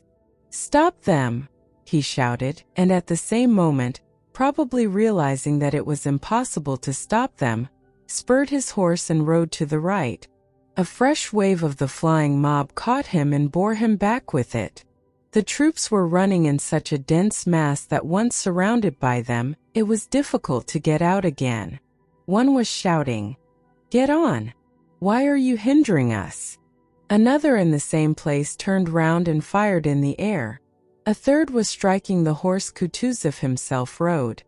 Having by a great effort got away to the left from that flood of men, Kutuzov, with his suite diminished by more than half, rode toward a sound of artillery fire nearby. Having forced his way out of the crowd of fugitives, Prince Andrew, trying to keep near Kutuzov, saw on the slope of the hill amid the smoke a Russian battery that was still firing and Frenchmen running toward it.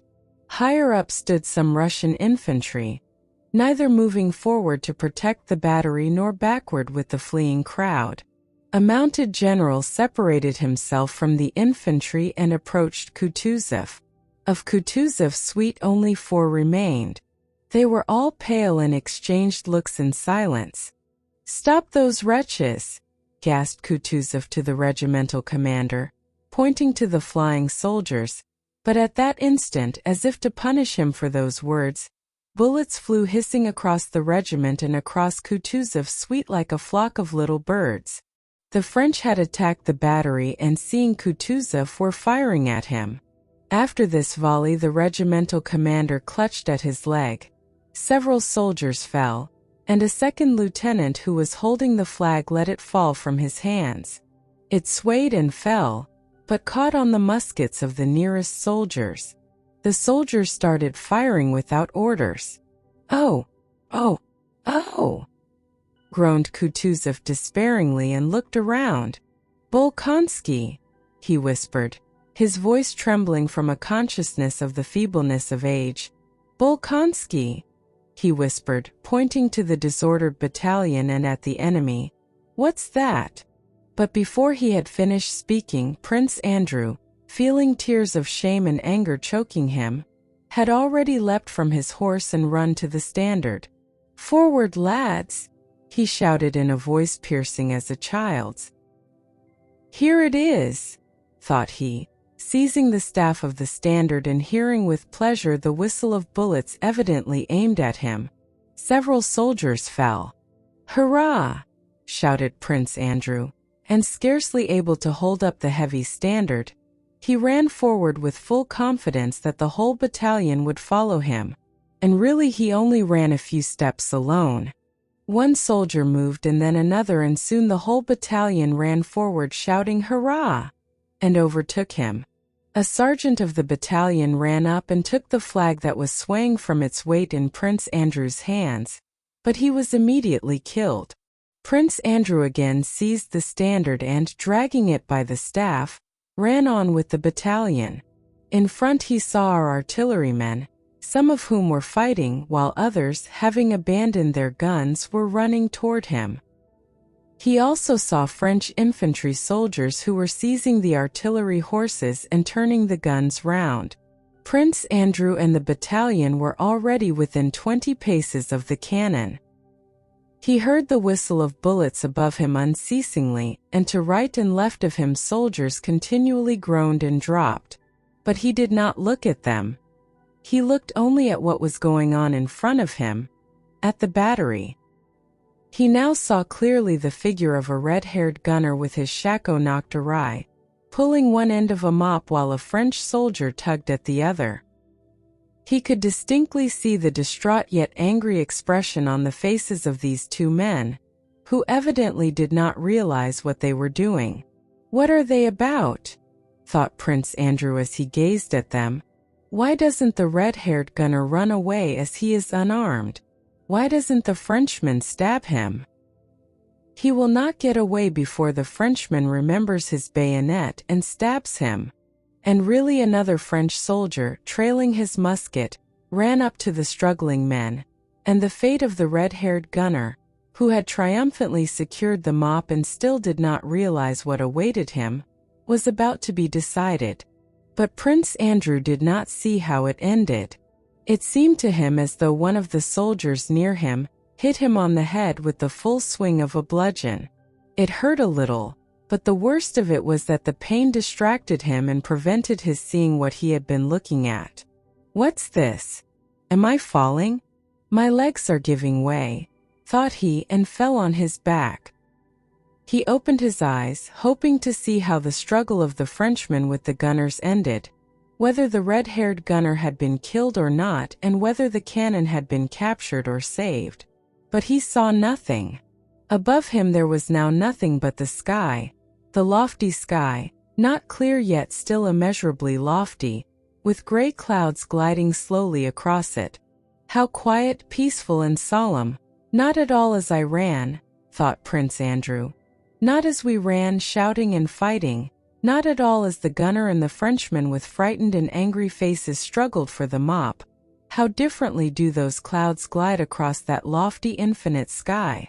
How is it I did not see that lofty sky before? And how happy I am to have found it at last. Yes, all is vanity, all falsehood except that infinite sky. There is nothing, nothing but that. But even it does not exist, there is nothing but quiet and peace. Thank God. Chapter 17. On our right flank, commanded by Bagration, at 9 o'clock the battle had not yet begun. Not wishing to agree to Dolgorukov's demand to commence the action, and wishing to avert responsibility from himself, Prince Bagration proposed to Dolgorukov to send to inquire of the commander-in-chief. Bagration knew that as the distance between the two flanks was more than 6 miles, even if the messenger were not killed, which he very likely would be, and found the commander-in-chief, which would be very difficult, he would not be able to get back before evening. Bagration cast his large, expressionless, sleepy eyes round his suite, and the boyish face of Rostov, breathless with excitement and hope, was the first to catch his eye.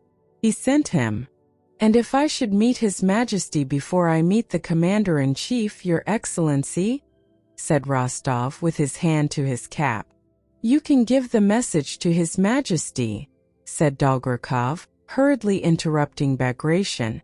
On being relieved from picket duty, Rostov had managed to get a few hours' sleep before morning and felt cheerful, bold, and resolute, with elasticity of movement, faith in his good fortune, and generally in that state of mind which makes everything seem possible, pleasant, and easy. All his wishes were being fulfilled that morning. There was to be a general engagement in which he was taking part. More than that, He was orderly to the bravest general, and still more, he was going with a message to Kutuzov, perhaps even to the sovereign himself. The morning was bright. He had a good horse under him, and his heart was full of joy and happiness. On receiving the order, he gave his horse the rein and galloped along the line. At first he rode along the line of Bagration's troops, which had not yet advanced into action but were standing motionless. Then he came to the region occupied by Uvarov's cavalry, and here he noticed a stir and signs of preparation for battle. Having passed Uvarov's cavalry, he clearly heard the sound of cannon and musketry ahead of him. The firing grew louder and louder. In the fresh morning air were now heard, not 2 or 3 musket shots at irregular intervals as before, followed by 1 or 2 cannon shots, but a roll of volleys of musketry from the slopes of the hill before Pratzen, interrupted by such frequent reports of cannon that sometimes several of them were not separated from one another but merged into a general roar.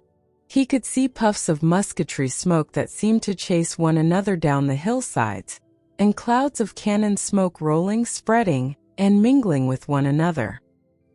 He could also, by the gleam of bayonets visible through the smoke, make out moving masses of infantry and narrow lines of artillery with green caissons. Rostov stopped his horse for a moment on a hillock to see what was going on, but strain his attention as he would, he could not understand or make out anything of what was happening. There in the smoke men of some sort were moving about. In front and behind moved lines of troops, but why, whither, and who they were, it was impossible to make out.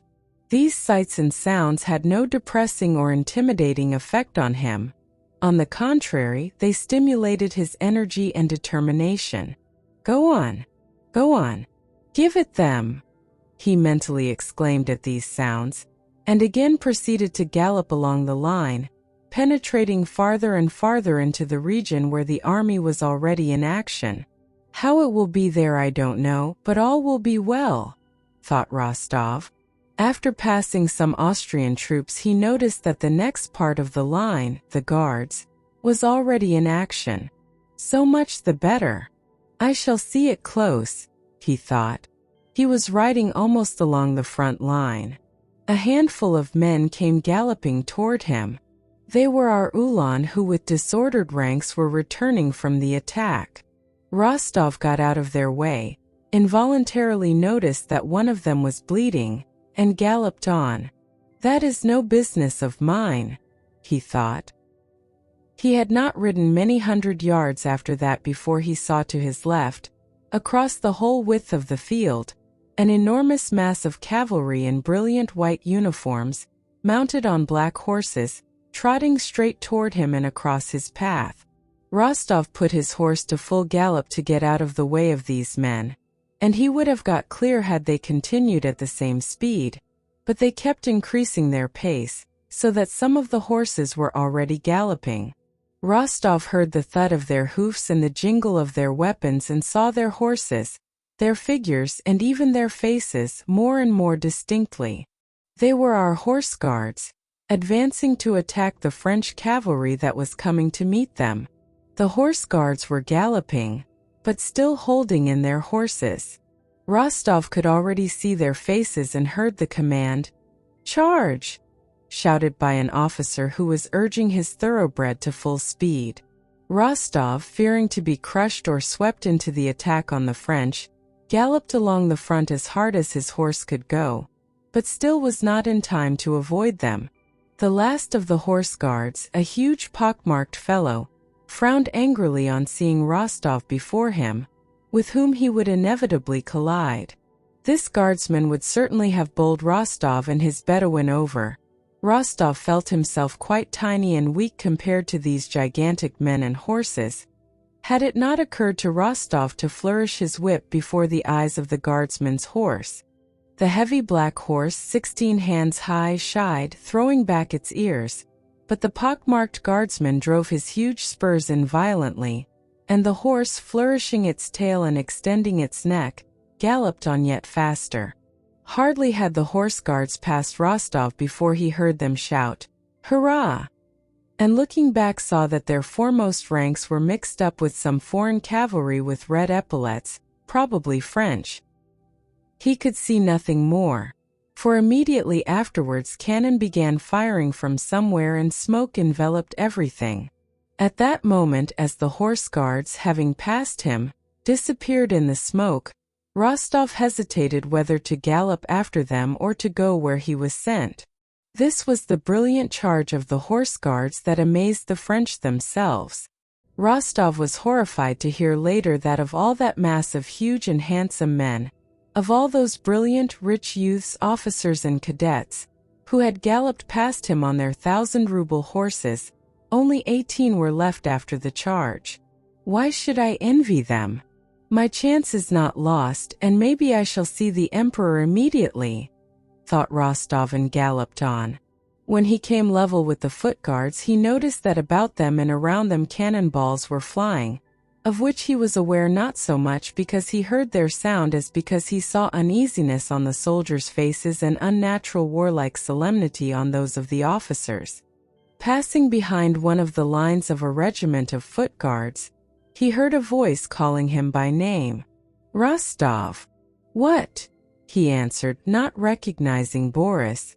"I say, we've been in the front line. Our regiment attacked," said Boris with the happy smile seen on the faces of young men who have been under fire for the first time. Rostov stopped. "Have you?" he said. "Well, how did it go?" "We drove them back," said Boris with animation, growing talkative. "Can you imagine it?" And he began describing how the guards, having taken up their position and seeing troops before them, thought they were Austrians, and all at once discovered from the cannonballs discharged by those troops that they were themselves in the front line and had unexpectedly to go into action. Rostov, without hearing Boris to the end, spurred his horse. "Where are you off to?" asked Boris. "With a message to His Majesty." "There he is," said Boris, thinking Rostov had said His Highness, and pointing to the Grand Duke, who with his high shoulders and frowning brows stood 100 paces away from them in his helmet and horse guard's jacket, shouting something to a pale, white-uniformed Austrian officer. "But that's the Grand Duke, and I want the Commander-in-Chief or the Emperor," said Rostov, and was about to spur his horse. "Count! Count!" shouted Berg, who ran up from the other side as eager as Boris. "Count! I am wounded in my right hand," and he showed his bleeding hand with a handkerchief tied round it. "And I remained at the front. I held my sword in my left hand, Count. All our family, the von Bergs, have been knights." He said something more, but Rostov did not wait to hear it and rode away. Having passed the guards and traversed an empty space, Rostov, to avoid again getting in front of the first line as he had done when the horse guards charged, followed the line of reserves, going far round the place where the hottest musket fire and cannonade were heard. Suddenly he heard musket fire quite close in front of him and behind our troops, where he could never have expected the enemy to be. "What can it be?" he thought. "The enemy in the rear of our army? Impossible!" And suddenly he was seized by a panic of fear for himself and for the issue of the whole battle. But be that what it may, he reflected, there is no riding round it now. I must look for the Commander-in-Chief here, and if all is lost it is for me to perish with the rest. The foreboding of evil that had suddenly come over Rostov was more and more confirmed the farther he rode into the region behind the village of Pratzen, which was full of troops of all kinds. What does it mean? What is it? Whom are they firing at? Who is firing? Rostov kept asking as he came up to Russian and Austrian soldiers running in confused crowds across his path. The devil knows. They've killed everybody. It's all up now, he was told in Russian, German, and checked by the crowd of fugitives who understood what was happening as little as he did. "Kill the Germans," shouted one. "May the devil take them, the traitors." "Zum Henker dies Russen," muttered a German. "Hang these Russians." Several wounded men passed along the road, and words of abuse, screams, and groans mingled in a general hubbub. Then the firing died down. Rostov learned later that Russian and Austrian soldiers had been firing at one another. My God! What does it all mean? Thought he. And here where at any moment the emperor may see them. But no, these must be only a handful of scoundrels. It will soon be over, it can't be that, it can't be. Only to get past them quicker, quicker. The idea of defeat and flight could not enter Rostov's head. Though he saw French cannon and French troops on the Pratzen Heights just where he had been ordered to look for the commander-in-chief, he did not wish to believe that. Chapter 18. Rostov had been ordered to look for Kutuzov and the emperor near the village of Pratzen. But neither they nor a single commanding officer were there, only disorganized crowds of troops of various kinds. He urged on his already weary horse to get quickly past these crowds, but the farther he went the more disorganized they were. The high road on which he had come out was thronged with calèches, carriages of all sorts, and Russian and Austrian soldiers of all arms, some wounded and some not. This whole mass droned and jostled in confusion under the dismal influence of cannon balls flying from the French batteries stationed on the Pratzen Heights. Where is the emperor? Where is Kutuzov? Rostov kept asking everyone he could stop, but got no answer from anyone. At last, seizing a soldier by his collar, he forced him to answer. Brother, they've all bolted long ago, said the soldier, laughing for some reason and shaking himself free. Having left that soldier who was evidently drunk, Rostov stopped the horse of a batman or groom of some important personage and began to question him. The man announced that the Tsar had been driven in a carriage at full speed about an hour before along that very road, and that he was dangerously wounded. It can't be, said Rostov. It must have been someone else. I saw him myself, replied the man with a self-confident smile of derision. I ought to know the emperor by now, after the times I've seen him in Petersburg. I saw him just as I see you. There he sat in the carriage as pale as anything. How they made the 4 black horses fly.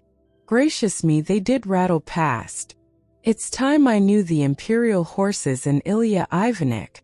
I don't think Ilya drives anyone except the Tsar.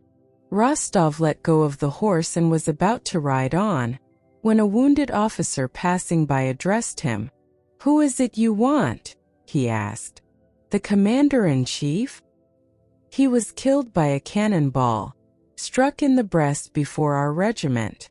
Not killed, wounded, another officer corrected him. Who? Kutuzov? Asked Rostov. Not Kutuzov, but what's his name? Well, never mind. There are not many left alive. Go that way to that village, all the commanders are there, said the officer, pointing to the village of Hostrodek, and he walked on. Rostov rode on at a foot-pace, not knowing why or to whom he was now going. The emperor was wounded, the battle lost. It was impossible to doubt it now. Rostov rode in the direction pointed out to him, in which he saw turrets and a church. What need to hurry? What was he now to say to the Tsar or to Kutuzov, even if they were alive and unwounded? Take this road, your honor, that way you will be killed at once. A soldier shouted to him. They'd kill you there. Oh, what are you talking about? Said another. Where is he to go? That way is nearer. Rostov considered, and then went in the direction where they said he would be killed. It's all the same now. If the emperor is wounded, am I to try to save myself? He thought. He rode on to the region where the greatest number of men had perished in fleeing from Pratzen. The French had not yet occupied that region, and the Russians, the uninjured and slightly wounded, had left it long ago. All about the field, like heaps of manure on well-kept plowland, lay from 10 to 15 dead and wounded to each couple of acres. The wounded crept together in 2s and 3s, and one could hear their distressing screams and groans, sometimes feigned, or so it seemed to Rostov. He put his horse to a trot to avoid seeing all these suffering men, and he felt afraid not for his life, but for the courage he needed and which he knew would not stand the sight of these unfortunates. The French, who had ceased firing at this field strewn with dead and wounded where there was no one left to fire at, on seeing an adjutant riding over it, trained a gun on him and fired several shots. The sensation of those terrible whistling sounds and of the corpses around him merged in Rostov's mind into a single feeling of terror and pity for himself. He remembered his mother's last letter. What would she feel, thought he, if she saw me here now on this field with the cannon aimed at me? In the village of Hostrodek there were Russian troops retiring from the field of battle, who, though still in some confusion, were less disordered. The French cannon did not reach there, and the musketry fire sounded far away. Here everyone clearly saw and said that the battle was lost. No one whom Rostov asked could tell him where the Emperor or Kutuzov was. Some said the report that the Emperor was wounded was correct, others that it was not, and explained the false rumor that had spread by the fact that the Emperor's carriage had really galloped from the field of battle with the pale and terrified Oberhofmarschall Count Tolstoy, who had ridden out to the battlefield with others in the Emperor's suite. One officer told Rostov that he had seen someone from headquarters behind the village to the left, and thither Rostov rode, not hoping to find anyone but merely to ease his conscience. When he had ridden about 2 miles and had passed the last of the Russian troops, he saw, near a kitchen garden with a ditch round it, 2 men on horseback facing the ditch. One with a white plume in his hat seemed familiar to Rostov, the other on a beautiful chestnut horse, which Rostov fancied he had seen before, rode up to the ditch, struck his horse with his spurs, and giving it the rein leaped lightly over. Only a little earth crumbled from the bank under the horse's hind hoofs. Turning the horse sharply, he again jumped the ditch, and deferentially addressed the horseman with the white plumes, evidently suggesting that he should do the same. The rider, whose figure seemed familiar to Rostov and involuntarily riveted his attention, made a gesture of refusal with his head and hand, and by that gesture Rostov instantly recognized his lamented and adored monarch. But it can't be he, alone in the midst of this empty field, thought Rostov. At that moment Alexander turned his head and Rostov saw the beloved features that were so deeply engraved on his memory. The Emperor was pale, his cheeks sunken and his eyes hollow, but the charm, the mildness of his features was all the greater. Rostov was happy in the assurance that the rumors about the Emperor being wounded were false. He was happy to be seeing him.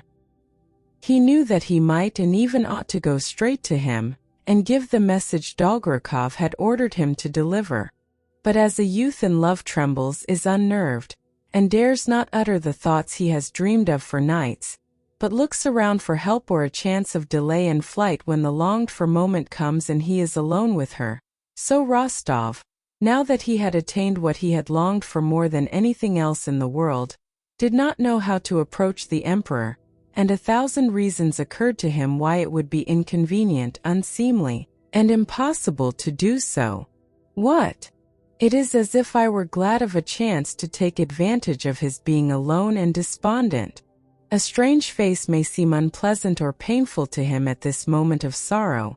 Besides, what can I say to him now, when my heart fails me and my mouth feels dry at the mere sight of him? Not one of the innumerable speeches addressed to the Emperor that he had composed in his imagination could he now recall. Those speeches were intended for quite other conditions. They were for the most part to be spoken at a moment of victory and triumph, generally when he was dying of wounds and the sovereign had thanked him for heroic deeds, and while dying he expressed the love his actions had proved. Besides, how can I ask the Emperor for his instructions for the right flank now that it is nearly 4 o'clock and the battle is lost? No, certainly I must not approach him. I must not intrude on his reflections. Better die 1,000 times than risk receiving an unkind look or bad opinion from him, Rostov decided, and sorrowfully and with a heart full despair he rode away, continually looking back at the Tsar, who still remained in the same attitude of indecision. While Rostov was thus arguing with himself and riding sadly away, Captain von Toll chanced to ride to the same spot, and seeing the Emperor at once rode up to him, offered his services, and assisted him to cross the ditch on foot. The Emperor, wishing to rest and feeling unwell, sat down under an apple tree and von Toll remained beside him. Rostov from a distance saw with envy and remorse how von Toll spoke long and warmly to the Emperor and how the Emperor, evidently weeping, covered his eyes with his hand and pressed von Toll's hand. "And I might have been in his place," thought Rostov, and hardly restraining his tears of pity for the Emperor, he rode on in utter despair, not knowing where to or why he was now riding. His despair was all the greater from feeling that his own weakness was the cause of his grief. He not only might but should, have gone up to the sovereign. It was a unique chance to show his devotion to the Emperor, and he had not made use of it. "What have I done?" thought he. And he turned round and galloped back to the place where he had seen the Emperor, but there was no one beyond the ditch now. Only some carts and carriages were passing by. From one of the drivers he learned that Kutuzov's staff were not far off, in the village the vehicles were going to. Rostov followed them. In front of him walked Kutuzov's groom leading horses in horsecloths. Then came a cart, and behind that walked an old, bandy-legged domestic serf in a peaked cap and sheepskin coat. "Tit! I say, Tit!" said the groom. "What?" answered the old man absent-mindedly. "Go, Tit. Thresh a bit." "Oh, you fool!" said the old man, spitting angrily. Some time passed in silence, and then the same joke was repeated. Before 5 in the evening the battle had been lost at all points. More than 100 cannon were already in the hands of the French. Przebysewski and his corps had laid down their arms. Other columns, after losing half their men, were retreating in disorderly, confused masses. The remains of Langerins and Dokhturov's mingled forces were crowding around the dams and banks of the ponds near the village of August. After 5 o'clock it was only at the August dam that a hot cannonade, delivered by the French alone, was still to be heard from numerous batteries ranged on the slopes of the Pratzen heights, directed at our retreating forces. In the rearguard, Dokhturov and others rallying some battalions kept up a musketry fire at the French cavalry that was pursuing our troops. It was growing dusk. On the narrow August dam where for so many years the old miller had been accustomed to sit in his tasseled cap peacefully angling, while his grandson, with shirt sleeves rolled up, handled the floundering silvery fish in the watering can, on that dam over which for so many years Moravians in shaggy caps and blue jackets had peacefully driven their 2-horse carts loaded with wheat and had returned dusty with flour whitening their carts, on that narrow dam amid the wagons and the cannon under the horses' hoofs and between the wagon wheels, men disfigured by fear of death now crowded together, crushing one another, dying, stepping over the dying and killing one another, only to move on a few steps and be killed themselves in the same way. Every 10 seconds a cannonball flew compressing the air around, or a shell burst in the midst of that dense throng, killing some and splashing with blood those near them. Dolokhov, now an officer, wounded in the arm and on foot, with the regimental commander on horseback and some 10 men of his company, represented all that was left of that whole regiment. Impelled by the crowd, they had got wedged in at the approach to the dam and jammed in on all sides, had stopped because a horse in front had fallen under a cannon and the crowd were dragging it out. A cannonball killed someone behind them. Another fell in front and splashed Dolokhov with blood. The crowd, pushing forward desperately, squeezed together, moved a few steps and again stopped. Move on 100 yards and we are certainly saved. Remain here another 2 minutes and it is certain death, thought each one. Dolokhov, who was in the midst of the crowd, forced his way to the edge of the dam, throwing 2 soldiers off their feet, and ran onto the slippery ice that covered the mill pool. "Turn this way," he shouted, jumping over the ice which creaked under him. "Turn this way," he shouted to those with the gun. "It bears." The ice bore him, but it swayed and creaked, and it was plain that it would give way not only under a cannon or a crowd, but very soon even under his weight alone. The men looked at him and pressed to the bank, hesitating to step onto the ice. The general on horseback at the entrance to the dam raised his hand and opened his mouth to address Dólokhov. Suddenly a cannonball hissed so low above the crowd that everyone ducked. It flopped into something moist, and the general fell from his horse in a pool of blood. Nobody gave him a look or thought of raising him. "Get onto the ice, over the ice. Go on. Turn. Don't you hear? Go on." Innumerable voices suddenly shouted after the ball had struck the general, the men themselves not knowing what or why they were shouting.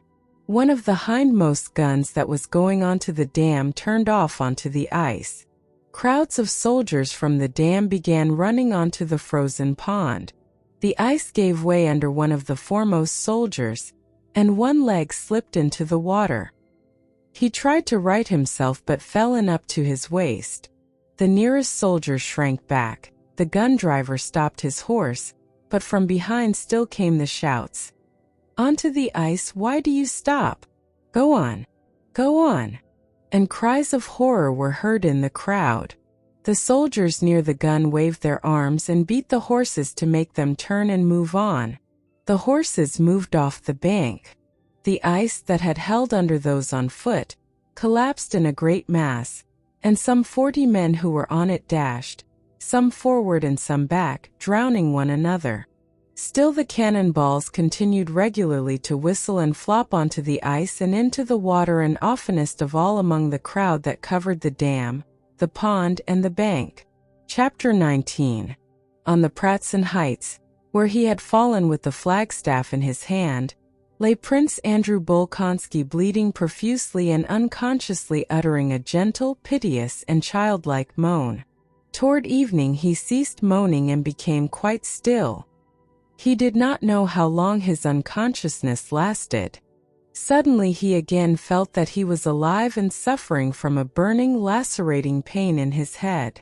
"Where is it, that lofty sky that I did not know till now but saw today?" was his first thought. "And I did not know this suffering either," he thought. "Yes, I did not know anything at all till now. But where am I?" He listened and heard the sound of approaching horses, and voices speaking French. He opened his eyes. Above him again was the same lofty sky with clouds that had risen and were floating still higher, and between them gleamed blue infinity. He did not turn his head and did not see those who, judging by the sound of hoofs and voices, had ridden up and stopped near him. It was Napoleon accompanied by 2 aides-de-camp. Bonaparte, riding over the battlefield, had given final orders to strengthen the batteries firing at the Auges Dam, and was looking at the killed and wounded left on the field. "Fine men," remarked Napoleon, looking at a dead Russian grenadier, who, with his face buried in the ground and a blackened nape, lay on his stomach with an already stiffened arm flung wide. "The ammunition for the guns in position is exhausted, Your Majesty," said an adjutant who had come from the batteries that were firing at Auges. "Have some brought from the reserve," said Napoleon, and having gone on a few steps he stopped before Prince Andrew, who lay on his back with the flagstaff that had been dropped beside him. The flag had already been taken by the French as a trophy. "That's a fine death," said Napoleon as he gazed at Bolkonsky. Prince Andrew understood that this was said of him, and that it was Napoleon who said it. He heard the speaker addressed as sire, but he heard the words as he might have heard the buzzing of a fly. Not only did they not interest him, but he took no notice of them and at once forgot them. His head was burning. He felt himself bleeding to death, and he saw above him the remote, lofty, and everlasting sky. He knew it was Napoleon, his hero, But at that moment Napoleon seemed to him such a small, insignificant creature compared with what was passing now between himself and that lofty infinite sky with the clouds flying over it. At that moment it meant nothing to him who might be standing over him, or what was said of him.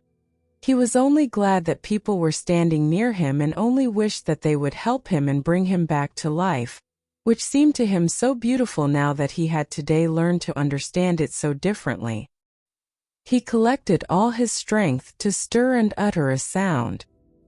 He feebly moved his leg and uttered a weak, sickly groan which aroused his own pity. "Ah!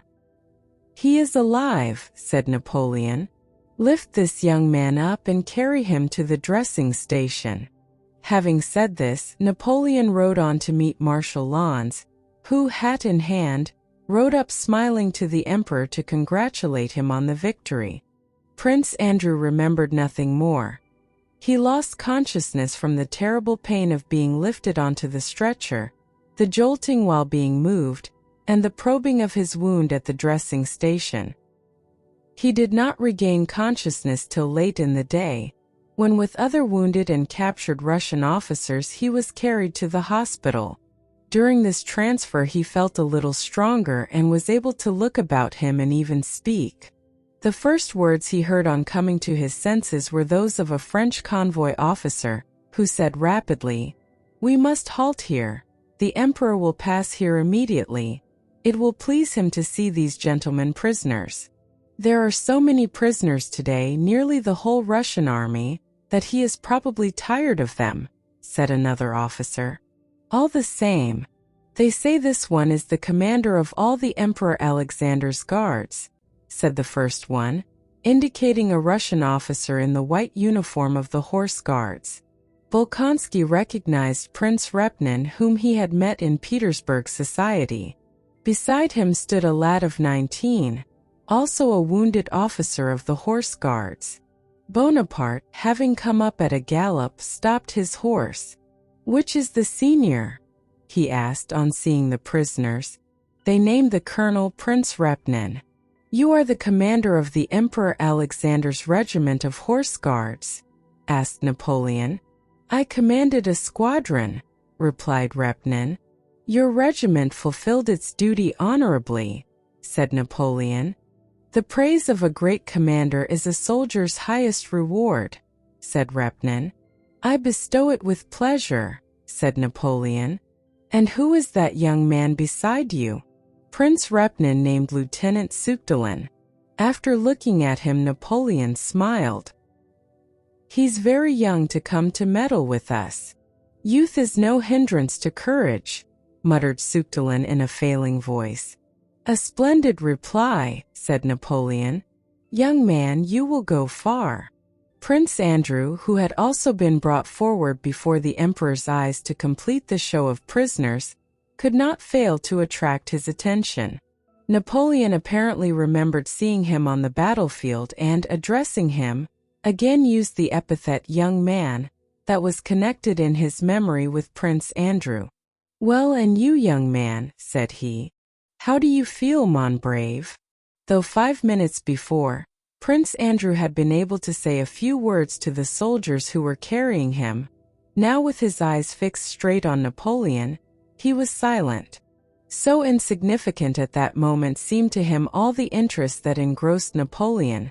So mean did his hero himself with his paltry vanity and joy in victory appear, compared to the lofty, equitable, and kindly sky which he had seen and understood, that he could not answer him. Everything seemed so futile and insignificant in comparison with the stern and solemn train of thought that weakness from loss of blood, suffering, and the nearness of death aroused in him. Looking into Napoleon's eyes, Prince Andrew thought of the insignificance of greatness, the unimportance of life which no one could understand, and the still greater unimportance of death, the meaning of which no one alive could understand or explain. The emperor, without waiting for an answer, turned away and said to one of the officers as he went, "Have these gentlemen attended to and taken to my bivouac. Let my doctor Larry examine their wounds. Au revoir, Prince Repnin." And he spurred his horse and galloped away. His face shone with self-satisfaction and pleasure. The soldiers who had carried Prince Andrew had noticed and taken the little gold icon Princess Mary had hung round her brother's neck, but seeing the favor the emperor showed the prisoners, they now hastened to return the holy image. Prince Andrew did not see how and by whom it was replaced, but the little icon with its thin gold chain suddenly appeared upon his chest outside his uniform. It would be good, thought Prince Andrew, glancing at the icon his sister had hung round his neck with such emotion and reverence. It would be good if everything were as clear and simple as it seems to Mary. How good it would be to know where to seek for help in this life, and what to expect after it beyond the grave. How happy and calm I should be if I could now say, "Lord, have mercy on me." But to whom should I say that? Either to a power indefinable, incomprehensible, which I not only cannot address but which I cannot even express in words, the great all-or-nothing dash, said he to himself, or to that God who has been sewn into this amulet by Mary. There is nothing certain, nothing at all except the unimportance of everything I understand, and the greatness of something incomprehensible but all-important. The stretchers moved on. At every jolt he again felt unendurable pain. His feverishness increased and he grew delirious. Visions of his father, wife, sister, and future son, and the tenderness he had felt the night before the battle, the figure of the insignificant little Napoleon, and above all this the lofty sky, formed the chief subjects of his delirious fancies. The quiet home life and peaceful happiness of Bald Hills presented itself to him. He was already enjoying that happiness when that little Napoleon had suddenly appeared with his unsympathizing look of short-sighted delight at the misery of others, and doubts and torments had followed, and only the heavens promised peace.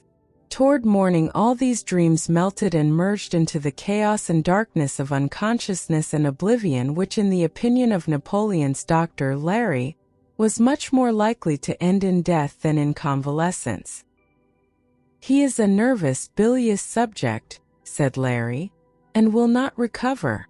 And Prince Andrew, with others fatally wounded, was left to the care of the inhabitants of the district. The end.